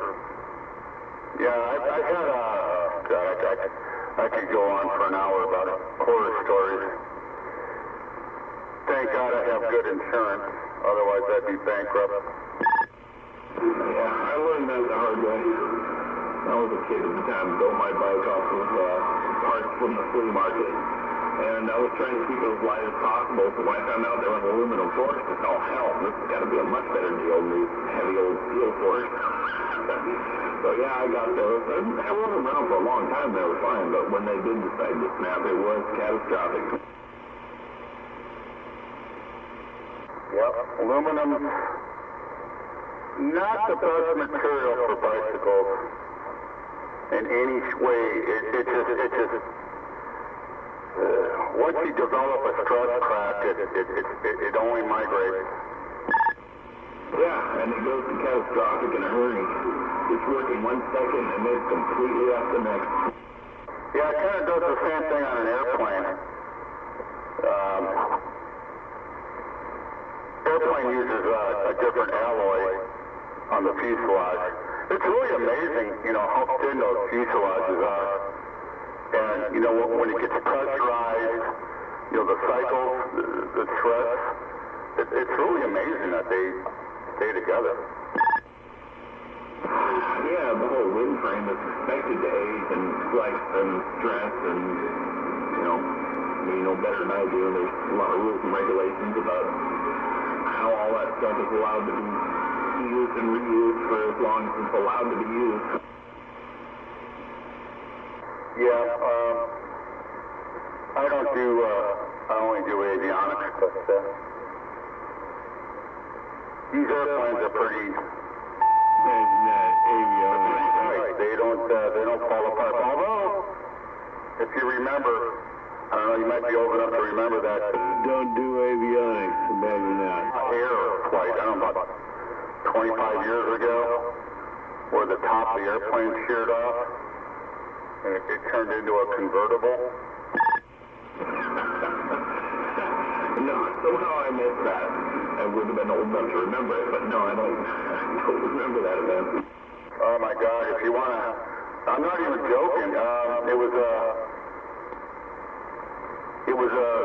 out of business years ago, but Aloha Air, I forget where it was flying to, but it had the records indicated it had missed, certain inspections.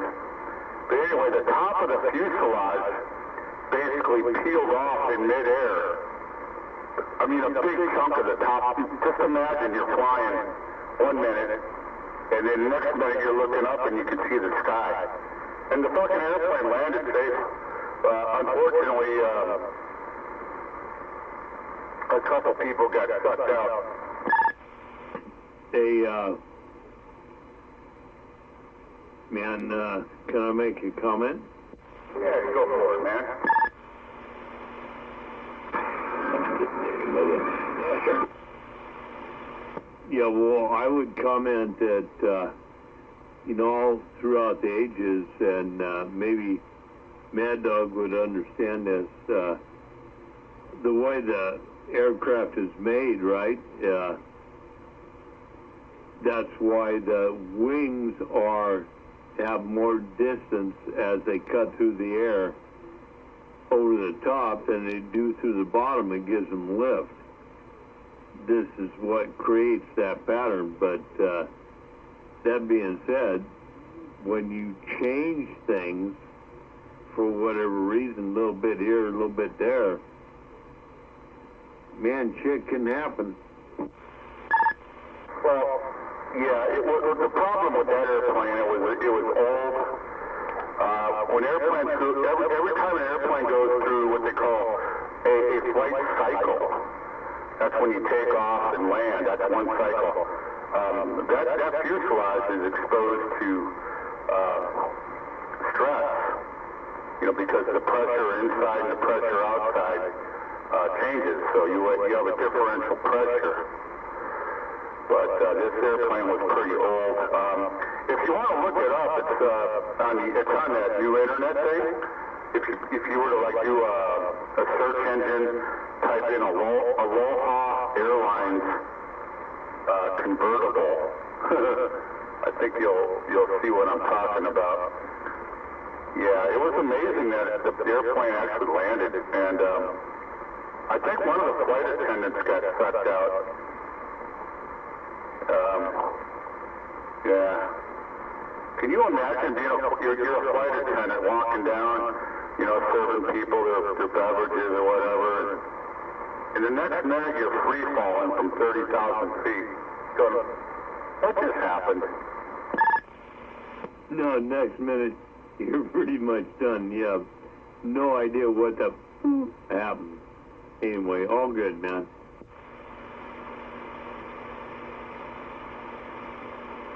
Do you know how safe our airlines are today? The last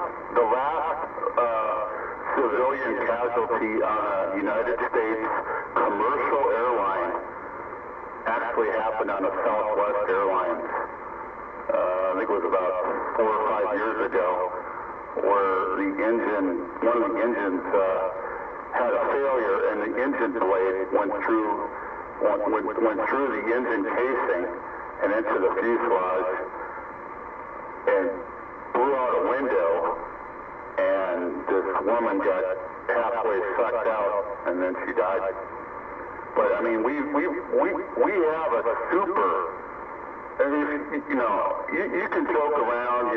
People like to give me shit for this, that, and the other thing, but we have the best safety record ever now. No, I'm with you on that. No doubt about that. Yeah, people can give me crap or this or that, but I'm with you on that. That's the reason everybody flies, even the companies that are not registered in the United States fly out of here. There's got to be a reason for it, right? They're all under some sort of little bit of microscopic, you're going to do this, you're going to do that, whatever. Gotcha. The redundancy of the systems on airplanes are ridiculous. Oh, they are. I'm not a big, you basically have two airplanes out there. You got your Airbus, or as I like to call it, the Scare Bus, and the Boeing, the Boeing product from Seattle. And I'm a total. I've been working on Boeing for 32 years, and it's a good product. Well, of course it is. What did it do with the military? Think about it. Look at the B-52. Look at the B-52. Fuck, that thing's been flying since the 50s. And they project it to go another 20, 30 years. That's why I said what I said. Yeah, they're putting new, they're refitting it now with new engines. That was one of the things I believe, what I remember, what I was exposed to, the design, it would have been capable of having a lot more thrust on the wingspans, even though they weren't quite sure at the time they developed it at that point. Well, right now it's got 8 engines on it. Well, they're going to be putting 4 engines on it, but these are going to be the bigger, what we call high bypass. You know, when you look at these airplanes now, they got these really, really wide intakes. It's called a high bypass engine. So you're gonna get more thrust and higher fuel efficiency with the 4 engines versus the 8.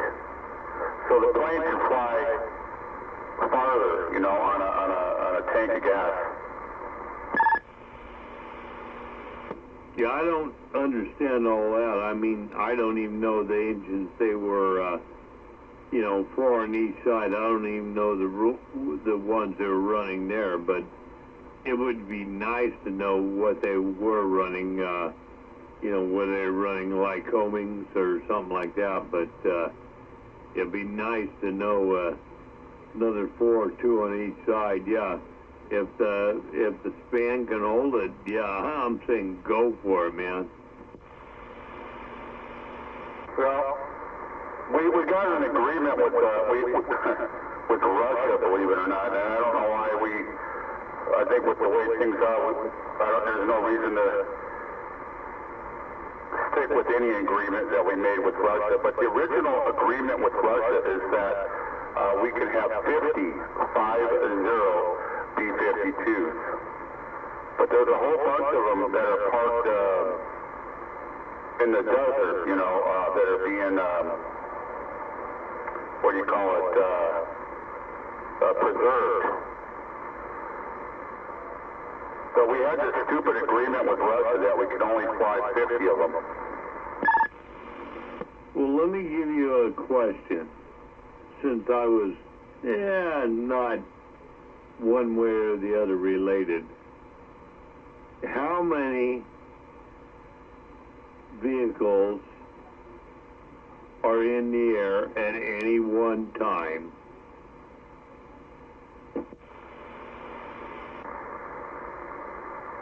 What kind of question? There's a lot. How about that? You know, you can go on, there's an internet program called FlightAware that I'm sure Oyster knows about. And you can look at real-time, you can look at a real-time map of the globe. I mean, there's literally, at any given moment, there's thousands of airplanes up there. No, I wasn't talking about that, man. I know there are, and I can see this too.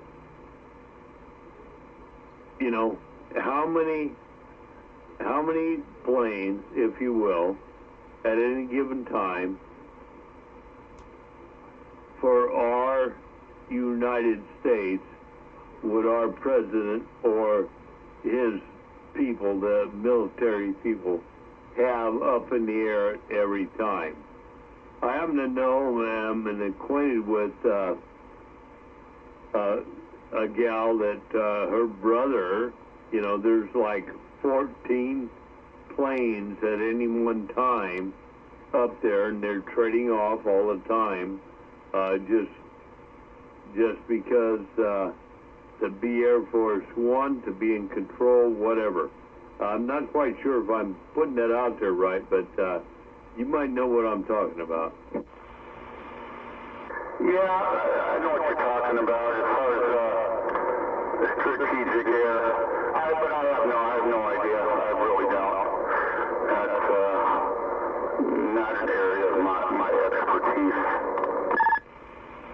Yeah, no need to know. I understand. I got it. I'm back out. I'm back out.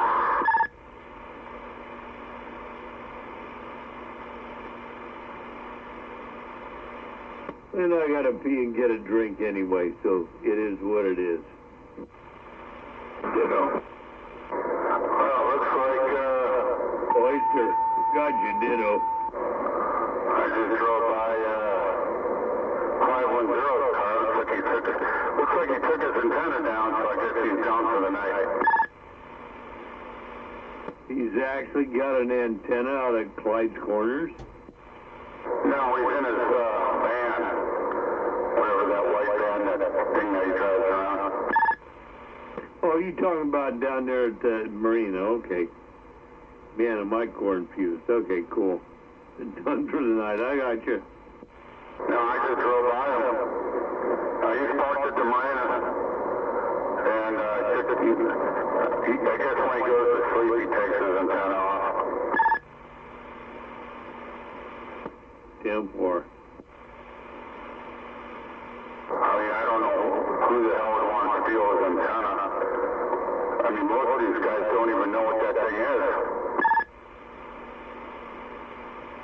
I can't even tell you how many times I've had people, you know, I got the fire stick, which is kind of a thick antenna, on my roof, and they're like, well, what is that thing?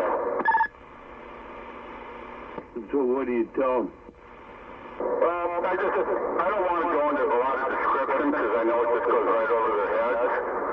But it's kind of interesting how the young people, they notice it and they definitely want to know, you know, they're curious, which is kind of cool. You know, and I tell them it's a CB antenna, and some of them don't even know what CB means, so I go, you know, if they don't know what CB means, then I have to go to the extra length of explaining it to them. And I don't know, it depends on my mood at the time. Sometimes I'll spend a couple minutes explaining it to them, and sometimes I'll just like, yeah, whatever. Well, that's better than the, you know, usually comment I have is two-way radio. And if some people are on the ball, they know, you know, that's this way and that way, two ways, right? Some of the other ones haven't got a clue. Same thing, got to explain it to them. I don't know, Lucy. It's not their fault, and I'm not calling them stupid, but, you know, these are kids that are just brought up on the internet and cell phones, and they don't even realize that their cell phone is basically a two-way radio. Well, that's the whole thing, only much more advanced, and at the same time, as we know, much more compromised, why all the, you know, safeties you have to have on that stuff. We don't have to have any safeties on the radio, right? Other than you tell them what you want, you don't tell them what you don't want. Well, you know, CB radios are our last freedom of speech. You know, there's no big tech that can censor us, you know, like Twitter or Facebook, and I don't know if you've heard of that stuff, but, you know, this is the last, you know, the two-way radio, and when I say two-way radio, I'm including, you know, ham radio, GMRS, and, you know, all forms of two-way radio, and this is the last action of freedom of speech. You know, I know 429 tries to censor me sometimes, and he's pretty good at it. I don't know what that's all about, but yeah, it's all good, man. And hopefully, if everything goes right, we'll all be around here for quite a few years.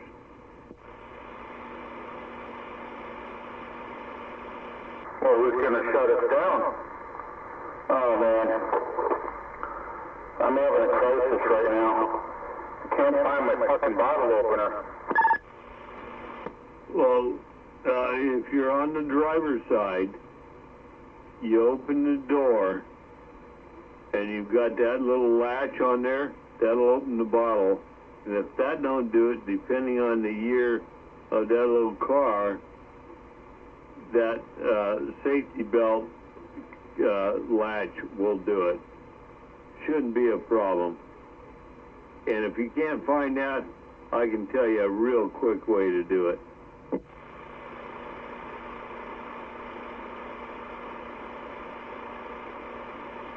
No. Oh, the safety belt's not going to do it. It's the new, it's not, the hole's not wide. What the hell? Oh, no.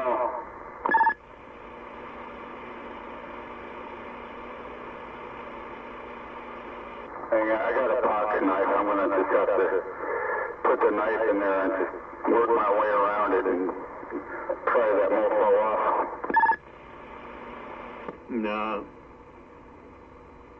Is it a can or a bottle, dude? A bottle. Well, hell, what are you looking at? You find a lip somewhere on the bumper is a good place. You set that little aluminum lip up there and hook it and just knock down on it. It'll come away. Other than that, just bust the whole hell of the top off and have at it, man. I'm back out. Alright, I use my pocket knife. I've had success. I do not have an aluminum bumper. Man, you are old. Oh, God. It's all cool now. Got kind of quiet out here. Where's everybody go?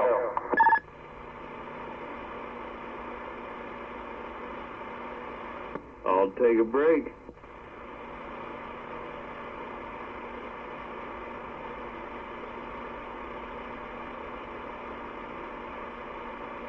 Look at that.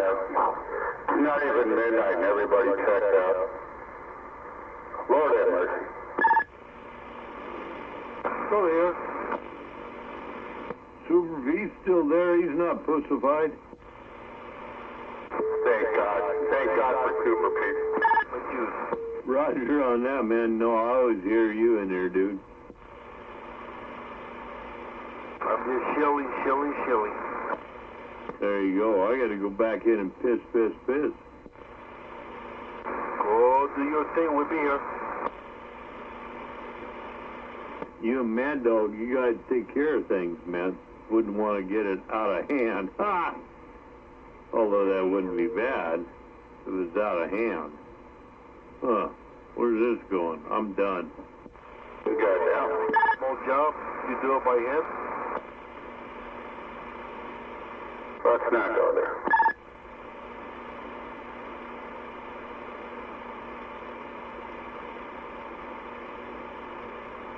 Oh boy. Well, I guess that today is over. Now we are on a new day. Why is that? Oh, man. Yeah, I'm looking at the clock. Okay. Now we got 5 minutes to go. You're jumping the gun. It is morning. Good morning, guys. No. It's What is that? Buenos dias, buenas noches, somebody in your panocha? I don't know. Love it. Buenos dias. Buenos dias, hola, panocha. You know what panocha means? Yeah, not really. I've had a couple different, people tell me one thing, the other. Panocha. Man, everybody loves panocha. Wow, at least every man loves panocha. Is that pussy? Yes, sir. Well, then I was told correctly, no matter how it may have come about.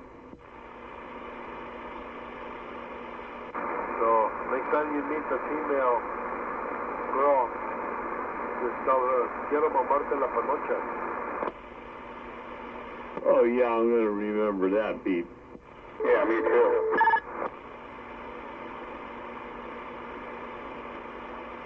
I appreciate it, but I don't think I'm going to be remembering that anytime soon. Yeah, thanks for the dating tips. And where can we find these gals? They're all over the place. In dark alleys behind dumpsters.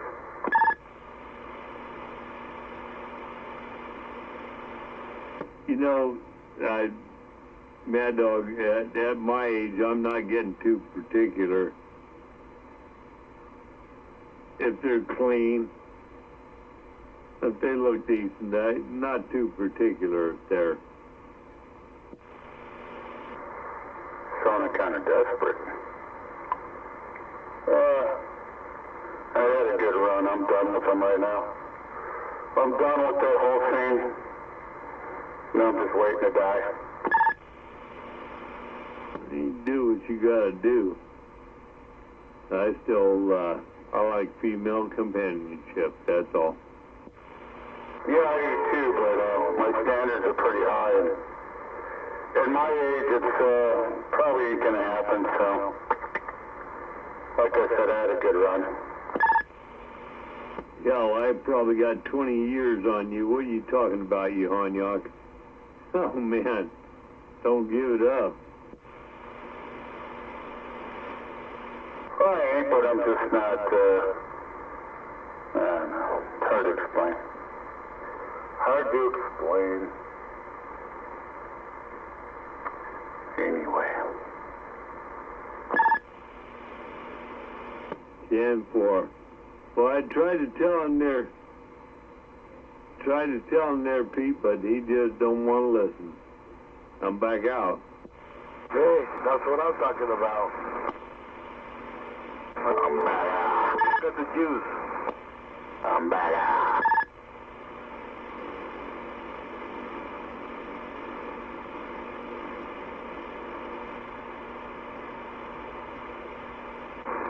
If you got the juice, you gotta use it. Why, how did Jewish people get involved in this? No, I say if you got the juice, you gotta use it. Okay, well, I got some left. Here we go. Here we go.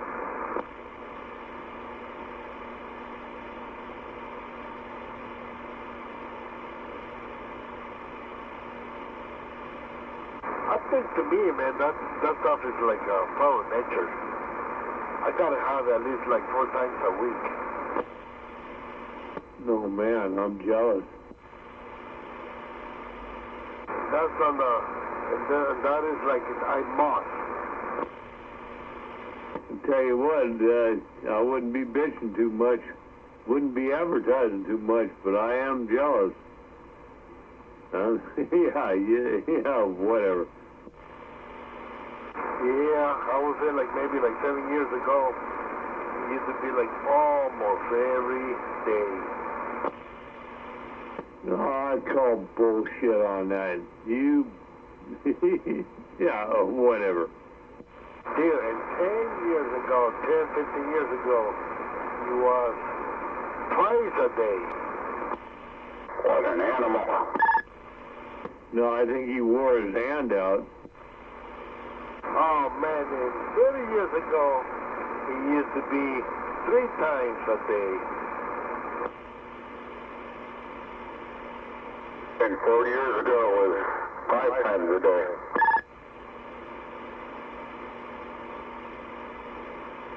At least 5 on myself.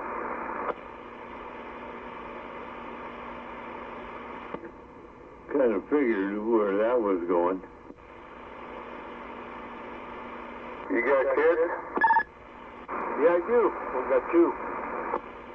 All right, well, at least some of them sperm found some home. Well, 2 that I know. 10-4. You got kids? Me? No, I hate kids. I didn't ask you if you hated them, I asked you if you had any. Oh, God, no. Could you imagine little baby mad dogs? Nope. 0. God damn. You know, actually I could. Yeah, it would actually be something to see, for sure. I've been married twice, but they both, when I married them, they had procedures done so they couldn't have any more children. So it's just, wasn't in the cards. So,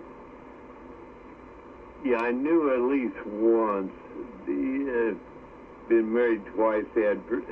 So, no, yeah. So when you married them, they'd already had the procedures done, blah, blah, blah, whatever. Doesn't matter. My question was if you had kids, you said, no, it's good. Yeah, that's cool. Well, I was kind of wondering what a little baby Mad Dog would be like. You know, but it just, it didn't happen. You know, just, no regrets. I don't really, you know, I'm not regretting it, but I certainly, if it would have happened, I would have nurtured and cared for and brought up little baby Mad Dog properly. Oh, man, it's all good. As long as it had good gray hair down the back in the ponytail, it's all good. What you got going on over there, Pete? Nothing, man. I just 2 kids, 1 granddaughter, and 1 grandson to come. It's coming. 10-4. I love kids. Yeah, they're cool. I like all my kids now. They're not here with me no more. You like them better, right? Oh, definitely, man. And I got more love for the grandson. You know, grandkids, I don't know how you explain it, but I got more love for them than I did my kids, or him, yeah, whatever. It's totally 100% different love. I know exactly what you're talking about. Yeah, that is it. It's 100% different. My dad came, my parents have one grandkid, one Greg, and it's a she. And I watched them love her more than they ever did us, you know, as kids. So it's kind of a weird thing.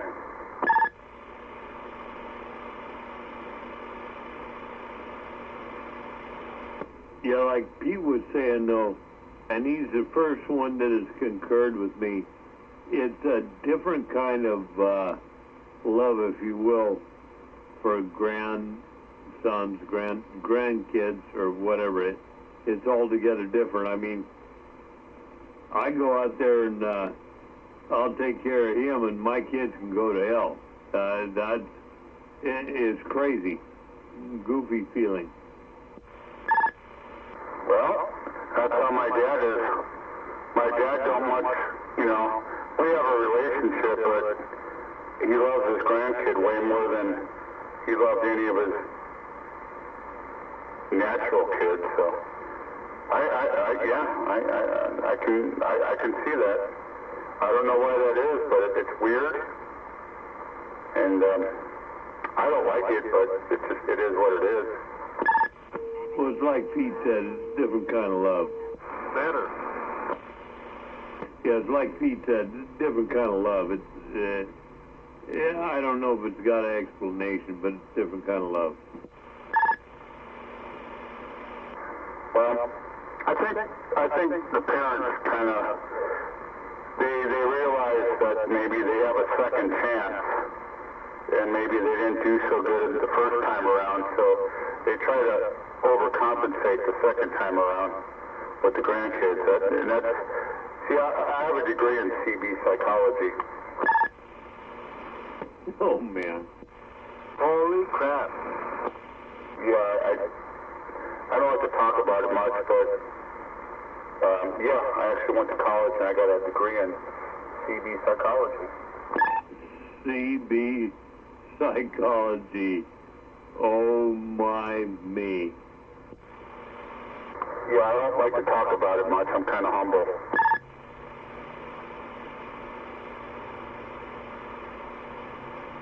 So you believe in a second chance? I think everybody should have a second chance. No, I'm talking about the kids. First of all, kids and then grandkids. It will be like a second chance trying to correct whatever we couldn't do with the first kid. There you go. It makes total sense, right?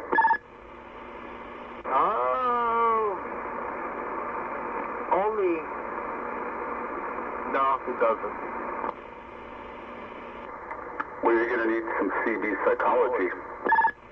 Oh, and it's not in my case. My kids are cool, and my grandkids is going to be even cooler. Well, that's good. But if you ever need my services, I do offer a discount. There we go. CB discount. Love it. No problem. I will keep your number. Check on you in channel 17. The great and unenunciated Mad Dog 333 would be glad to give services 30 years down the road when he's at least, 50, 60, at least 80 years old, somewhere in there. Might be, we'll give him plus or minus 10 years because I'm not sure. But, got to be around the 50s somewhere. And you just button it all up there. Send your $5 to Mad Dog, care of the Marina. He'll get back with you. That's going to put me into my 90s. Oh, damn. So I had it nailed pretty close. But I plan on making it to 100. That's my goal. Once I make it to 100, every day after that's a gift. You know, every day is a gift to me. Remember, you and I talked about where you were and your age and retirement and stuff, so it's all good, man. Damn it, boy, if you make it to 100, I'll tell you what, you tell them you knew Honky, because I'll be gone long before that. Either that or if I'm, you know, another, let's see, I got to remember what we talked about, another 13 years ahead of you, and I'm still hanging in there. I'll remember you, man. Well, you never know. They might come out with some new drugs and therapy to make people live longer. You know that ain't happening. You know that ain't happening. This world, no matter what you go, the population can only exist for so long, period. No matter how long you live, can only exist for so long. They have it already. They have the magic pill to make you live longer. They call it Viagra. No, you're getting confused. That's Cialis. Oh, I'm sorry. That shit works. Trust me. You're talking to an old man. I don't have to trust you. I've been there, done that. I took that and it worked. Oh yeah. I fucked this chick all night long. For hours. Just non-stop and just, it just, believe me, it works. I'm not disputing where it works or not. Just how much you pay for yours. You need a pill to do that? Well, it helped. Yeah, I guess when you get old, maybe, I don't know if I needed it, but it sure it helped. And I'll give it my blessing. I will give it the Mad Dog blessings, Cialis and actually, that's a long story. Yeah, I don't want to go into the gory details. But, yeah, this shit works. Let's just leave it at that. It works. It does what it's supposed to do. Lord have mercy. He actually had a chick. Yeah, I don't think I ever have a problem with my thing going up. Man, I think about it and it's going up. Well, you know, it's not always, you know, we can't always control certain things and as we get older. But it's comforting to know that if the situation arises, no pun intended, that there is a pill that will help. And thank God for modern medicine. Thank God for... we just live in an era of, you know, unbelievable. I mean, if you need something, we've got it. You know, it's there. Everything's there. Oh God, I'm starting to mumble. I'm drinking beer. You know, as you all know, I'm drinking my cerveza.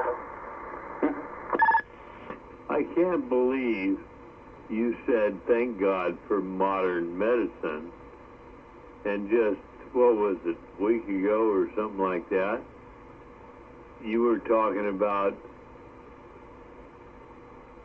the COVID and what you shouldn't do, what you should do, because you were required to get the vaccine and stuff, and can't remember what it was all about, but it was just like, what? And now I'm with you now, Mad Dog. Let's keep on down the same track. I must have missed something.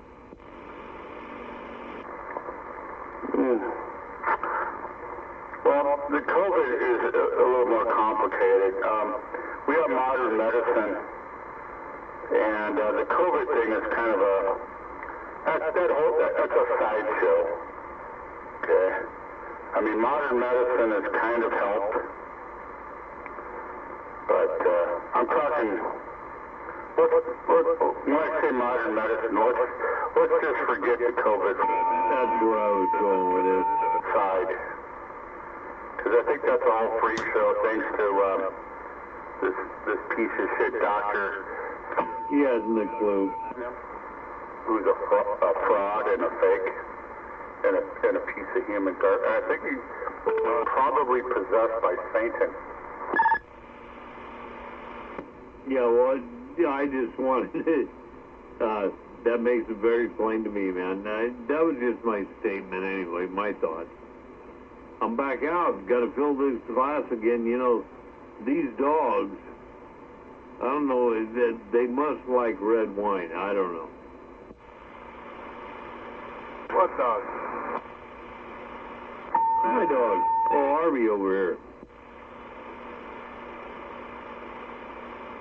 You know Harvey, Pete. You met him. Yeah, you said dogs with the mess. Yeah, well, he pretty much likes what I like, so I got to watch the glass here, you know. All right. I'm thinking about maybe having one more beer. Yeah, 10-4, man, for sure. I'll be back in a few. You and Mad Dog, you take care of this situation here for sure. Don't let the frequency go foul. I'm back out. I'm thinking about having another beer, but I'm not really sure. So I want to check in with the CB community to find out what I should do. Have another beer. And Hunk is going to go and refill the glass. And I already refilled mine. So here we go. We're all set. Well, thank you. I just wanted some approval to make me feel better. You're approved. Well, thank you. Thank you, sir. Thank you. And I'll send you the medical bill. There we go. And salute.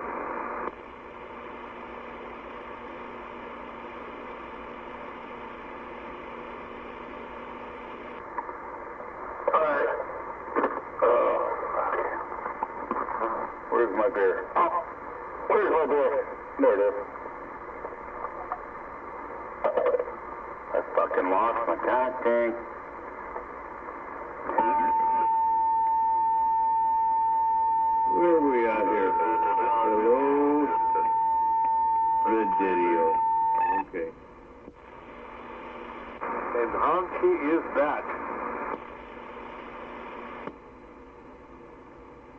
You know, this sometimes what I got running here, depending on temperatures, changes a little bit, but had a running here for the last week, everything, and it seems to have stabilized, so feeling good about it. What are you running? Well, it's the Kenwood radio, going through all the other stuff, going the back of the 8-pill, hello, dead key right now is 100 watts. Dude,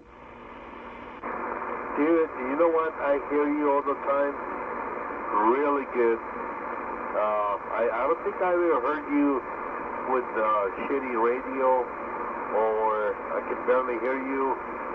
You always there. You know, it's been about 4 or 5 years working on this 469. If you hear him, he's not on that much. He's the technical side where I'm the mechanical side, but it's taken a while to get here, and I've made the transition to the amateur radio and the different audio and stuff like that. Going to be putting in a whole different audio system in with this 850, and it's altogether different than Citizens Band. Yeah, Citizens Band loud, it can be this and that, but we're looking for good quality audio, and if we want to get out there more, we're just going to kick more power into it, and we have that, and that's what it's about. Don't need to run it, but good, clear, strong audio always works. You'll get there if you be around the hobby so much. There we go. Yeah, someday I'll be there. But matter of fact, you know, last Friday, everybody was checking in. I was in the hills of Morgan Hills, and I heard you really good. I mean, perfect. And I heard some 559. It's kind of like a little fading. I tried to check in, but nobody heard me. But you were like dead on right there. I mean, I heard you pretty loud. You're talking about not this last Friday, but the Friday before. Correct, the Friday before. Yeah, I heard you. Yeah. All the way down to Morgan Hills. Yeah, 10-4, because this last Friday, yesterday I wasn't even on. Or now it's not yesterday anymore. 2 days ago, wasn't even on. I was working on stuff out here. But, yeah, it's good to know, man. But, try to keep, my idea of a Citizens Band radio station is pretty much what an amateur would do to drop down to this.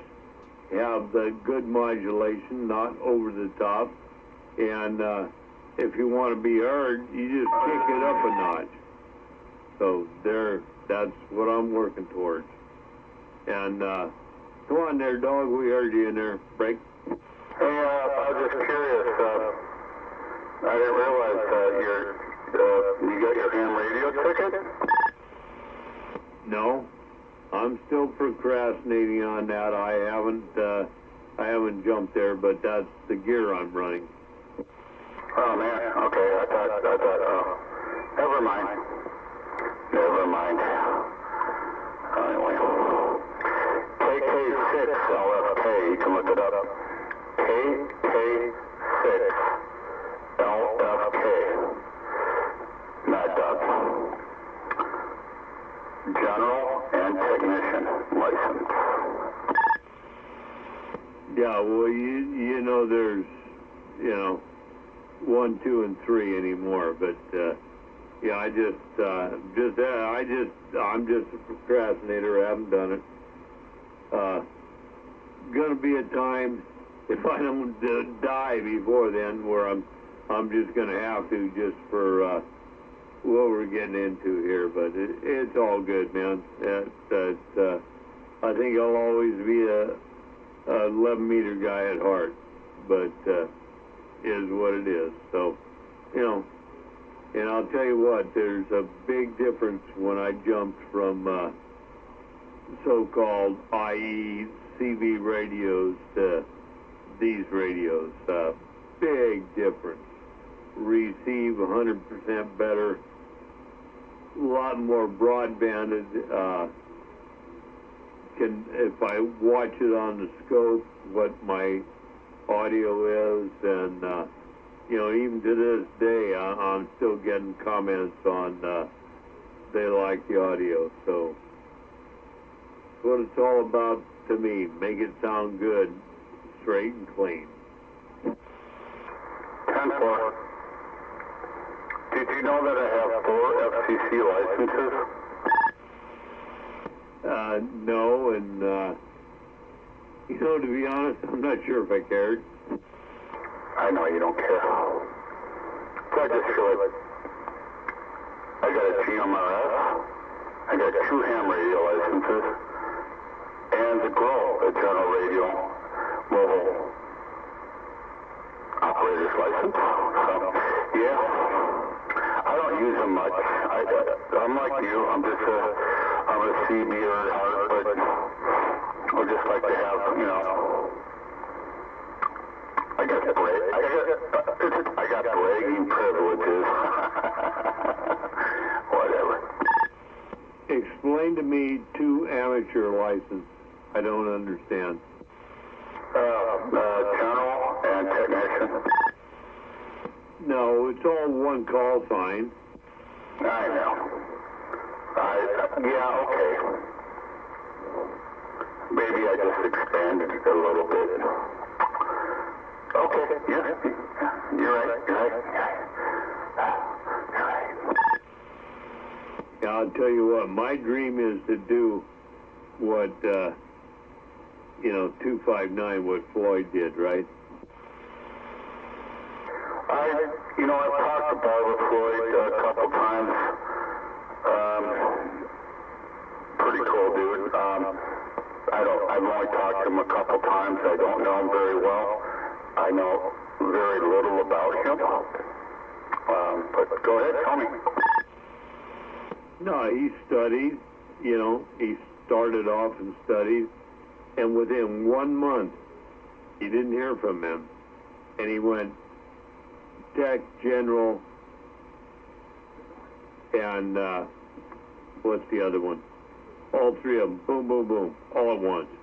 Oh, you got the extra class? Yeah. Yeah, I didn't get that one. I probably could if I could study. For me, that doesn't do me any good. I mean, but that's cool. Yeah, that's awesome. I just don't have any need for the extra class, so I didn't take it that further step. I probably could if I really got vain, but yeah, right on. I've talked to him on sideband actually. Yeah, he's a pretty cool dude. I mean, you know, one of the biggest reasons, you know, that's why I said that was my dream to do what he did, but I am one of these people that when I was working for what I did and the job required I did such and such, and man, I had to shut down. I shut down my wife, my family, the whole thing for the week or 2 to get there, because that's the only way I could do it. Just didn't like it at all. And one of the biggest reasons is I don't like to fail. Not that I don't think I can, that I'm not that good that I can't pass something. I just don't like to fail. So I just don't do that. And that's been one of my discrepancies, and why I haven't even moved forward, you know. I've taken the tests on the interweb and everything, boom, boom, boom, no problem, but I just, the gang got balls enough to pull the trigger. Good job, man. Yeah, I can relate to that. you know, far out. And so much for that. Yeah, far out. Yeah, the ham radio is kind of boring. It's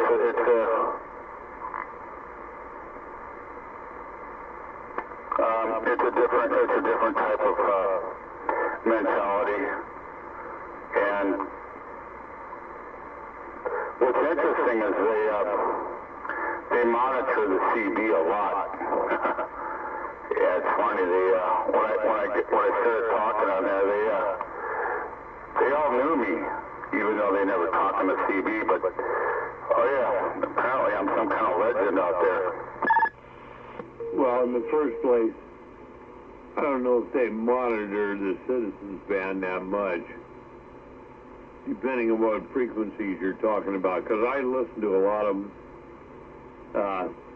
That being said, maybe they do, maybe they don't. They don't care about what's going on here, at least not the old-timers.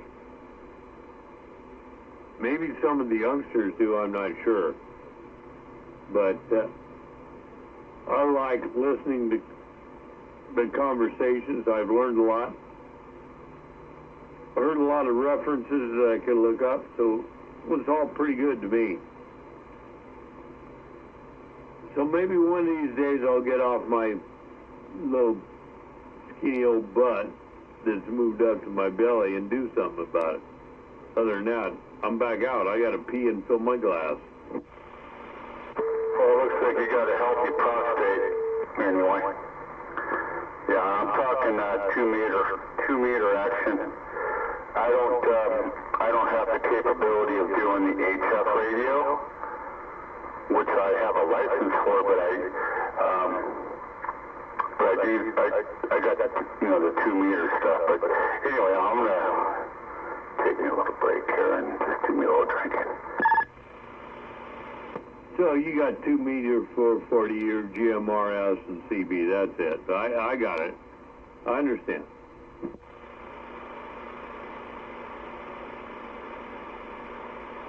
And a general radio mobile operator's license.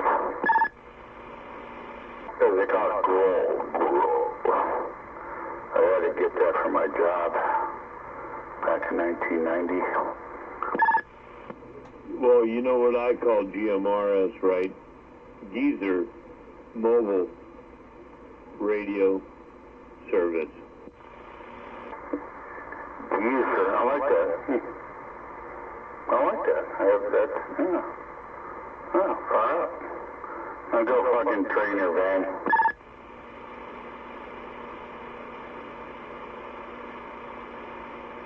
I ain't tripping. I guess we lost some people out there. They just sort of drifted away. Boy, night. And the hardcore people just keep marching on. Still here.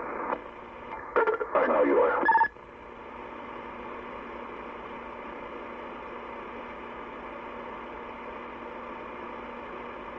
I'm just trying to figure it out. What Hunky meant about the TV radio and the amateur radio. Yeah, that's two different things. Roger that, yeah. But the TV radio, the amateur radio, it's also on the 11 band, correct? Not correct. Well, amateur band is all kinds of different frequencies. It's not 11 meter. But some of those radios, they're like programmed to be on the 11 band.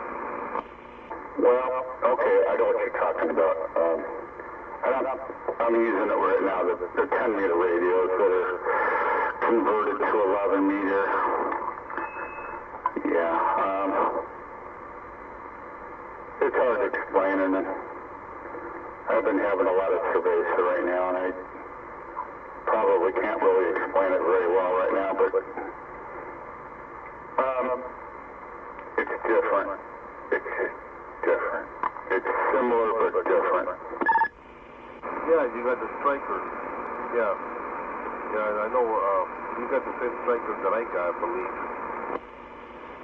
Yeah? You're on a striker right now? No, I'm using a Ranger, the RCI 20, what is it? 2995. Okay. Yeah, I got the striker. Oops. Let me turn that, sorry about that. Turn that shit down. Yeah, but the striker you got, the one that you're using right now, that's what I got on the Supermobile. Super Pete has a Supermobile. Are you Superman? Hell no, I'm better than him. Gotcha. Yeah. Except for the Supermobile is out of business right now. So, yeah. Yeah, I also have, what is this other one that I got? Another Ranger. Got a Ranger mobile. RCI 6900 app.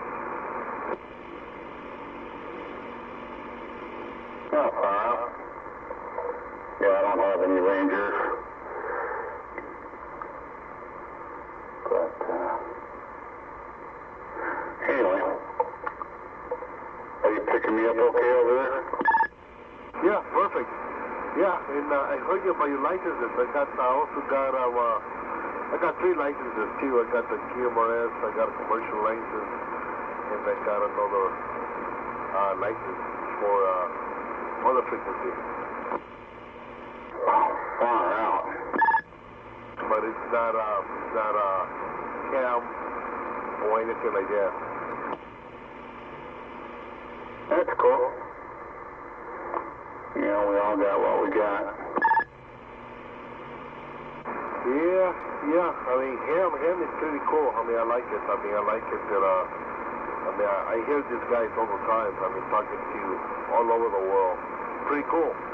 But, conversations is kind of boring. I mean, you're always talking about antenna, radios, signals, and technical stuff. Nothing about normal conversation like, how's the weather where you're at? Exactly. Yeah. Exactly. Yeah. That's what. Yeah. You nailed it, man. You nailed it on the head. That's and nothing against them. It's just it's pretty dry. It's boring. I mean, I could talk about that if I wanted to. And there's times I get into it, but other times I just want to talk about, what's going on with the weather, what's going on with the politics, local issues, maybe some religious stuff. I don't know. But Yep, no, I hear you. Yeah, it's not like a normal conversation, Most of the time I hear these guys talking, and sometimes I'm wondering if they're kind of like running a test, to see how much the other guy knows about whatever they're talking about. I mean, it's like, who cares? Be normal, man. Just have a nice, normal conversation with somebody all the way around the other side of the world. I couldn't agree with you more, man. Just, yeah. Yeah, that's what,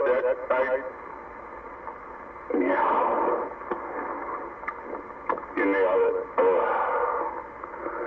Tell you what, Pete, I'm starting to burn out, man. I'm starting to get burnt out. I think I'm going to have to pull the plug. You puss.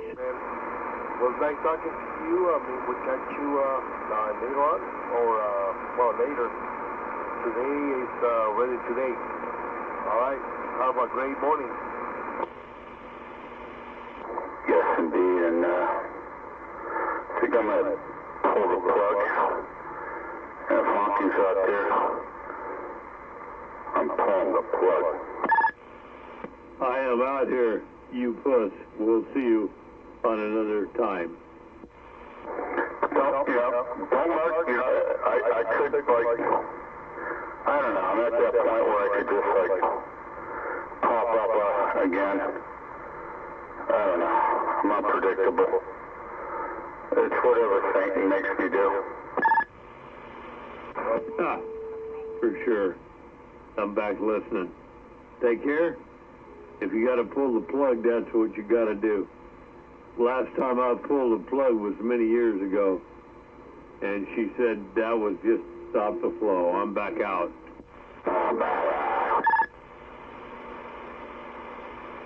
What do you think, Pete?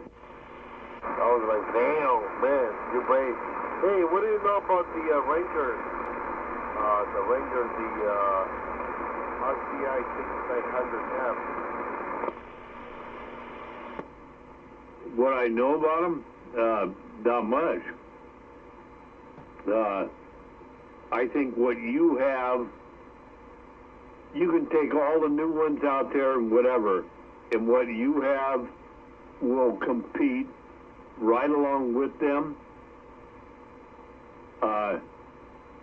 without doing any modifications to it or anything like that. It's how much more you want to get out of them. Understand, all radios, even though they might be rated 10 meter, they do that to sell. They're all citizens band radios. They don't have they're limited by what they build them. And you can modify them, do this and that. But if you want to go big time, if you want to have good stuff, you got to go amateur gear. And that's what I'm pushing now. We'll still fix and do anything you want for the citizen band stuff, but you've got so much stuff there now. You've got good radios, good equipment. All you need to do is invest a little bit in your antenna, your coax, and how things are made. You'll have a great station, Pete. Roger that. Cool. Thank you. So what's the difference between the amateur and the citizen? Most people, if you hear them on Citizens Band, like you listen to me, what I'm talking to, I don't have that screeching, brassiness sound that most Citizens Band, all the other people you talk to, right? Sure, you sounded like I'm talking to you face to face. Yeah, and it's not overly loud. It's not getting screechy or crazy or stuff like that. And that's the difference. It's the low-end quality. It doesn't need more than 100% modulation to reach anybody. That is done by transmission. Roger that. And compared to the other ones, they have like an echo or like a big loud, I forgot what they call it. I think I got it. Yeah, just doesn't matter with the CV stuff. I mean, hell, that's where I started off. That's where I run in the mobile. I would have nothing other than a good citizen band radio in the mobile, and that's why I run the Grant, the unit. I think it's a great radio, works well with my amplifier. Unless something goes to crap, I'm not changing it. So that's that. But for the bass and stuff like that, since I made this stuff up to, in the house is the 7300, out here is the 850. The receive, number one, is so much better. It's so much versatility, and if I ever get a ticket, I've got all the frequencies here I can talk on. That being said, on the AM side, like we're talking right now and everything, with what I've got going, I tell you, everybody tells me I sound great, and this is what I want. I want something that sounds like if you turn on your stereo, you could hear me. Roger, yeah. No, you always sound pretty good. You always sound really good. Yeah.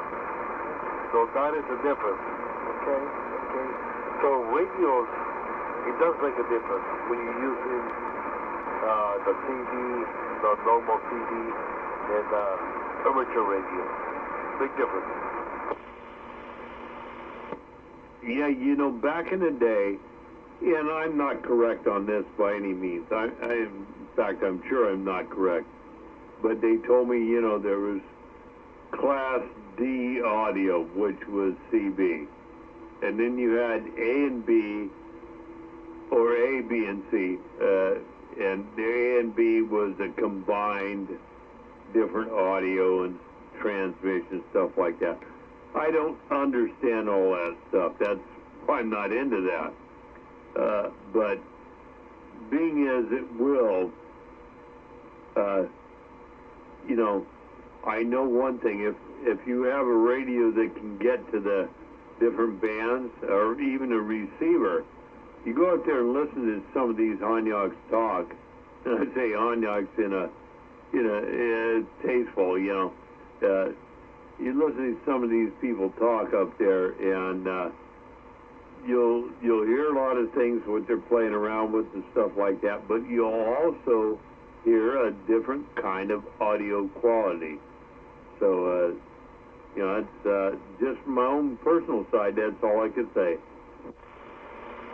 Roger, copy that. Yeah, I noticed that. Yeah, some of them are like a totally obnoxious, super loud, where you can barely understand what they're saying. Some of them sound like really loud but clear, and some of them just sound totally normal. I heard the difference. Well, it's just like tonight, right? When OC and we all dumped up to FM. You heard the difference. I did, yeah, which was kind of weird because he sounded a little bit distortion. He said you were, or he was? He was, to me, to my ears, where everybody was nice and clear. Yeah, and that could be his, he tends to drive the modulation a little bit high and on FM because it's frequency modulated as compared to AM amplitude modulation. You can look it up. It could be very much what it was, but I mean, I heard you clear and you heard me clear. I mean, there's none of this scratchiness or anything else in there. Pretty neat way to go. Yeah, exactly. And the only thing that I noticed is my needles, they didn't move. They were like in one position, both of them. It's not like right now, I got one that is hitting the red, and the other one just moving up and down halfway. FM, it was just both of them like they were stuck. Yep, and that's 100% right. Remember, when you're on FM, it's frequency modulated. So the frequency will change how the modulation. I don't know the technical side about it, but that's why the needle doesn't move. But I can tell you on the other side, the AM, amplitude modulated. As you increase in current, amps go up, and that's why your needle moves forward. It would seem to me it would be a simple reversal of the process to FM, but I can't explain it myself. I don't understand, so I wouldn't try to explain it to you. But yeah, my needle don't move at all, man. I mean, when I first tried that, I tried cranking everything up and nothing happened, except I burned up an amp. But, you know, don't worry about it. No, I hear you.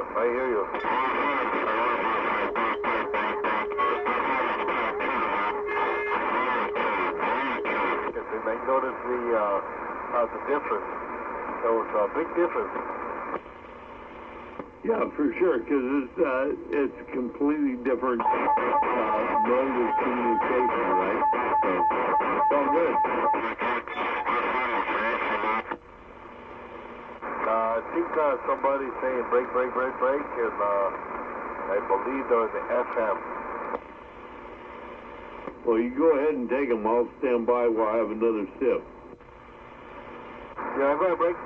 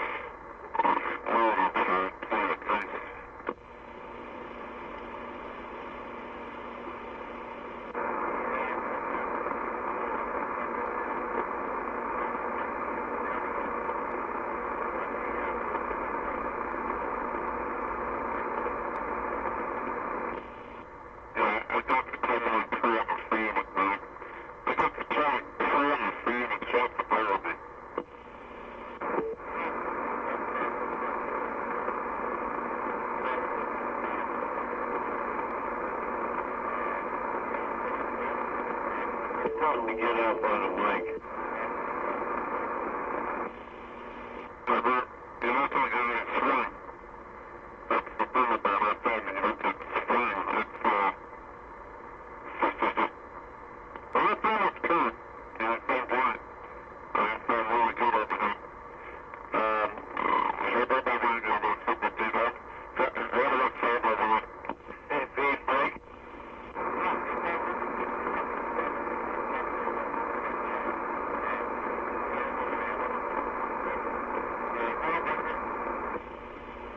Yeah, Pete, you're sounding great. Just get up a little bit more in the mic here on the FM side. A little bit different for the radio you're running. Roger? There you go. Carry on. I'm back out. That's right, Bob. I'm back. I'm about to,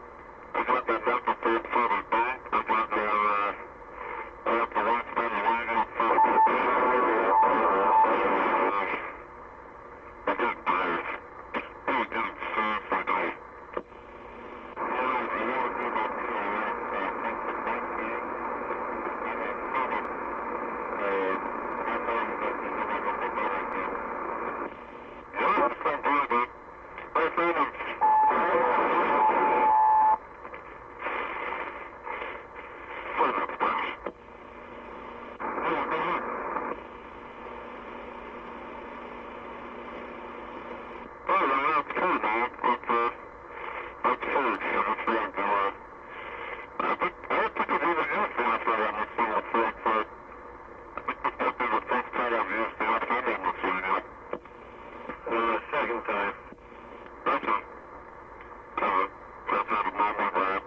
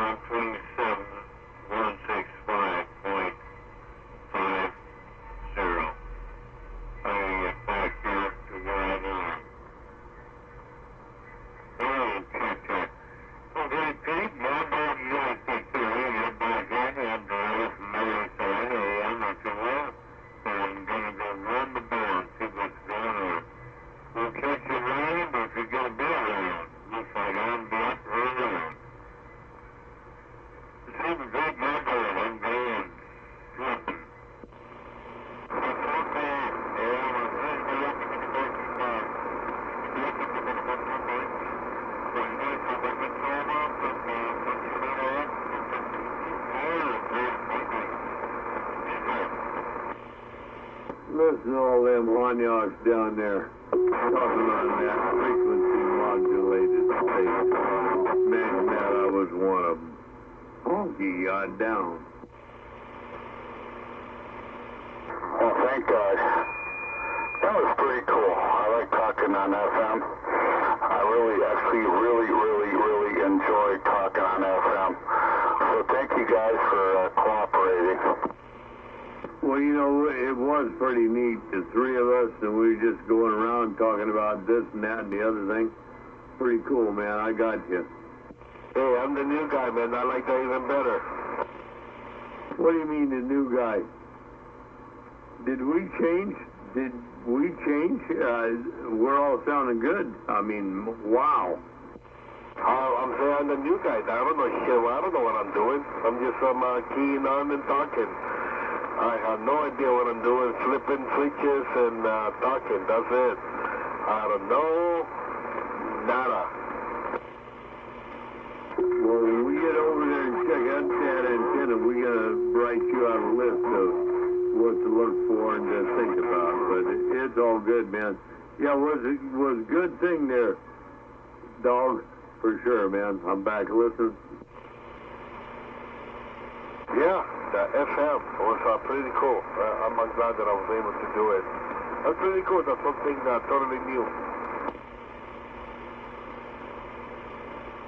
Alright, so maybe in the future, we can do it again. Frequency modulate. Why? Because we can. I like that. Alright guys, it's time for me to go night-night. Gotta get up early in the morning. But I'll catch you guys later on today. So Super Pete is out. Have a great morning. Thanks, Super Pete. Like talking to you. You got the mad dog over here. Wishing you a good night, and I had a good time talking to you tonight. So, God bless you, Super Pete. Have a good night. Right on, man. Thank you. Thank you. God bless you. All right, Hunky. Have a good morning, and catch you later on. Super Pete out. Roger on that, Pete. Just remember, we got a date somewhere down the road.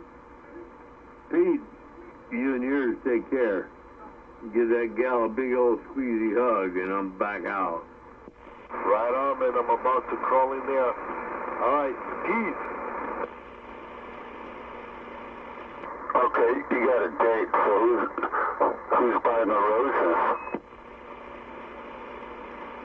Roses? Yeah, who's buying the roses? For what? You said you're on a date. No, I said just give her a big old squeezy hug. You know, this is wife. He's got a date whenever he wants. Oh, never mind. I'm just starting to trip a little bit. That's good, though. His radio sounds really good on FM. I was really impressed. Yeah, I forget which radio that is.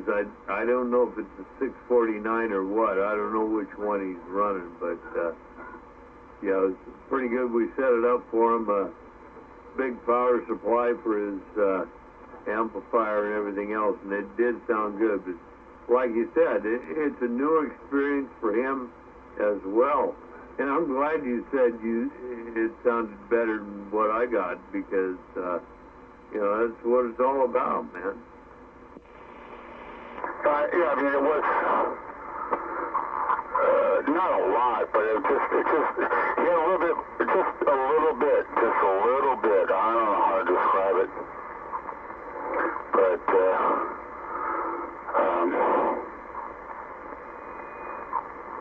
it is what it is.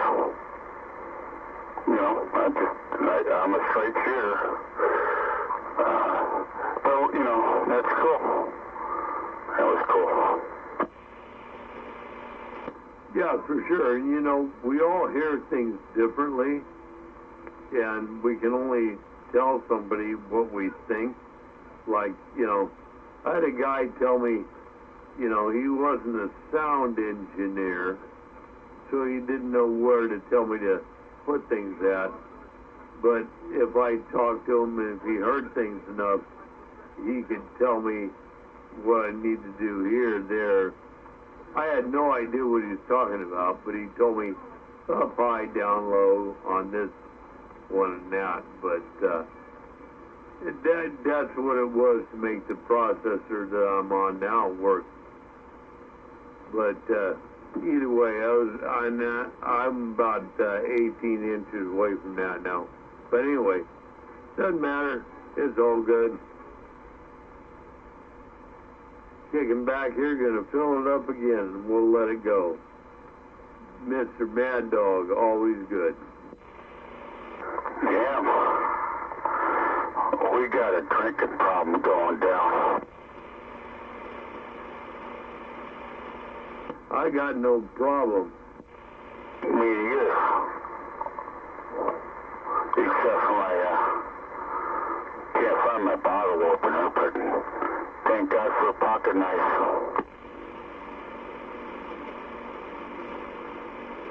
Shit, motherfucker. God dang. I got some riffraff. Got an entire parking lot and riffraff besides the park right next to me. Yeah, well, I got no problem with drinking. Other people got problems with me because I do drink. I don't understand.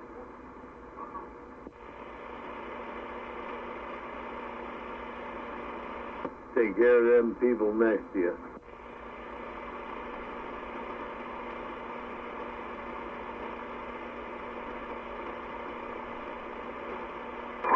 Get away from the riffraff. Holy shit. For some reason, I'm just a magnet for riffraff. Yeah, I don't understand riffraff. God, I got a drinking thing.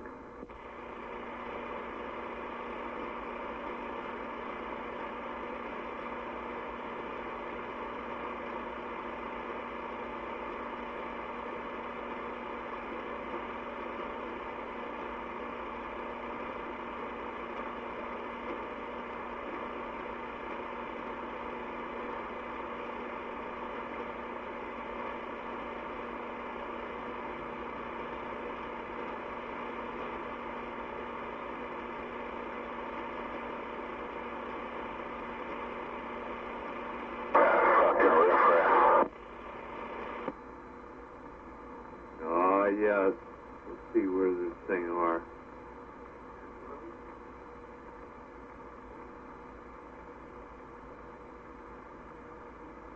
Bring it up to 5 watts. There we go. Oh, imagine how that looks.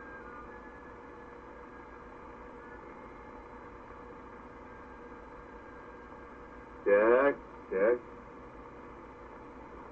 Huh.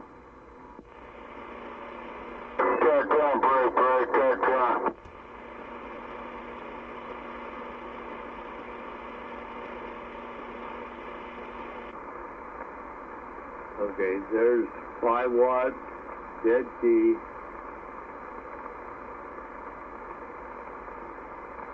Hello, Fred Didio. What do you think? Look at the meter.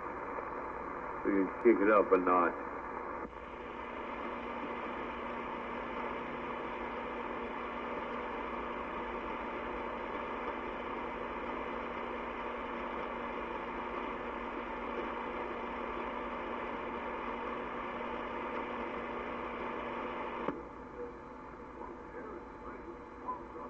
Look at that, 5 watts,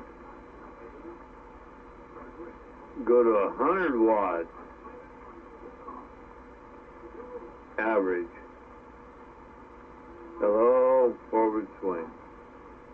Imagine that. Everything is working well.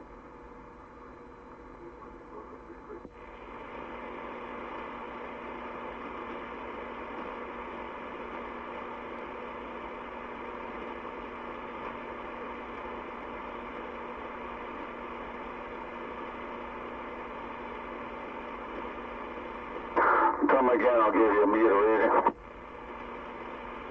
Okay, just watch the meter. That's all you need to do.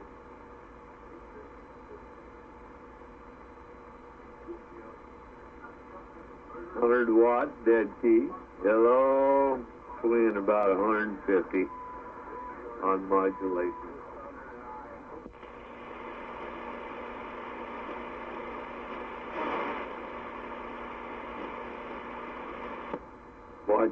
Watch your cotton picking meter. See where it is.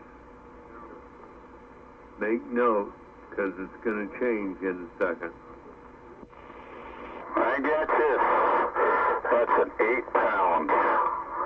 That's an 8 dB signal right there. Break. Okay, so you know what it takes to multiply that. It's going to happen here in a bit. You got 8 pounds on me. I'm going to back off, and we'll see what happens. Okay. Now we got a little bit more, I think, than that 8 dB. Should be somewhere around 11 or 12. Got down. It's just a hair above 9. Got louder.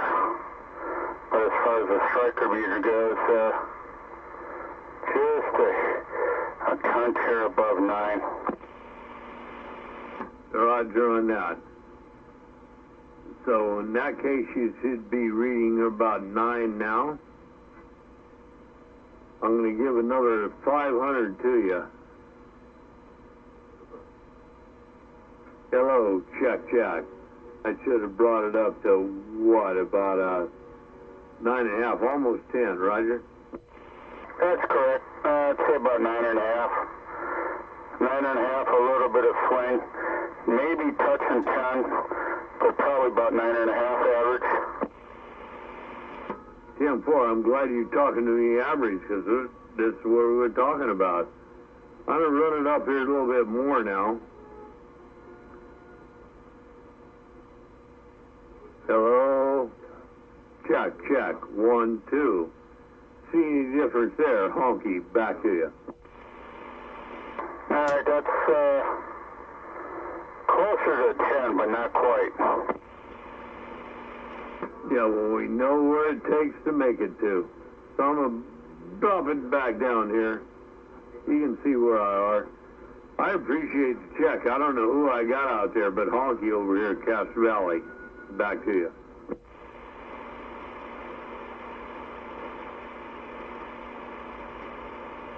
You got somebody else out there? Not just me. No, all right. You said whatever. Yeah, so not a huge change in poundage, but as far as audio, it got louder. Yeah, it shouldn't have been. We're too close, right? I don't know. You tell me, but yeah, you don't get above a 10. You never got above a 10. Didn't expect to. I know what it takes to get. When I started off at a little bit below a 9 to get above a 10, I know what it takes to do that. I'll tell you what, 510 was hitting me at 60. And of course, he's only parked a little ways away. But he was jamming me 60 before he shut down. Well, that's okay. I'm not in competition, man. It's just about talking about what you got and what I got and what we talked with to you and me, Roger. No, I hear you, bro. What am I hitting you? What am I giving you? What kind of signal am I shooting you there?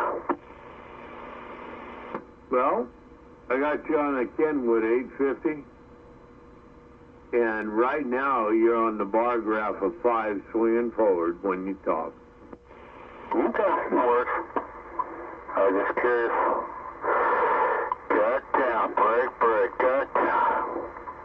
I got the engine off right now, so I'm all, hang on, let me turn my engine on, see if that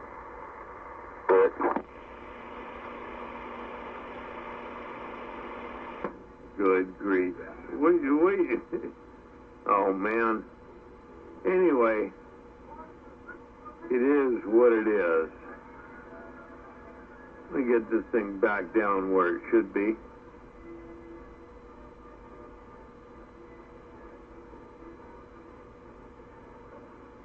Hello? Check. Yeah, that's a little better. A lot more headroom on that. Honky got down. Alright, so I'm running my engine right now. I got a little bit more voltage.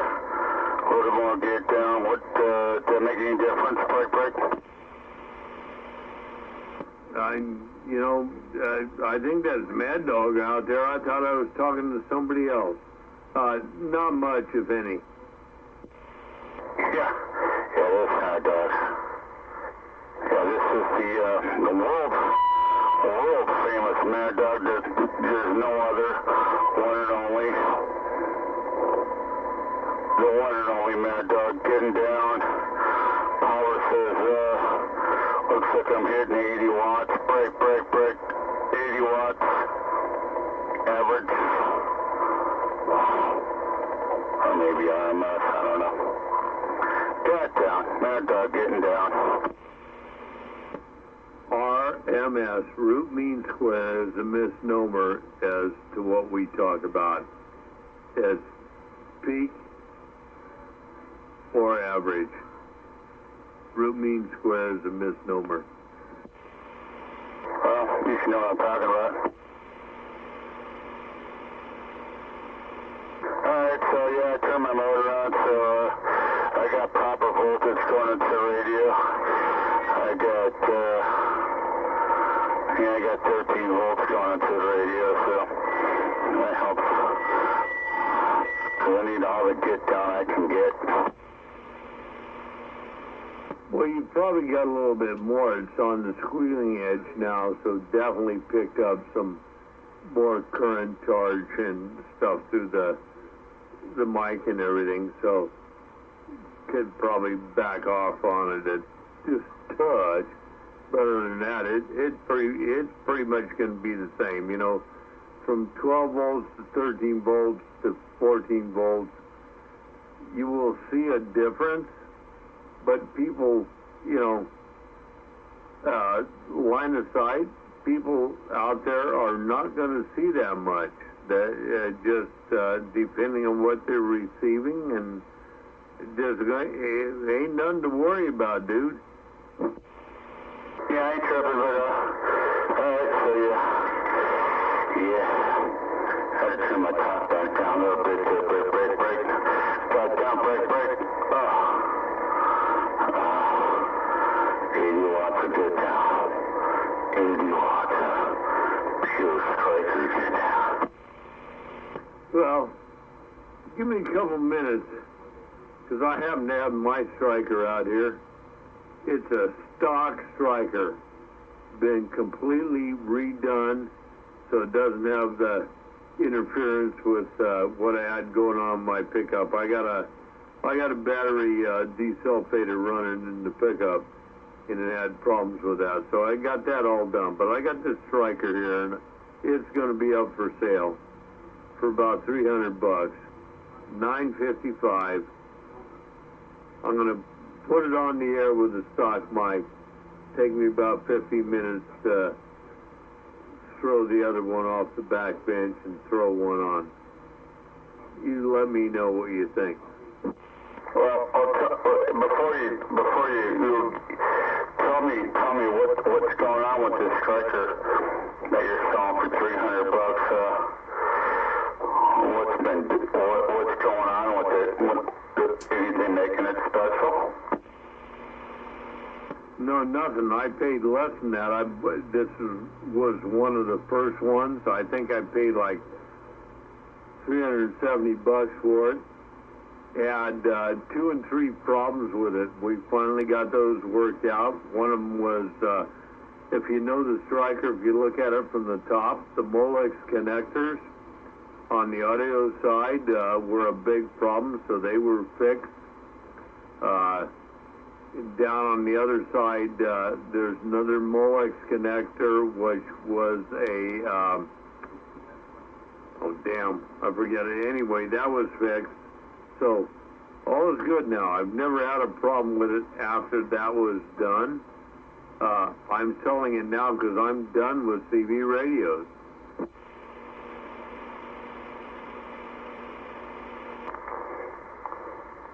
You're done with CB radio? What? No, the Citizen Band radios, 10 meters, they rate them as 10 meters. They're Citizen Band radios. I I'm sorry. I've made the move to. I've made the move to other stuff. I'll still run my unit in the pickup. I've got another striker that I have for the pickup, but I got this one striker that's pretty much virgin. Other than it's been cleared up of all its problems. And that's why I say $300. They're $379 brand new from Copper. I don't think it's a bad price. $300. Works, does everything you want it to do, and it's had all the parties figured out of it. But anyway, I'll get off the key here and take a couple minutes to put it on the line. Okay. Yeah, I already got two of them, so you're probably going to look at but I'm sure somebody out there, that's not a bad price, and I'm sure that will go quickly. All right, I'll stand by. You put that bad boy on. Yeah, give me a couple. Gotta switch it back over here, and just gonna have an old stock mic on it. That's for sure. But I'll be back. I'll be standing by. I will be standing by. Break.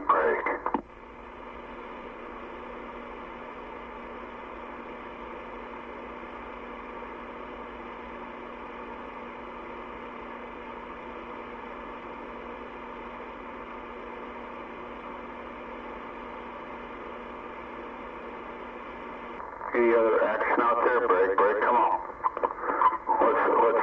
Let's get it fired up out there, breakers. Come on there, losers. Come on there, evildoers. Come on, let's talk about it. Come on, evildoers. Let's talk about it. You got the Mad Dog program here. I'm one of the few people in the entire world. I have a license of CB psychology. I can help you. And if you act now, it'll be free of charge. I'll give you the first 5 minutes of free. CB psychiatry. CB psychiatry. You get your first 5 minutes of free of CB counseling.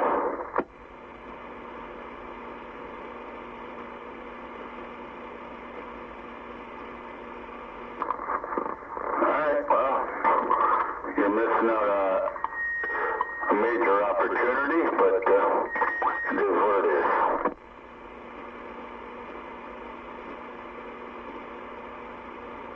I'm a licensed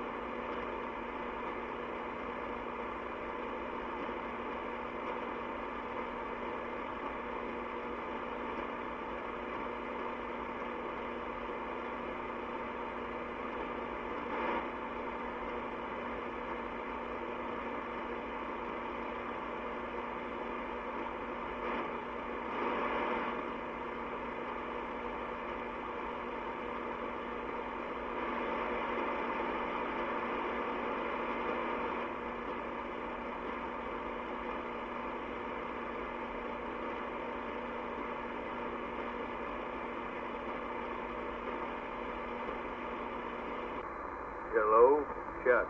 1 2 1 1 1. Check down. Got down on a striker. What do you think, Mad Dog? Stock Mike. Right. It sounds a little weak. What do you mean? Power-wise or audio? I can,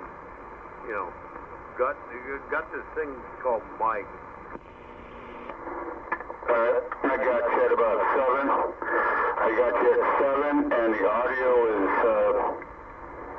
a little bit on the weak side. Okay, let me do this thing called mic. Hello, check, check. 1 2. What do you think about that? Any better? 1 1. No, it's not impressive at all. It sounds very, very weak. To be honest with you, it does not sound good.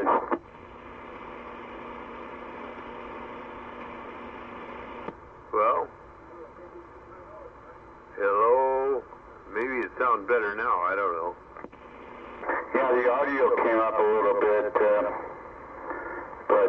not very impressive. It doesn't really have any punch. It does sound kind of stock. No, that could be. I'm going to run the audio all the way up here. Hello.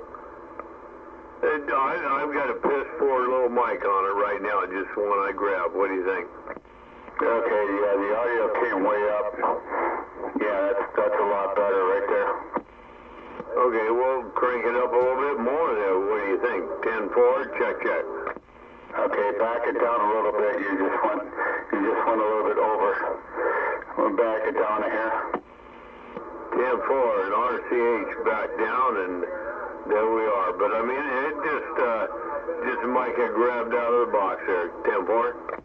Okay, now that sounds good. Yeah, you got good audio. It's loud. Your signal's not as good as you were before, but yeah, it sounds good. It does definitely. It sounds good. Yeah, well, you know how the strikers work, and yeah, I'm looking at it right now, and actually don't have the power up that much. If I drop it back here, see if I can figure out how to do this. Power on that one. There we go. We drop it back here. So we got, believe it or not, got about, we'll cut it back some more. I don't believe this. Hello. Look at that swing. There we go. 50 watt dead key. Hello. Swinging to about 110. Yeah, I got you about an 8 hitting maybe a 9. 8 hitting a 9. A little bit of static in the background. Not too bad. Yeah, that's good. Anyway, it's no striker. It's all I got, man. One of these things we're going to put on the plate. Appreciate the information, and then come back. Oh, got an old Galaxy mic on it. Crazy thing. It just something I had here and threw up. Mad Dog, we'll catch you back on my regular radio in a bit. I'm going to shut this one down. Yeah, copy that.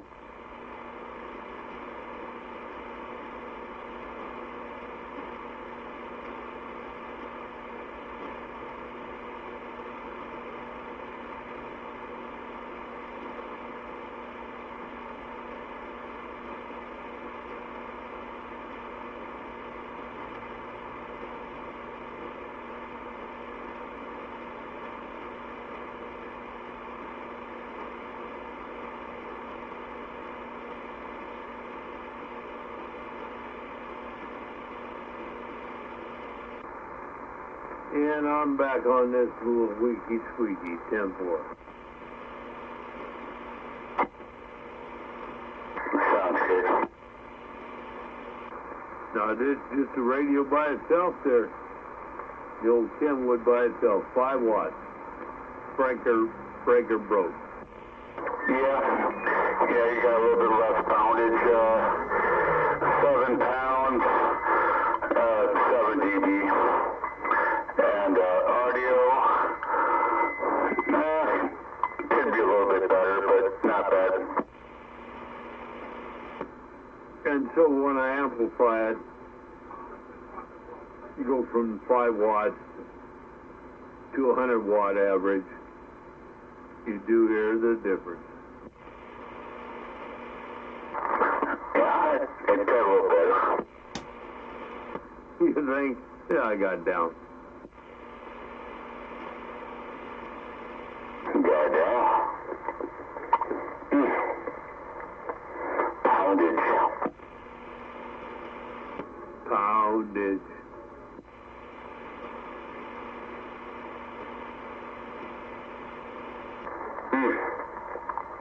All right. Striker. I like the striker. You know, I'm talking on a late 70s,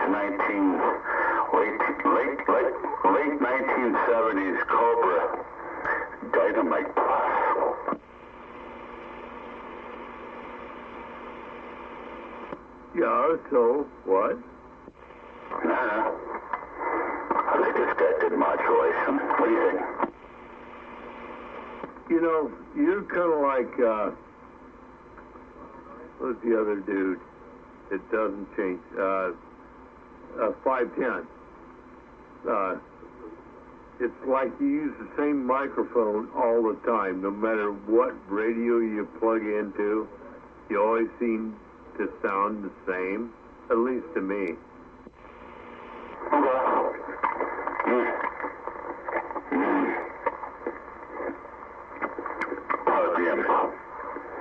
I'm having a snack. Stand by for a minute. I'm gonna plug in a different microphone. Before I'll be standing by. I'm done with snacks. Got too much, I gotta get rid of some weight here. Get back into my fighting weight. I'm getting too big. I gotta dump about 10 pounds here. But anyway, I can't do that overnight. Oh man, I'm back out.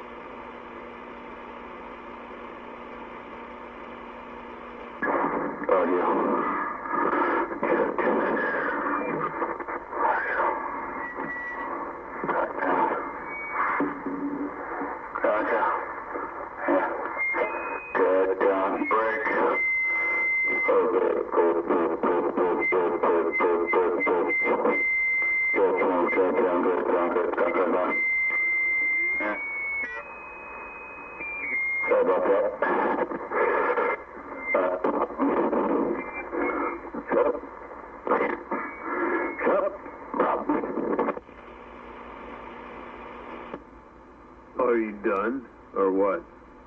Well, I'm doing some preliminary testing here. I think I'm done now. But, shut up. Yeah, we turn it off. All right, so, different microphone. Right now, when you said different microphone, was the clearest and the best I've heard you all night. Yeah, far out. So, yeah, this is the Delta M2 microphone. I can understand that. I got one in the house. Understand that. Yeah, the other one was louder if you go CB standards, but this one is much better. Yeah, copy that. It's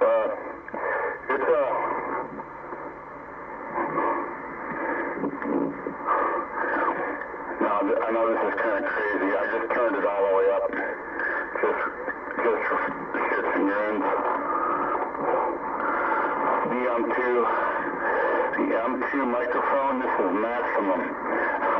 Okay, well, let me back it down. Let's go back down about a 5 here and get things calm again.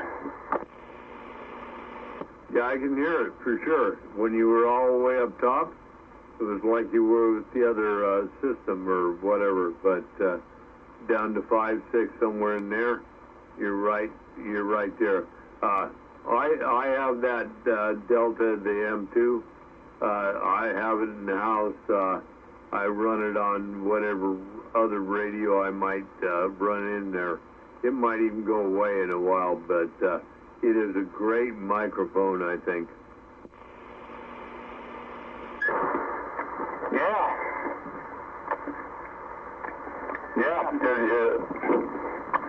Pardon me, I'm eating it. Yeah, the reviews on it were pretty good, so I like it.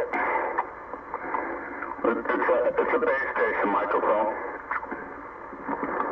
and okay, let me turn that down. So I turned the radio down to about 12 o'clock. We got the microphone at about 7. Break. How's that sound right there? Breaker. I bet that sounds pretty good, huh? Oh, you ought to know. For sure. When you say you got the microphone at 7, from left to right, about 7 o'clock or what, the mic could probably come up just a touch. Okay. We'll turn it up to about 8. We got the microphone at 8. The radio is still about 12 o'clock on the mic gain. Yeah, 10-4. Turn the mic back down between 7 and 8. Okay, that's about 7.5 right there. Break. 10-4. Now, I think if you make any other adjustment, make them with the radio. In fact, crank the radio up another knob. Okay, I just turned the mic in on the radio up a little bit. Yeah, that's how you can make your difference. Otherwise, back down where you had nice, good, clean, and clear. If you want to get louder, take that one on the radio and just inch up on just touch. Okay, so I'll just leave it right there, huh? Sounds pretty much like yourself right now there, dude. Okay, so you think this is better than the other microphone? For me, for sure. I've never heard you face to face, so I don't know. But for what I'm hearing, I like this. It's plenty loud. It's not overly, for me, overly crazy. But a lot of other people are going to tell you to crank it up. I can tell you that right now, because it just sounds that good and clear to me. They're going to tell you to crank it up. I hear you. All right, since I got you, I'm going to throw the other striker on. Stand by. Okay, give me a couple. I got to run in the house, fill the glass, and take a leak. So give me 5 or so. I'll be back. Yeah, no problem.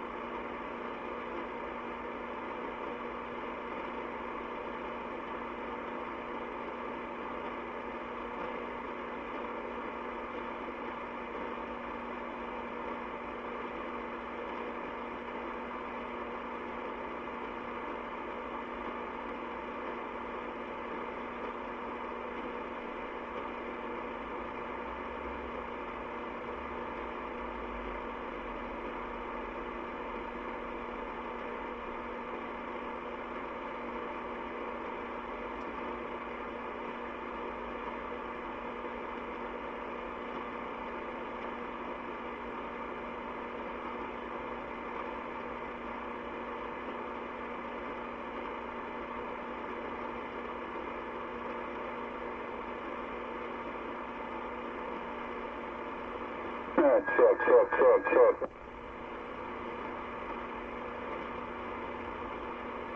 Goddamn.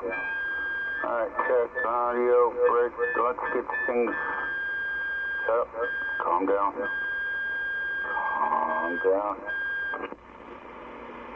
You goddamn break, goddamn break, goddamn. Goddamn break. Turn that down a little bit. Breaker. Alright, shut up. Break, goddamn. Alright, right there, goddamn. Turn that up a little bit, turn that down, turn that shit down. Okay, right there, break.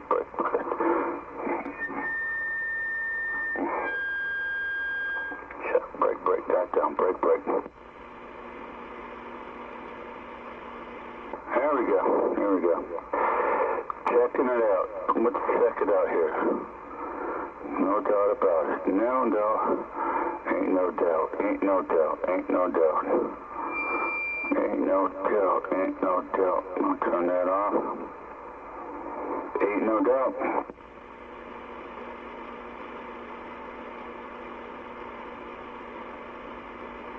Ain't no doubt about it, man. Goddamn. Break. Goddamn.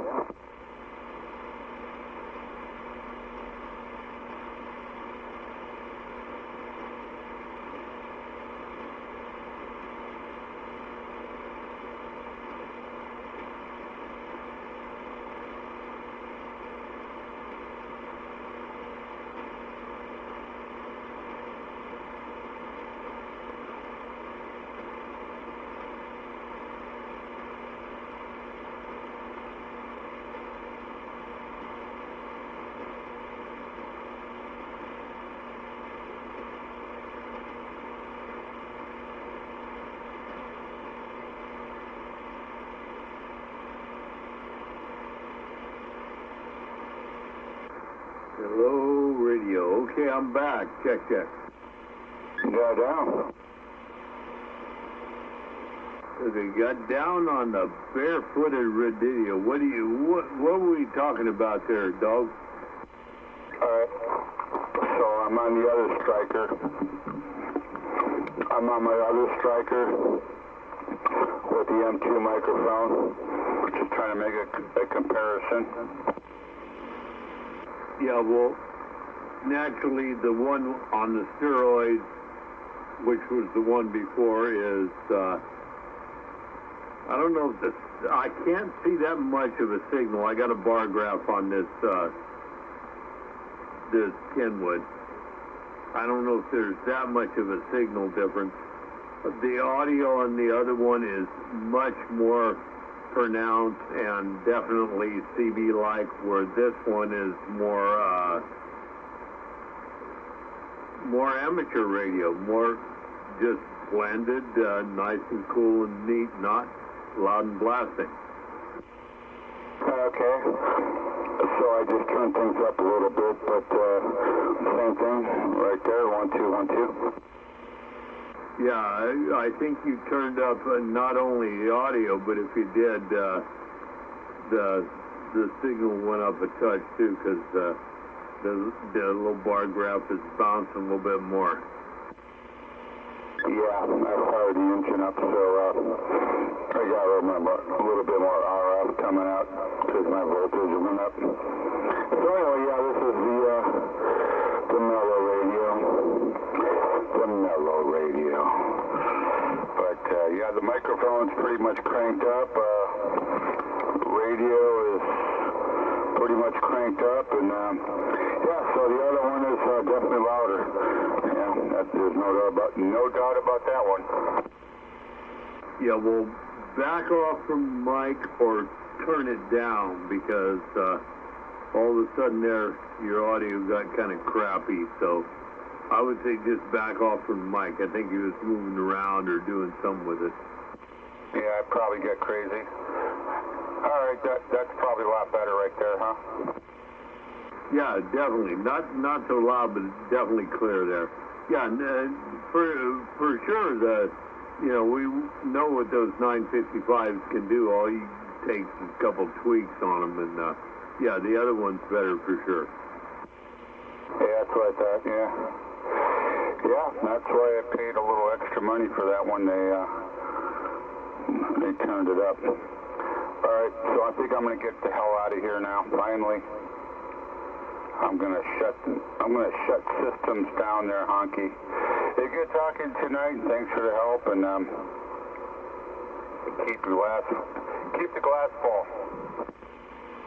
Well, I appreciate talking with you. I tell you what, though, you could sell both of those, get a good price for them, because everybody's heard you talk on them, get some good money. You get a D-rail, brand new 955 D-rail, a little over $2,000. Piece of work radio. He does a good job. All right, well, I'll put that on my Christmas list, and maybe Santa Claus will deliver. Yeah, well, you know, you got $600-800 into both of those. You got, depending on where you got them. So, you know, you'd probably get that out of them. Anyway, take care, man. Appreciate it. Good talking. Oh, Honky be on the side. We'll let that old Mad Dog get some snooze time. I'm back out. All right, yeah, good talking to you, Honky. Have a good night. Mad Dog checking out. And keep the glass full. Ain't no doubt. God dang it, we're going head to toe. Shit. All right, party on. Living the dream. Tim Ford, take care, dude. Surprised you can hear me on this 5-water. But anyway, I'm back out. That's making a trip.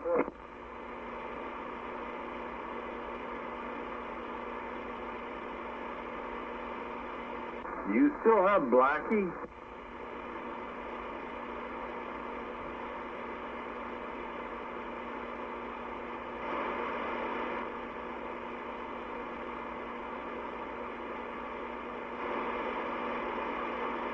And I'm done.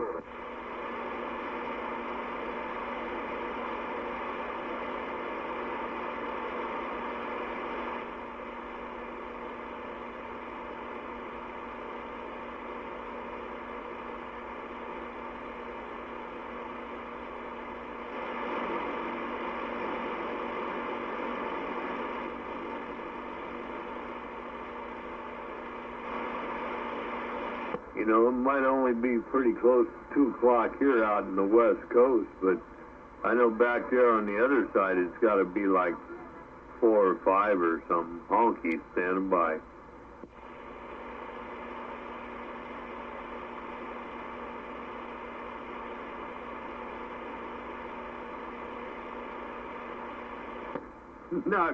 Not even really quite sure if it matters what time of day it is, depending on if you're a working man. It doesn't really matter.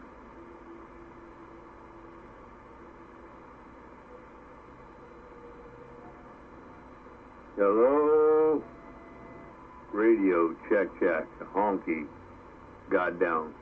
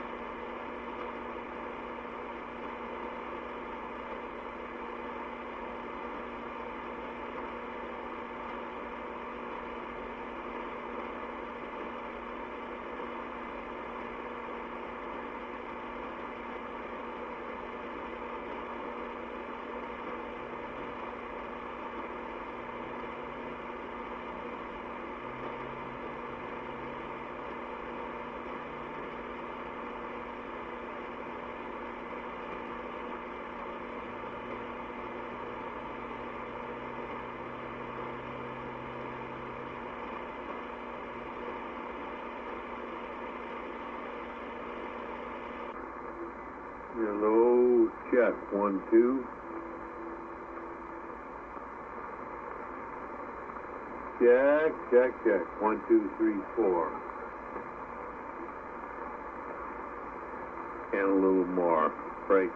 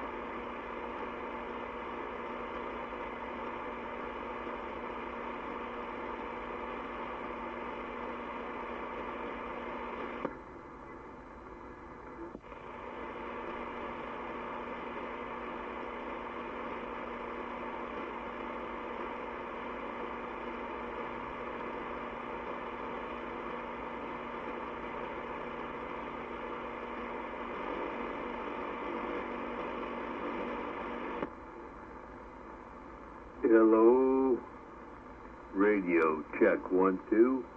Honky, San Francisco Way, standing by.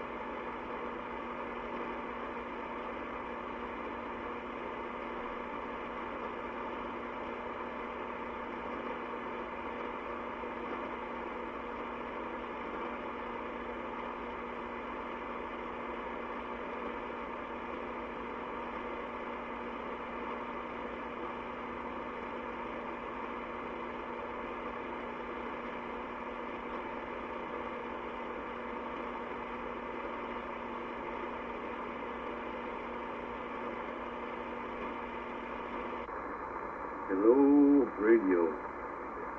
Check 1 2 1 1 1.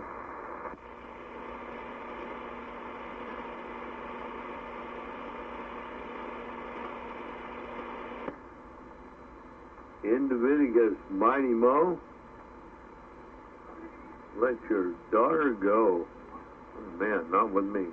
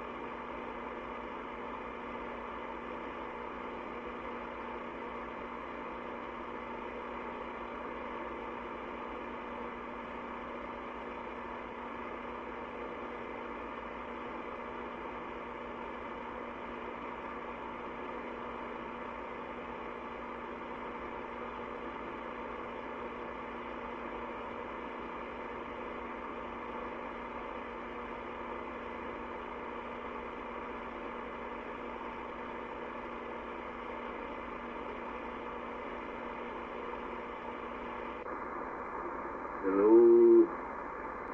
Hello. Check.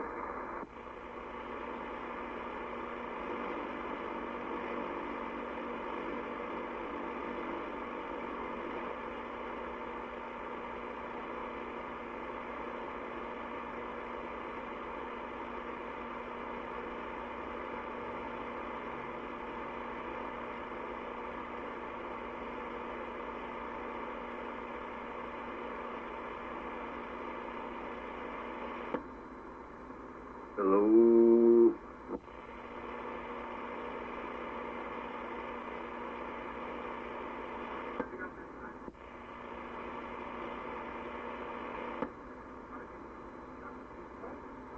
Check. Hello. 1, 2. All right.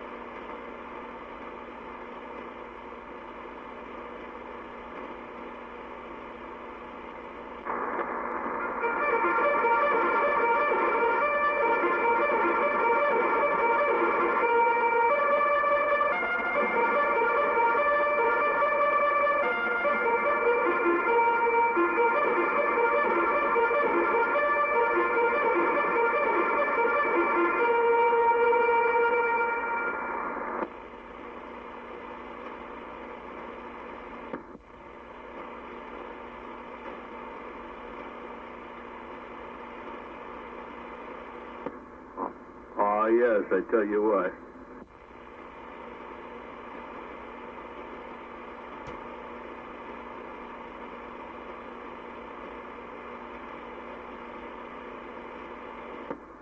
I think that makes Jots to get up and get to work, but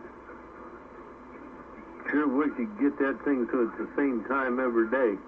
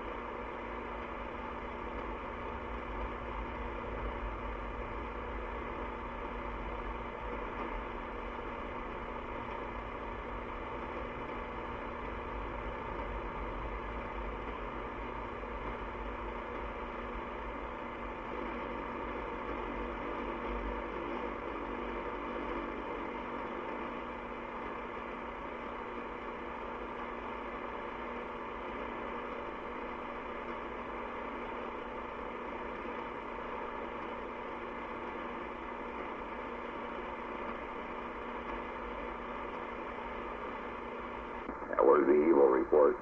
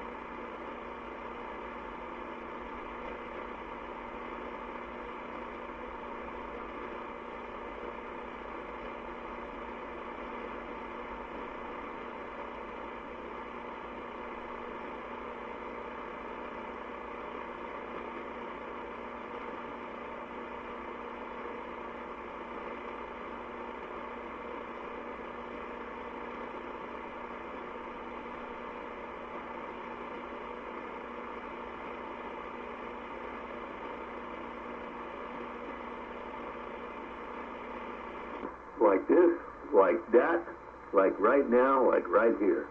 Got down.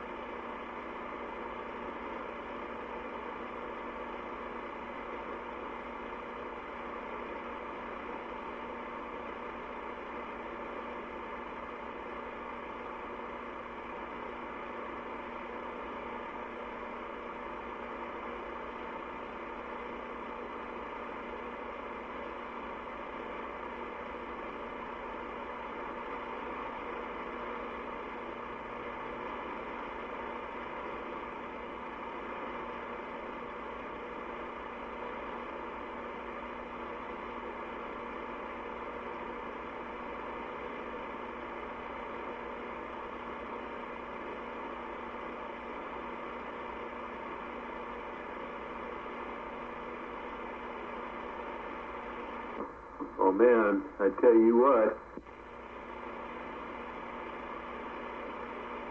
No get back on the trip 000.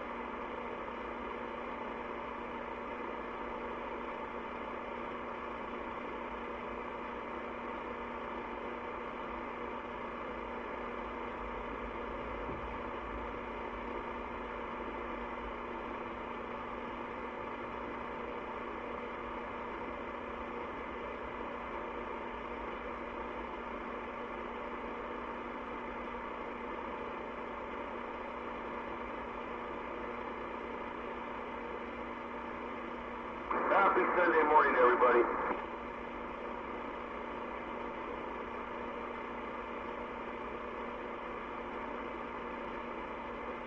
I guess nobody's out here this morning. No jaw-jackers around. I'm the only jaw-jacker out here. Oh well.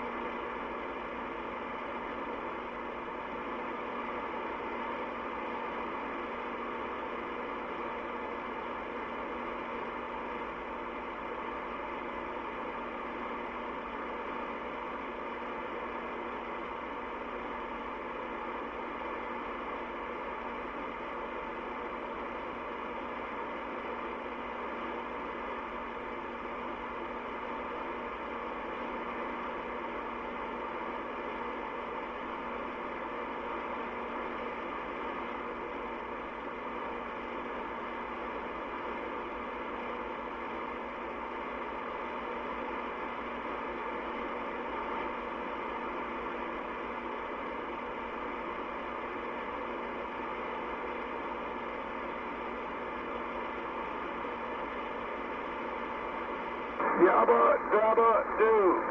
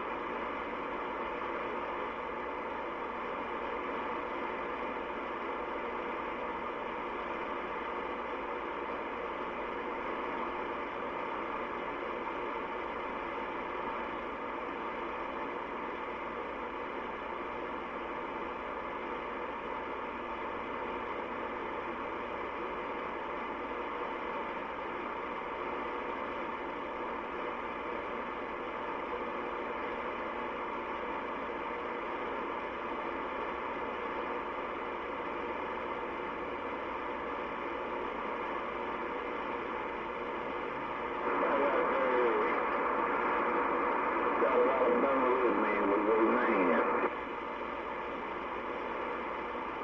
12 and a half, 12 and a half. Pontiac Jack getting in your radio, bump bump.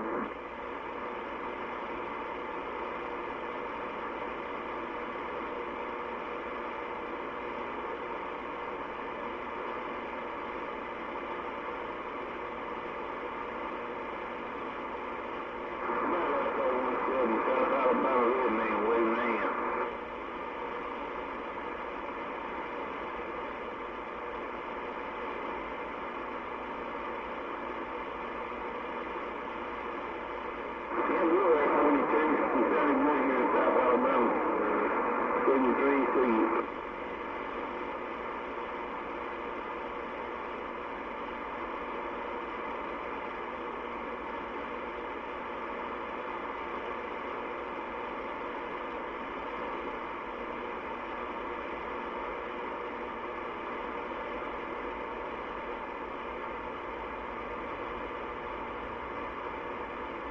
You have a good day, my friend. Pontiac Jag waving bump bump.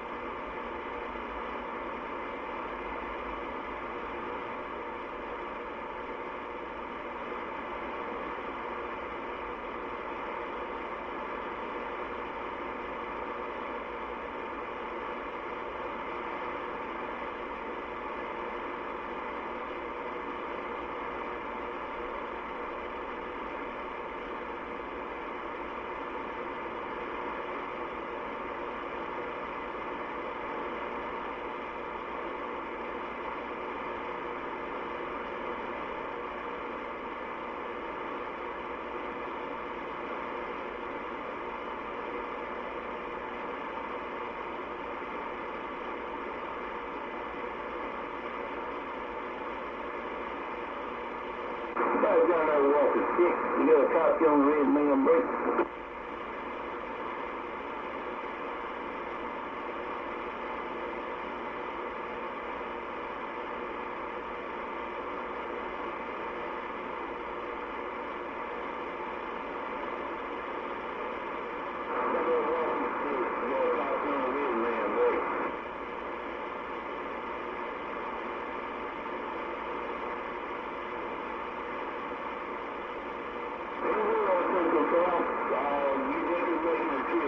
I'm making it back to you.